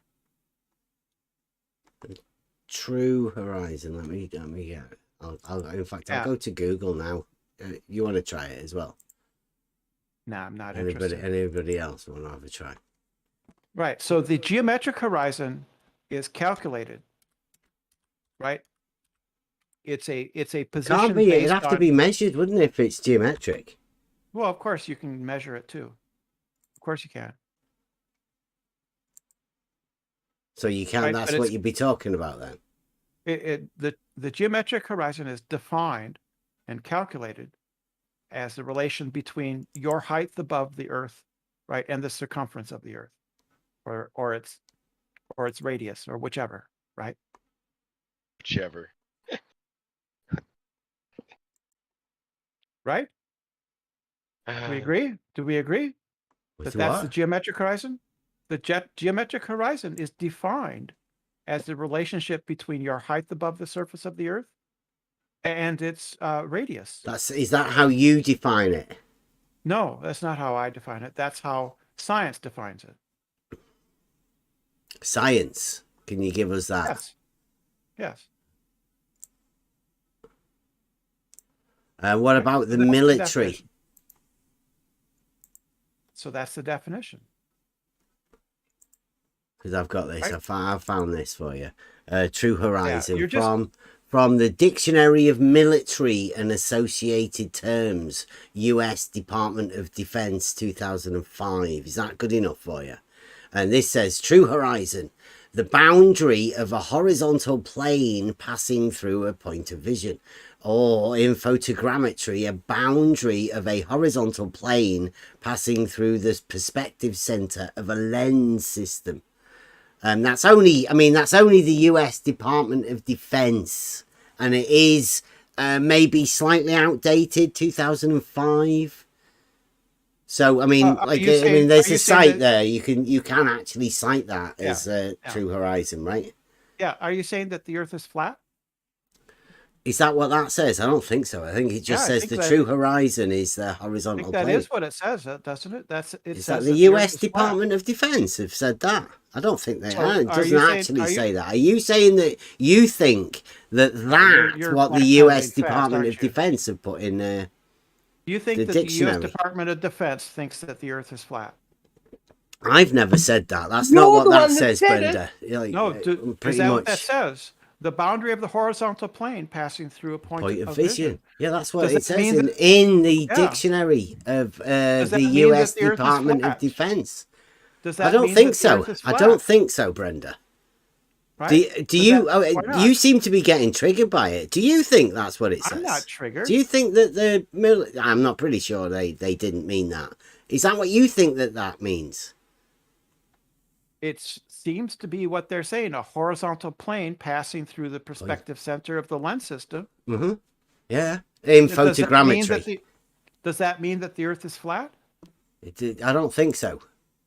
It just means that the True Horizon is the boundary of a horizontal plane passing through a point of vision.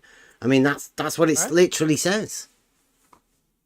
I'll see if I can find another one for you. Does that mean you don't like the Earth that is one? Flat? Does that mean the Earth is flat? I don't think it doesn't say that, does it? It seems to imply it, doesn't it? You can come to whatever conclusion you want, Brenda. No, you can't come to any conclusion you want. That's not rational. Wait. That's funny. Now, on a different definition, I could choose whatever definition I want. Now, but now when you put on the spot, yeah. Funny, Paige.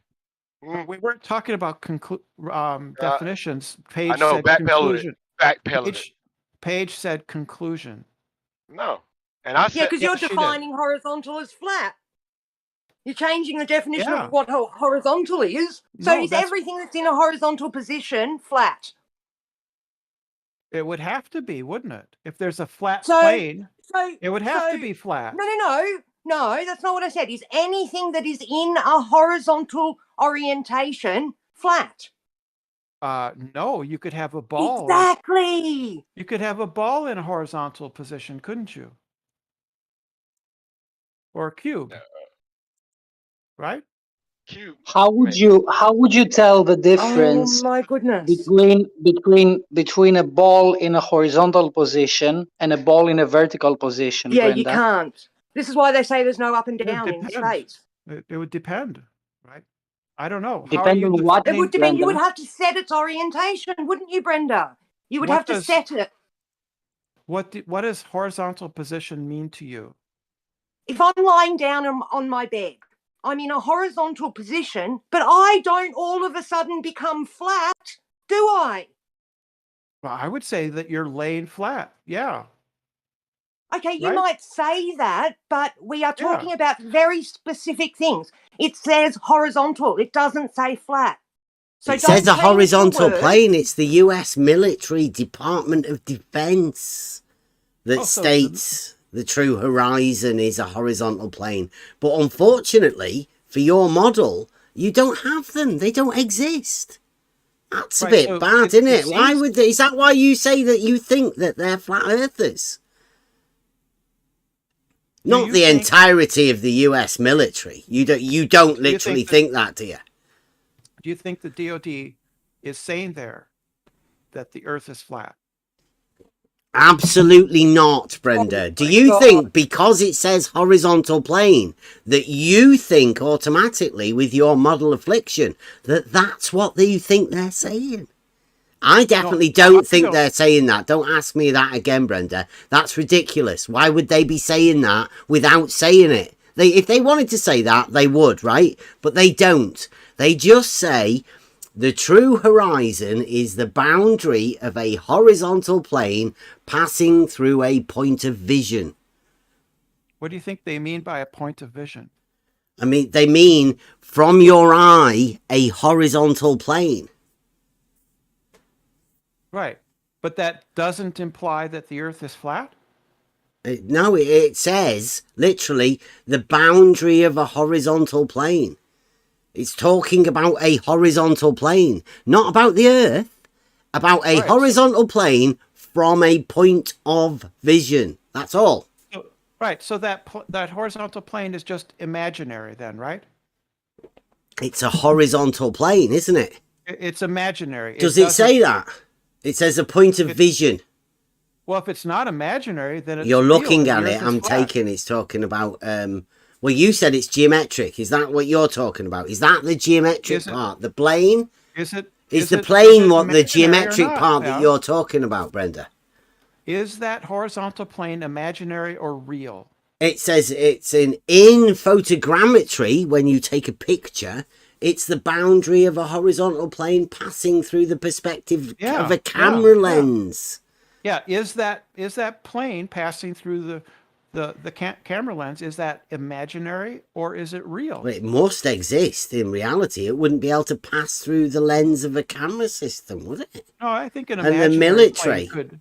An imaginary plane can pass through the lens of a camera too. But it would definitely be horizontal, in the horizontal position, because I think the military, the United States Military Department of Defense would know what a horizontal plane is. And they wouldn't want to deceive people, would they? Into thinking that it's not a horizontal plane. So you are saying that this I horizontal just said all plane, of that. Did you hear what I said? Did you not hear what I said? So you're Do you want to saying that repeat this it back? horizontal- Go on, no, repeat it back. Don't ask me what I'm So saying. you're No, saying that this- don't ask me what I'm saying. No, I need to clarify. You're saying that the horizontal Did you not hear what plane- I said? I was talking for quite a bit then. I think I was very clear with what I was saying. Did you you're not saying- hear it? Are you having a problem, Brenda? Yeah, are you're are you triggered. are You you sound okay? triggered. Are you So are you you're all saying- right? You're saying that this horizontal plane is imaginary. I didn't say that, did I? So is it real?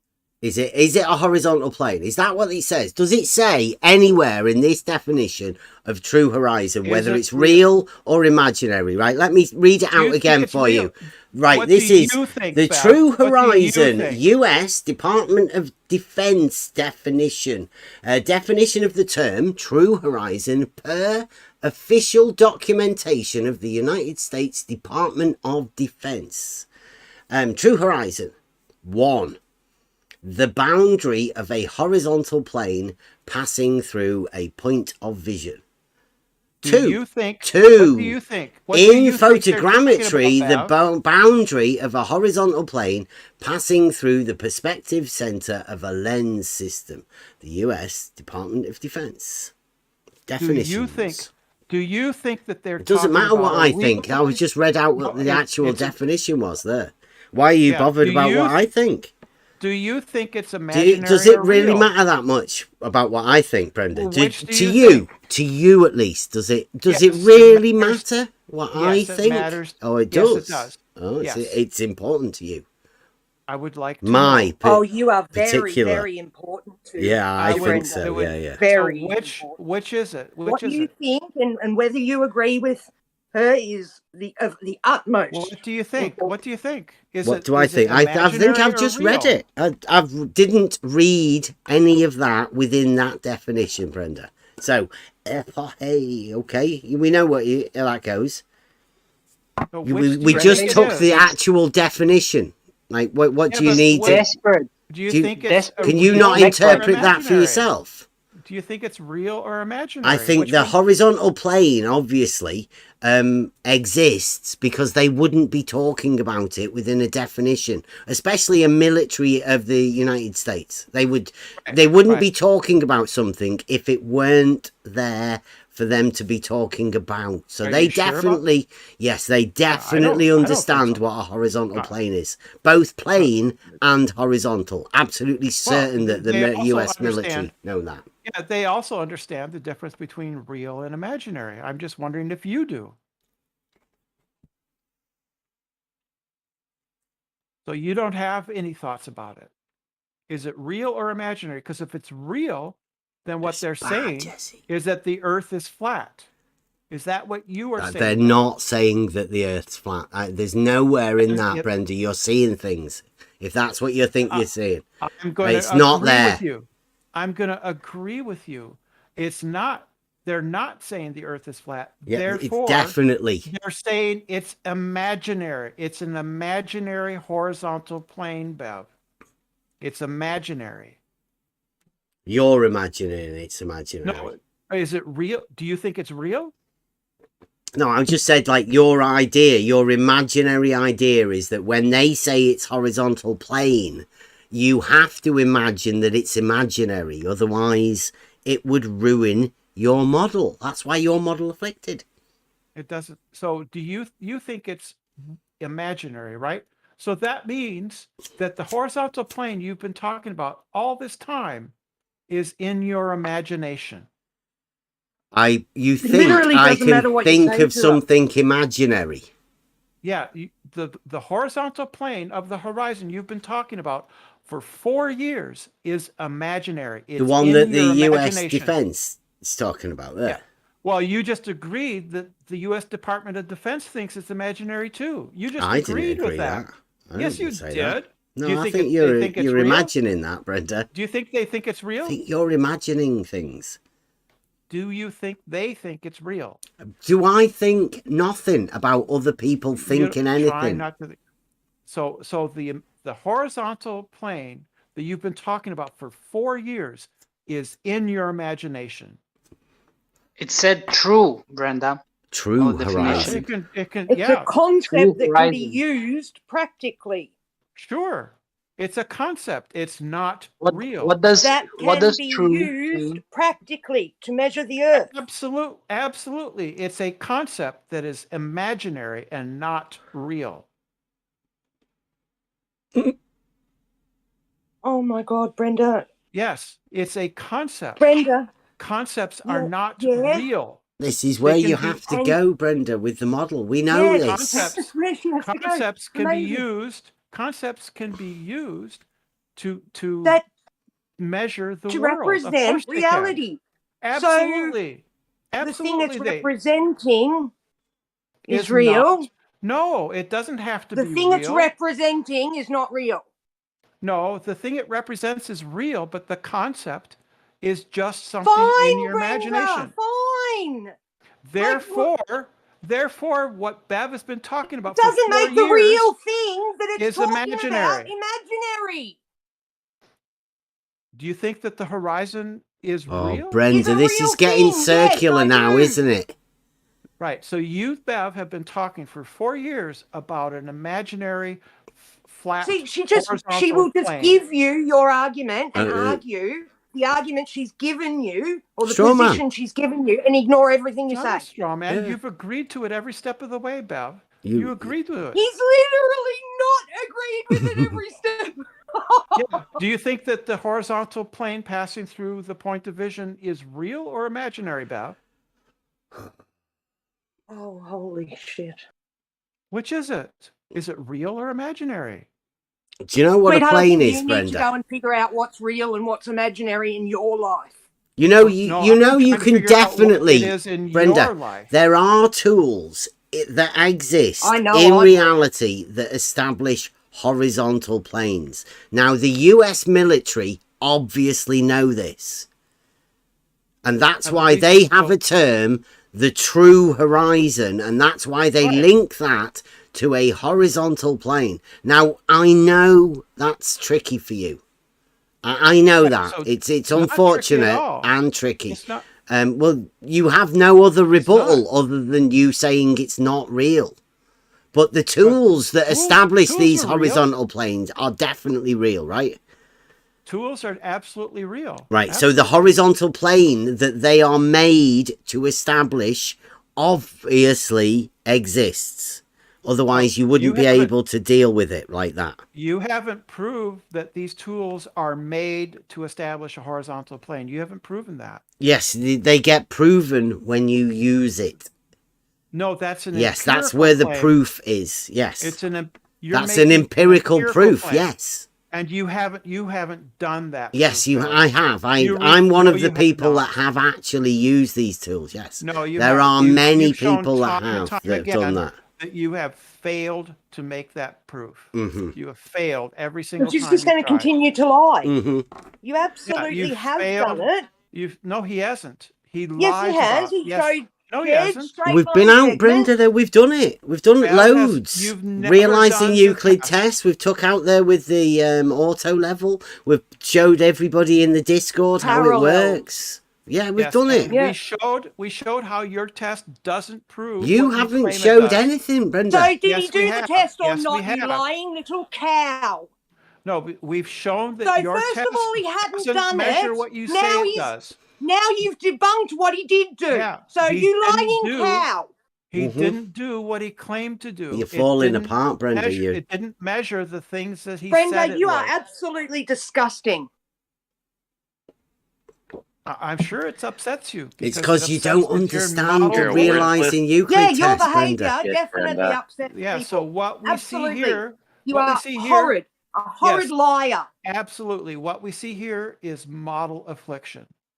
Exactly. Thanks for coming, Brenda. Yes. Thanks You for have a coming. model. Yes. You have a model. You have a model of the Earth, and when it's shown Brenda, to we you that don't it have a makes model no of the sense. Earth. What are you Yeah. talking about? You're So what do projecting. you? Yes, of course you do. Of course you are projecting.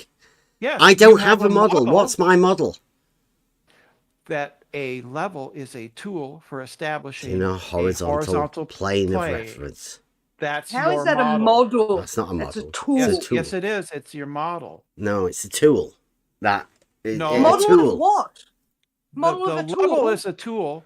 The level is a tool. Your Yeah. model is that it is a tool for establishing a horizontal plane. And Yes, that that's what part- every So he level, models a Brenda. horizontal plane then. That's your model, Bev. A That's your horizontal model. plane is his model. His A his firm model- geometric understanding of a horizontal plane in reality. Yes, I do have that. There are no understanding. horizontal planes. There are no planes in reality, Bev. Uh-huh. That's a concept. A plane is a concept. Do you know what a horizontal plane is with no slope in any direction? It's a concept, Bev. It can be established though, right? In reality.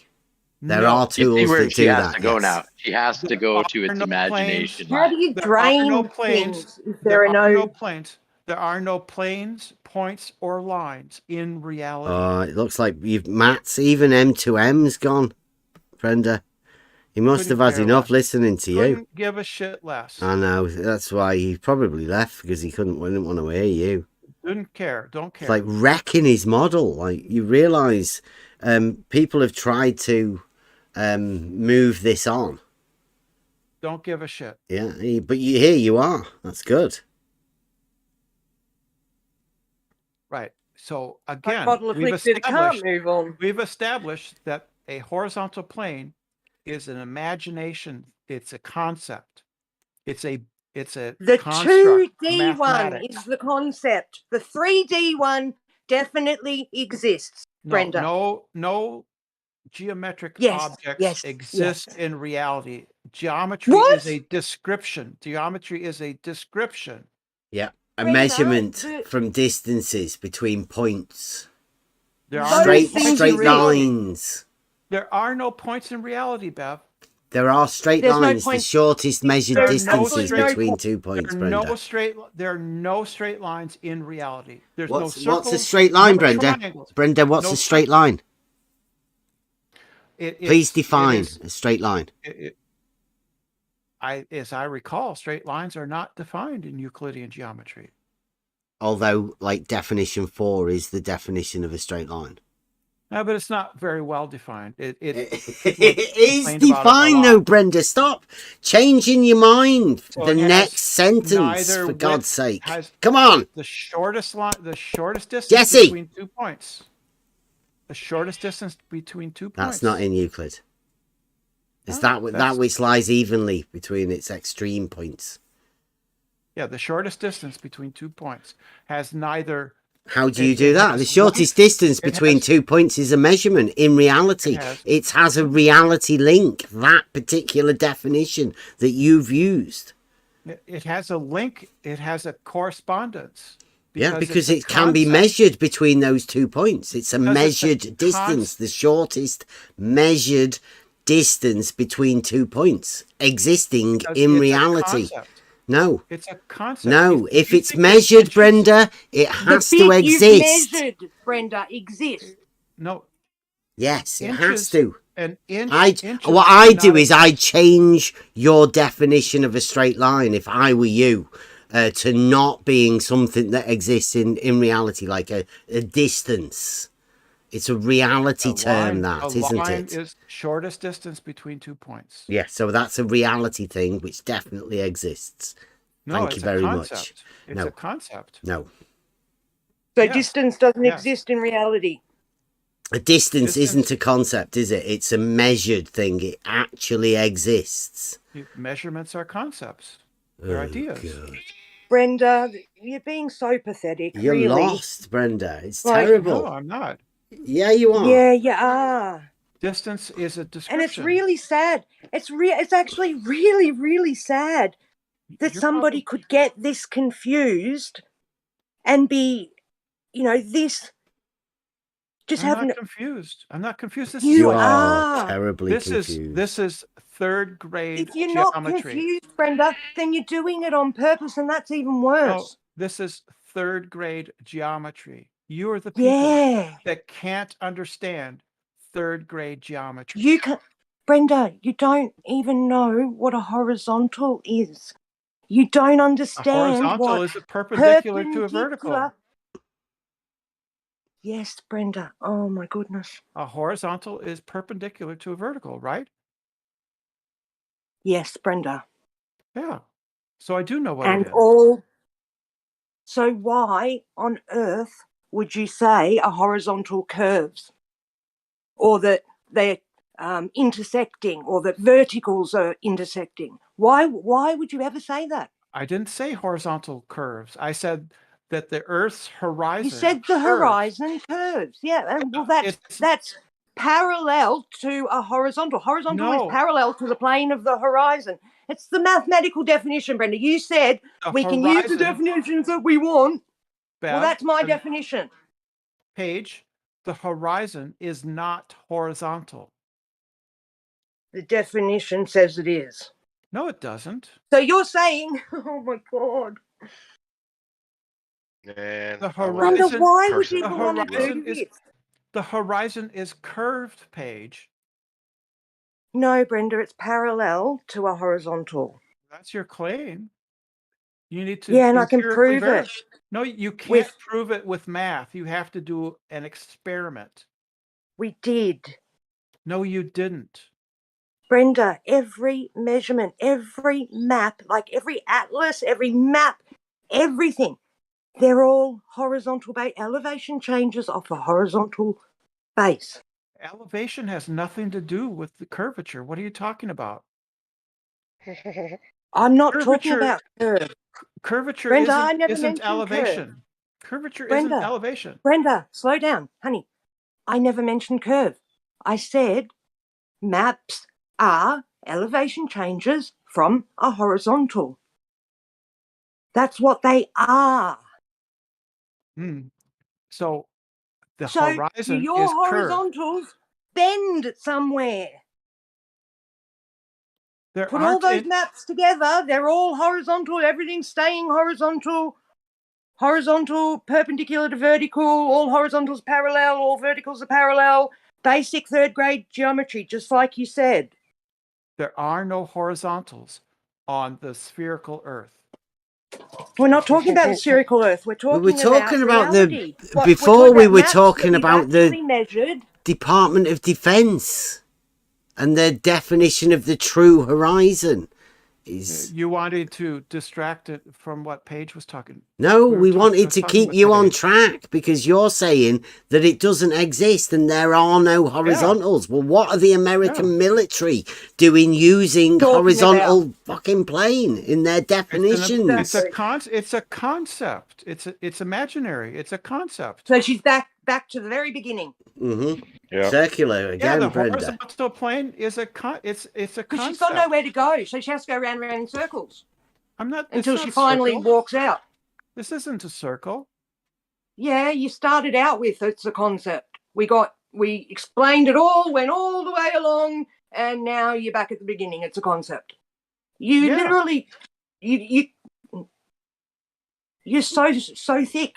I'm sorry, but you're just so thick. I'm not at all. This is just easy stuff. This is trivial, right? So it's basic. Denying shit is trivial to Brenda. Just denying reality. Right.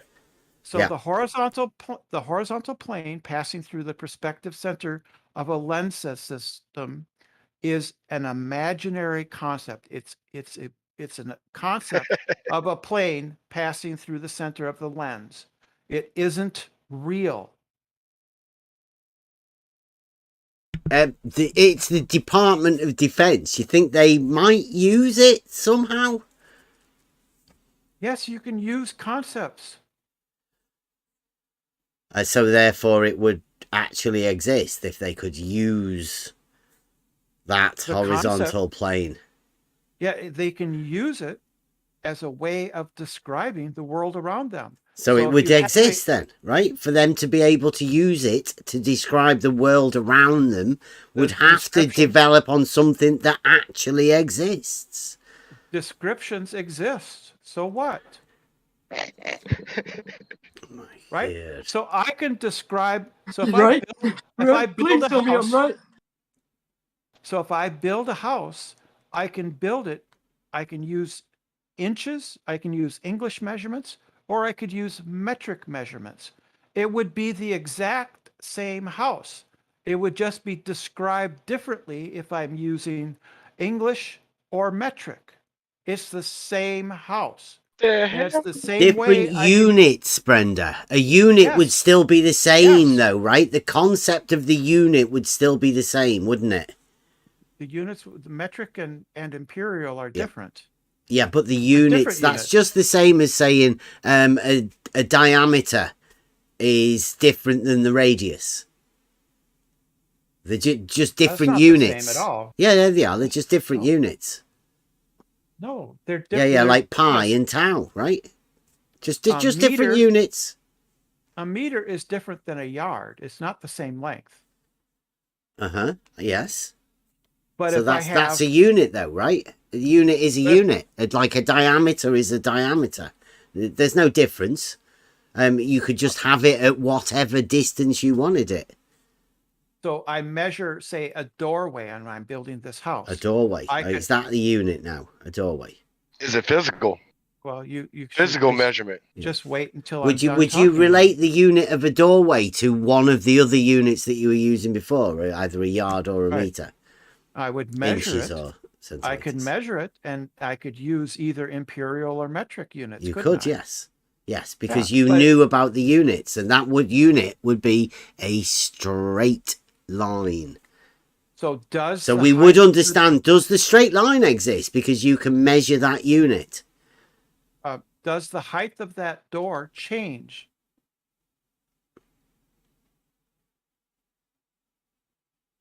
That was a tough one. Huh? The hell? I don't know what are you talking about. the height of the door does not change if I use meters as opposed to imperial, right? I don't know who's done it. What are you talking about? The height of a door does not change if I use metric versus imperial. But those metric or imperial, can I just check? They are straight line measurement distances, right? For the shortest distance between one point and the other. Sure. Right, so that's straight. Good. We understand that. Now, can we develop that straight into a plane? Does the plane of the door or the plane of the doorway exist? That the door, without the door being there, but you fitted the frame. Does the plane of the doorway? No, the plane, the doorway, right? It has 2 jambs and a header, right? Yep. It has 4 points, so it would establish a plane, wouldn't it? Wow, 4 points. You only need 3, right? But yeah, Well, there yeah, would we be only a need 'em, but there would be a plane of the doorway, though, right? Once you've fitted the doorway, there's a plane of the doorway before you put the door in it. Now, does that plane of the doorway exist? No, it's imaginary. Okay, but the door frame does exist. Of course it exists. Right, now, when you put the door on there, in that place, does then the doorway plane exist? Because the door's there in the way. No, Does the doorway door actually fill the gap of the plane that was the concept before? The door exists. Okay, The so the doorway door, plane right? is Okay, imaginary. The doorway plane is but imaginary. it's the same thing, though, right? No, the door just fills the space of the plane that exists there in the first place. All right, so the door is real. Mm-hmm. The plane is real too. No, the plane. Yeah, is because you have imaginary. to, you have to know that the plane is there before you fit the door. Otherwise, how would you know to fit the door square? Well, you measure the doorway frame. Yeah, to make Right? the plane there, right? The plane is imaginary, Bob. The plane exists though in order for you to do it, No, right? it doesn't How do exist. you It's how do you imaginary. put the door frame in that position Oh, if the because- plane doesn't exist there already for you to place Because the you've doorway in? because you've correctly calculated the size door that you need for the frame. So the plane exists before you put the door there. You have to build the frame around it and then place the door there. But that actual plane already existed beforehand. No, the plane doesn't exist. It's just Okay. imaginary. The plane doesn't exist, right? It's just an imaginary thing. It's like a vertical plane that you place the door in. It's a description. We don't play. It isn't real, Bob. The door's real though, and the door The frame's door is real. The frame is real. Uh-huh. Right. The description about it is not real. It's conceptual. Jolly good. I like to have your understanding of this sort of thing, Brenda. Have you ever fitted a door or a door frame? When I was in the 9th grade, we built a house on Nice. farmland, and yes, we didn't fit the frame, but we did put in You personally though, Brenda, that's what we're talking about. we Not put a in- we that you can imagine yourself as being part of. would be you. me with my dad and my brother. So Okay. So what we did you put do? in- What was we your did not- particular? we did not hang the doors, but we did hang the gypsum. The plasterboard. Not plasterboard, is gypsum. What The do you call plaster. that again? It's not plaster, it's gypsum. Gypsum, yeah. To me, you hung And we with also- it, did you? We also put in the well, you have to. We also put in the floorboards. You laid the floorboards. Did you Yeah. do the joists too? No, the carpenters did that. That's too important. So when Oh, you yeah, put too something much to level, pay. was it curved? The floorboards. Did they Were did you- were they your put level the things joists curved? all level? Did you have to? I adjust didn't the hear. level? I didn't hear what people said. I didn't hear. didn't hear what people said. Because you're talking over each other like you do. Were you all never your do. levels curved? As Like all far the as I things know, you they put were up straight. level? They were. Oh, but they were straight level. enough. They were straight enough. Straight enough. You could have a perfectly square building on the globe Earth.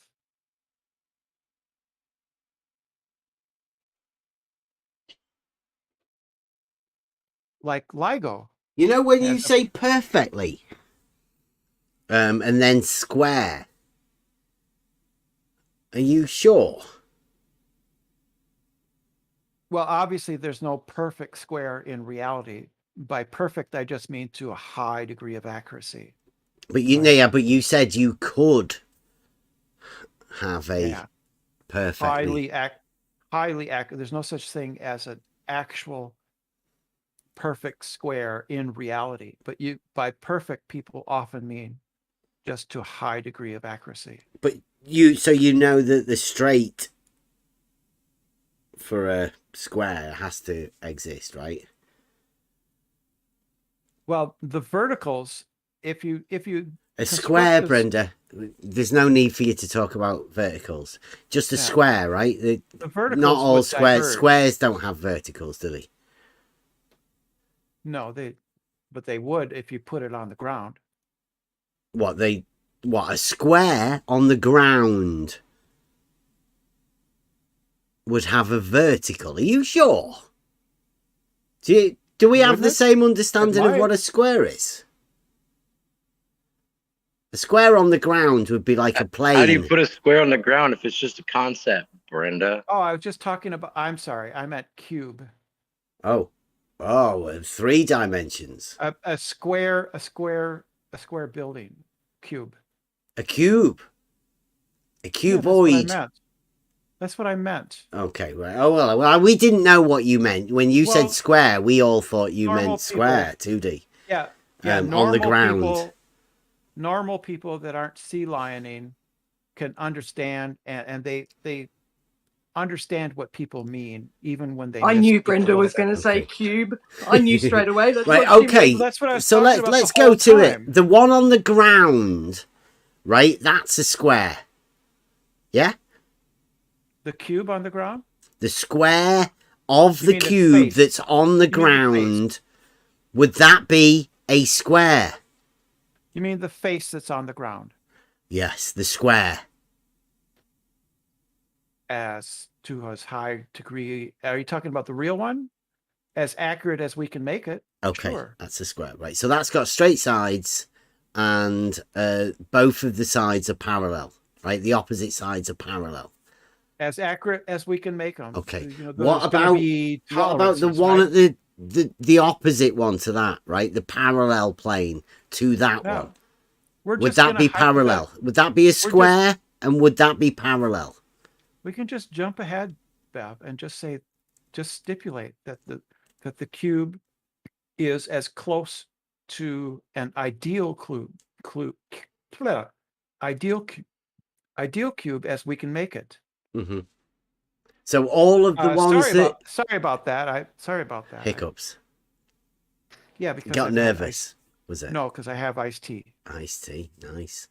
The rapper. Oh, jeez, Biff.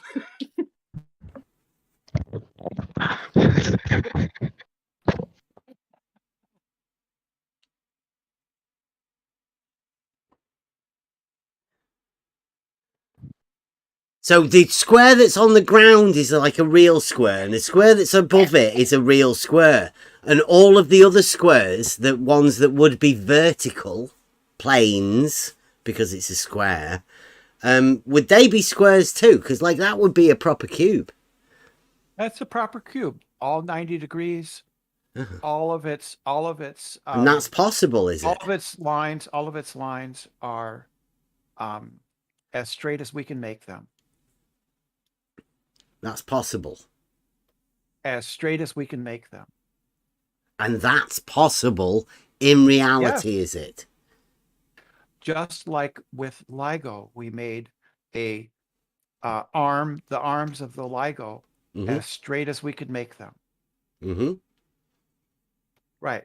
Well, you say we again. You're using the royal we? Just you people. Just people. Oh, wow, just that's people. a big group of we that you seem Just to be people. able to use. You had personally, you had nothing to do with it, right? But if I had enough money, yeah. So I they could are hire the construction straight company. though, right? So we understand that in reality there are people that understand what straight is. They are as straight as we can make them. That's great. I understand that. I personally am of the opinion that reality is Euclidean, so I have the same understanding of straight as the people that made LIGO. No, you don't. No.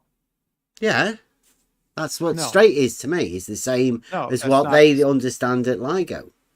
No, you think that Don't tell me. Euclidean geometry. How do you know what I think? Like you? I'm just repeating it to you. You think it's real. You think it's real, right? I think LIGO's real. Yeah, they definitely did LIGO. Even Rakir's been round here. He's took some pictures of it. So yeah, LIGO is definitely real and straight. As you said, straight. You said it was made as straight as possible. And I understand that the people that did it are professionals and they made it very straight.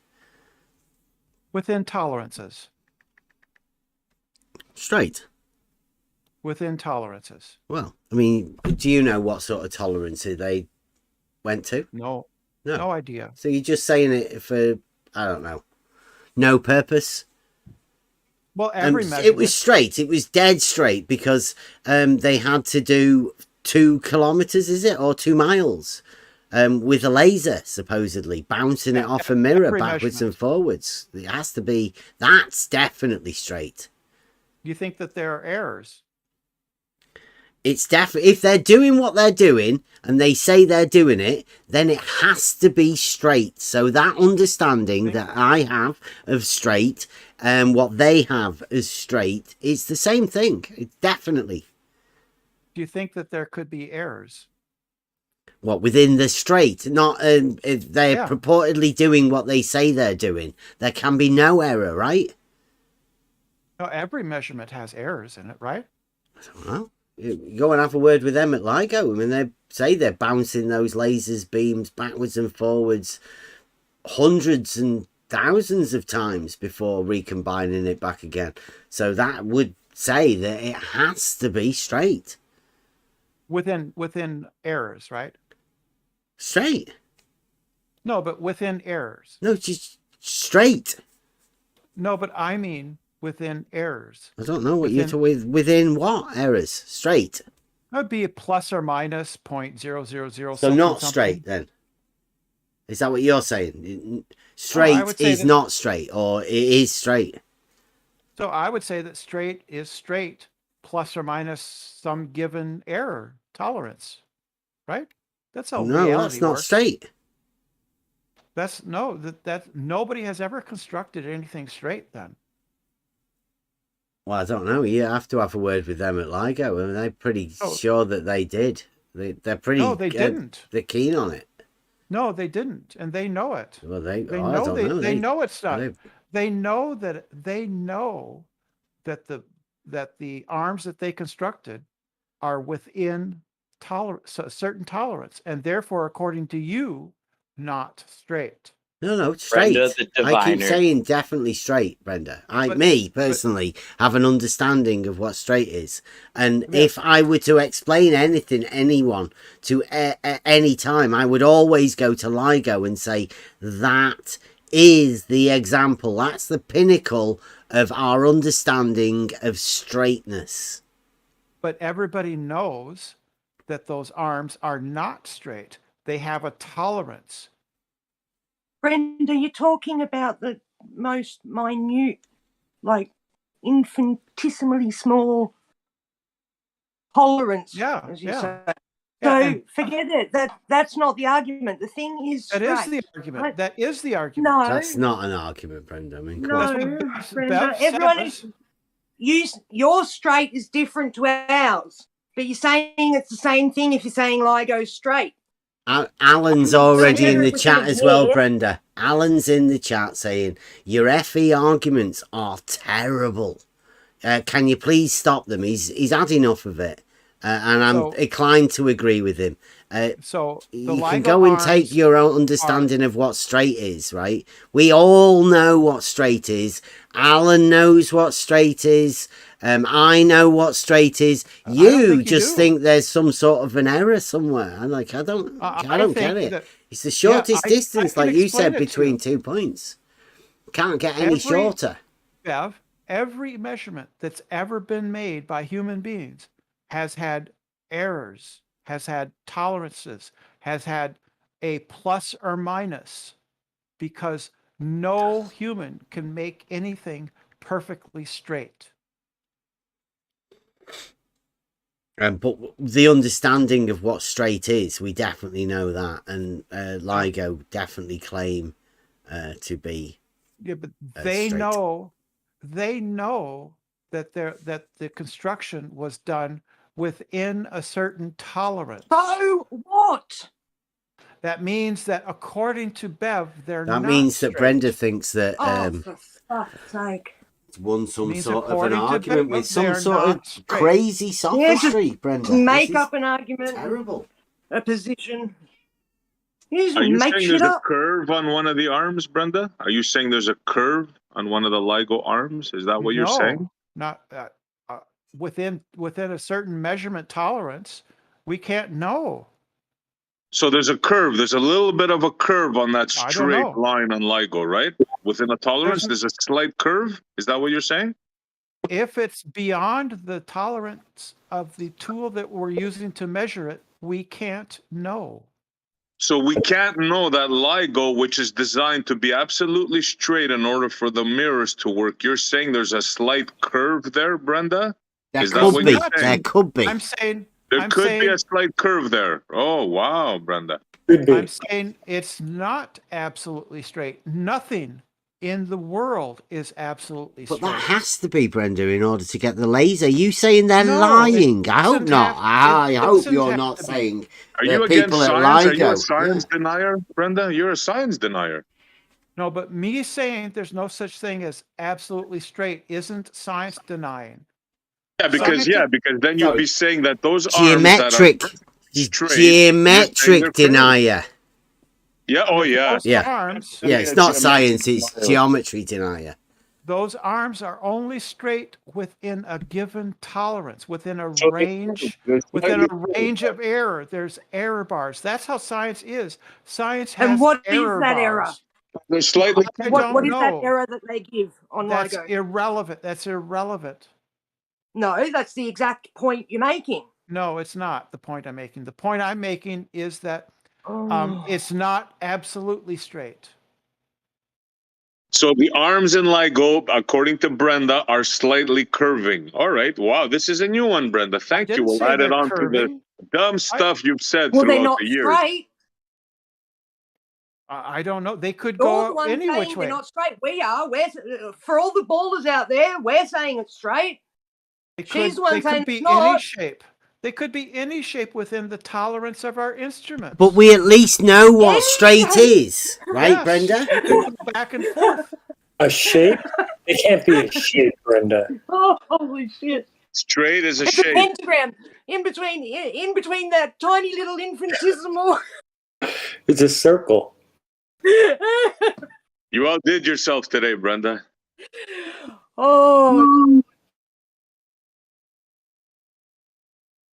Right. Thanks we for can't- coming, Brenda. There are no absolutely straight lines in reality. Apart from Just like apart before from you said- LIGO. I'll tell you, No. apart from LIGO, just like before you said the scientific method is a circle. Keep it up, Brenda. I've never That's said, two never good said ones. any such. So there are no absolutely straight lines in reality. What's an And absolutely science- Brenda, what's an absolutely straight line? a line that does not deviate to any to an infinite degree. Infinite degree? What's infinite? Right. 0.0 with an infinite number of zeros. How do you know that? That's what it's would be defined as. Have you checked? Yeah, that's the definition.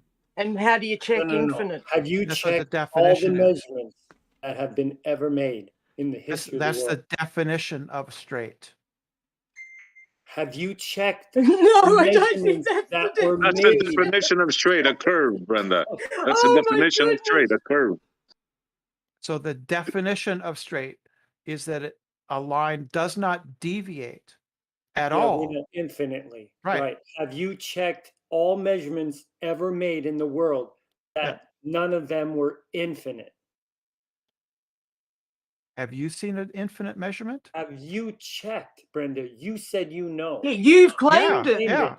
Yeah, there you go. You claimed Oh, it. you fucking liar. Absolutely. You just lied. You're a liar, bro. No, not at all. There are no Yeah. absolutely straight. There are no absolutely straight lines. And you've in checked all reality. those infinite possibilities, haven't you, darling? You've checked them all. Because it's not possible to construct something that is absolutely straight. Because you checked. Yeah, because why? Because you say so. Because she straight said lines so. Straight lines are imaginary. They're not. They're conceptual. They're not real. So LIGO is fake. LIGO's No, But something in reality can lie evenly along something, can't No. it? Can lie level. There are no So points in now reality. nothing can lie level. So now your level door that you hung, now that's not level. It's leveled within a certain tolerance, within error bars. Let me ask Brenda like this. Brenda, the arm on LIGO, the one that's 2.5 miles long, is any part of that higher or lower than the other? It is as straight as we could possibly make it. So that's no. No part of it is higher or lower than the other. Higher or lower than what? I think it's pretty self-explanatory. Is any part of the arm higher or lower than any other part on of a the arm? On a globe Earth. Oh, there it is. One part of it wouldn't necessarily It's be finally- higher in elevation. Elevation isn't a measure of straightness. And that's model afflicted right there, Brenda. You That's can't- not model Finally afflicted. came out. Yeah, Yeah, there it you is. said globe. You said globe. Globe isn't So model affliction. that's your model. It is. Welcome. No, it isn't. Globe isn't. The globe is model your affliction. model, right? The globe is your model, right? Absolutely. Okay, you couldn't say anything about a straight line without talking about the globe. What are you That talking means about? your affliction is the model. That doesn't follow at all. That's just nonsense. Yes, it does. You're the only one that brought up the model. I'm glad the panel. You're the first I'm glad one to the bring up rest a of the panel model. understood what I was saying. SC Montreal was the one who brought up elevation. You said LIGO's a straight line. It could be any shape, Brenda. I didn't. I said Yes, it you could did. within those tolerances. Within those tolerances, it could deviate in Yeah, any. any shape. Any Any shape. shape within those You know how many tolerances. shapes there are? Yes, within those You tolerances. guys already yes. broke her. Yeah. Go to bed. Within those tolerances, right? Yes. No. What? No. What Yes. tolerances? Can't be within the Whatever tolerances they are. any shape. That's If you ridiculous. He's got to go this if you far zoom in, conceptual, you know, If you zoom in on a imaginary. circle, it's a straight line. no. Stop talking. If you zoom in on a Zoom in. circle, it's not a straight. What? There are no straight lines on a circle. That's There how are you none. guys get locally horizontal. My There goodness. are no straight You are lines on a destroying circle. all of your side's arguments, you know. Good. This is dialetheism, Good. Paige. No, This it is isn't. That is dialetheism. finest. Dude, get There up. Good. are no a circle is You just not said good. Listen to me. A circle is We not don't want to listen to your nonsense. a circle is not a polygon. What? And a cat. is not a Congratulations. dog. Yeah, a circle is not a polygon. No It has straight no lines sides. then. It has no So, straight Brenda, line sides. when you That's correct. when you she's stand broken. at the beach, or if you're on an island and you walk around the island, and your horizon line follows you all around, you don't think that the horizon's a circle? Of course, it's a circle. What is it that you imagine you've done? No, you turned around. Yeah. So what? So, Right, so Brenda, a circle- would you say that somebody that thinks a straight line can curve is a dialetheist? I don't think straight lines can curve. Sure you do. You just said so. No, I didn't. Yes, you have, Brenda. You've said that how? plumb bobs curve. No, That's they a straight don't. line. No, they don't. Oh, they don't. You said any shape. So we're Backtracking. saying curve. So it must curve. Plumb bobs establish a vertical. No, you said they curve. I never said they curve. Oh my God, Brenda. What the hell's wrong I with never you? said they curve. When did I say just they listened curve? to the video today. They don't curve.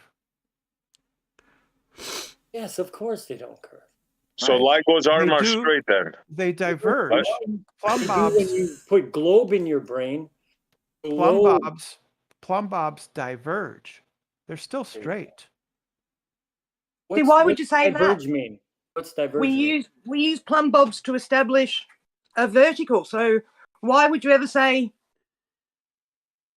that that's diverging from something? If you have two plumb bobs on Earth, right? They Your model. That's right, the black holes. on Earth, they will diverge. They Can we diverge. just talk? Can we just talk geometry instead of models? Well, there's no plumb bobs in geometry. That's a Vertical. survey. That's Vertical. a surveying They term. set vertical. Vertical. That's a surveying term. It's not Yeah, geometry. they set vertical. Right. That's So geometry. plumb bobs establish a vertical. If you have two different plumb bobs, they will diverge from. In Where surveying. does it say that in geometry? In surveying, they It's called- do that, right, Brenda? They do actually use plumb bobs for positioning. The angles will add up to more than 180 degrees. Show me where you can do that in the It's geometry. been Show me. done. We've been in surveying. It's been shown to you. It's not. No. We're Brenda. talking Absolutely. geometry. We're talking geometry. What It's about never been shown to us either, Brenda.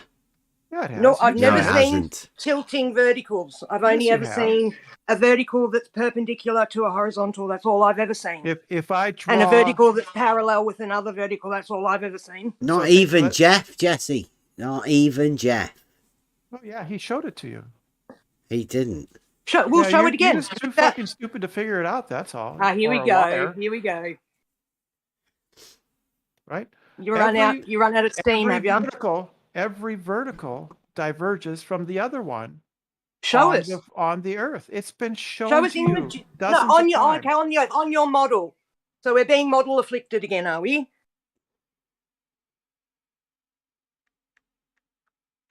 Because we're talking about geometry.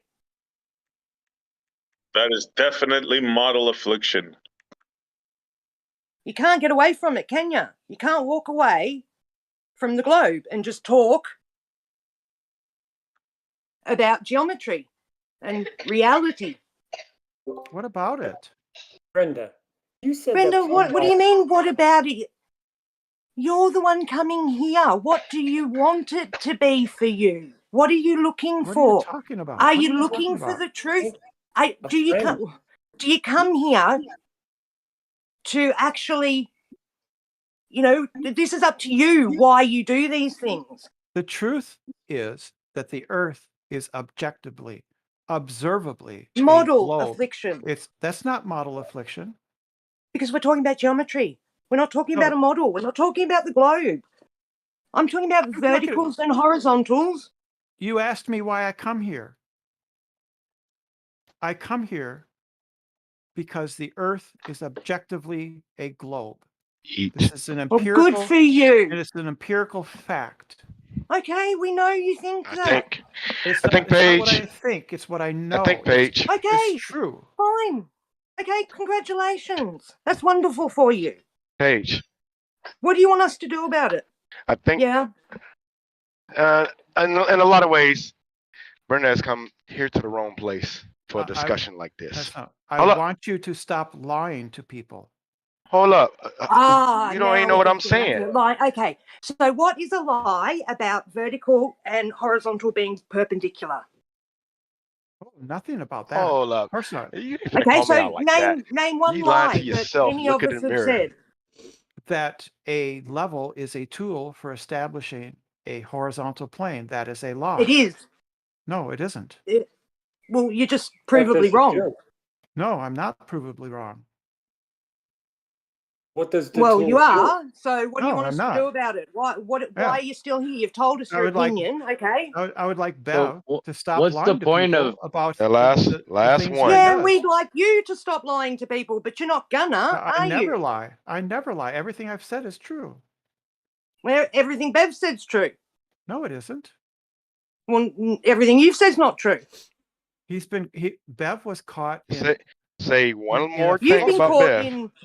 was- You've he been was caught in many in a lies too, falsehood. Missy. He was caught in a falsehood on Red's Rhetoric show multiple times. Go on, Brenda, which one? you've Which been one, caught Brenda? in so Name many one of them. lies. Name one of them. Falsehood. That a level is a tool for establishing a horizontal plane. So It she's is. just going to lie. It to is a say- to tool prove for that you're establishing lying. a horizontal plane. Why And is that a you- lie, you Brenda? haven't- Do you not you think haven't- that's what a level is? Because no, it's not. Well, That's what not what is a level tool then? Please tell us. What is a tool? A level. What's is- it for? What? What's it for? Go on. The level? Yes, a level. Yes. The You mean the tool. tube? What's it for? You mean the tube? I It mean the establishes- level. Yes, It Brenda. establishes a point that is Can you that is just do that with your horizontal. finger? Can you just It point at establishes- something? There's no point you said, Brenda. Yeah. It that's establishes points in the reality. line that you establish with a level is horizontal only at a point. 2 points. No, 1 point. The middle. The middle of the The line. middle of the level. No, the middle Not of even the the ends line. of the level. Right. Not even the ends. The middle. Oh, that's strange. That's the only point that is horizontal. What about Why with do a you think there's water no level lines then? before? Didn't Brenda say there's no lines before? Yeah, there's no lines and there's no Yeah. points. I can still talk about them. Oh, but we can't. Yes, of course you can. You You just can't fucking use muppet. them. But they're not you real. Just can't use them. You use them incorrectly. Oh, of course we do. Everything we do is You use incorrect. the words incorrectly. Come on, Brenda, Yes, grow you up. do. Yes, For you do. hours You proving how Grown-ass ridiculous you person. are. Yeah, this Get is. the hell out of here. I'm gonna start winding this down. Actually, I mean, It's quite long. it's everybody's midday, free isn't to it? come in here, but this live show, Yeah. Brenda's obviously failing. Mental breakdowns You say about that- to you occur. say That was a great I show think today, it's though, about Bev. time we. Hey, That's just Yeah. you kind of can we just trying put to her on feel mute better so we about can get yourself. no more Just join us overtalking? tomorrow. Yeah. Join us That's just tomorrow. you feeling better about We will. Back out of here. Thanks, Ben. Well There done. you go. Thank you. Yeah. Tomorrow will be us going over the inverted commas frantic bunny ears debate that went on. I think there's a lot of content in that, but Don't tonight jump at me, was a don't good do it. one. Jump. Thanks for Thanks, Bev. yeah, thanks for listening. Thanks for being here with us. Even you, Alan. Thanks for being here. You're showing your commitment. Even when people like Rumpus they've all left, they've gone. That's fine. Even M2M came in here and said he doesn't want to stick around because somehow we seem to be bad to these group of people that want to have contradictory definitions. And to be honest with you, I can't really be doing with people that have contradictory definitions that can make up their own definitions of words mid-argument to get around First lying. wiki entry that they see when they Google True Horizon. Or no. He didn't even think that what True did she- Horizon was a real thing. I mean, didn't No, he no, agree she with tried the Goo- US she Googled military? something else. Yeah, no, she Googled something else and took the very first definition that she was given by Google. Get some kind of sick pleasure out of doing this or something. Yep, that's what I think. Yeah. I mean, she's got to. Like, it's gotten to the point where it's so blatant that she's wrong, you know? But she's got to stick to her guns. What guns? If you can lie to yourself in the mirror and say that the mirror, your reflection, oh, it's apparent. We know it's all apparent. Just looking at the reflection back into you. Get out of here. Yeah. Okay. Buster's gonna sing us out. Join us tomorrow when we will be going over the bunny ears debate. Going over it properly as well. Let you in on all of the things that occurred and the lead up to it. Join us then tomorrow. Logic night. See you then.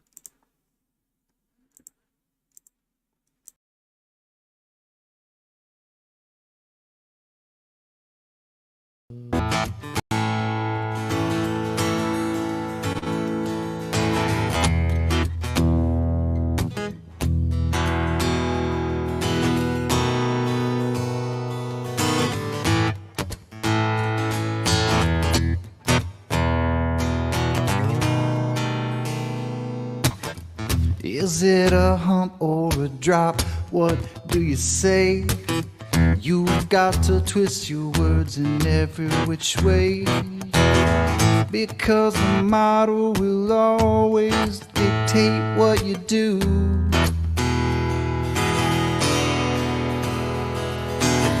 Everybody knows that you've got the model affliction blues. Is it a straight line, or does it curve?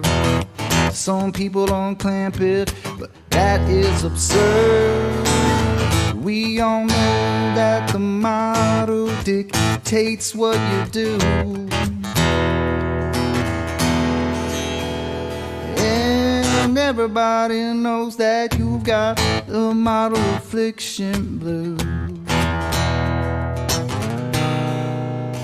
Model affliction,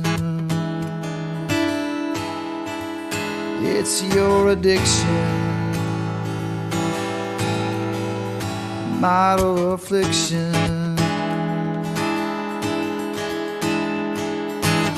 it brings you so much pain. It's your ball and chain.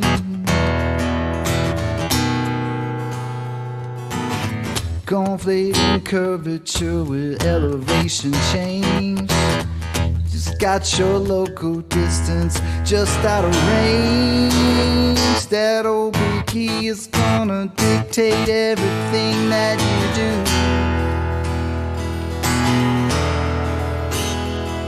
And everybody knows that you've got the model affliction blues.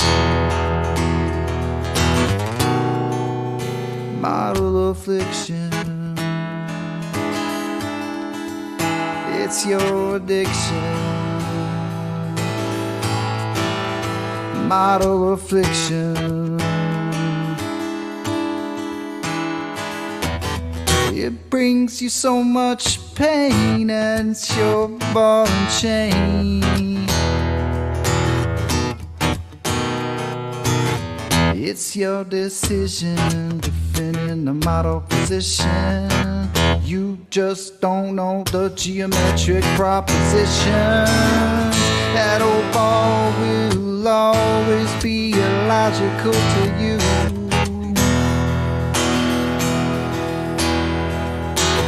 That's why perpendicularity is a puzzle to you. Model affliction, it's your addiction. That old model affliction,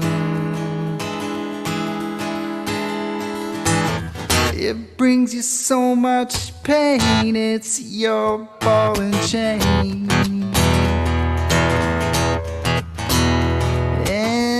everybody knows that you've got the model affliction blues.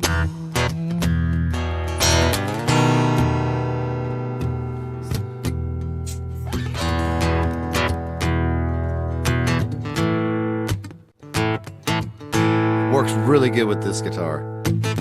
Is it a hump or a drop? What do you say? You got to twist your words in every which way. We all know that the model dictates what you do. Well, we know you got it, the model affliction blues. Model affliction, model affliction, model affliction. Well, we know you got it, the model affliction blues.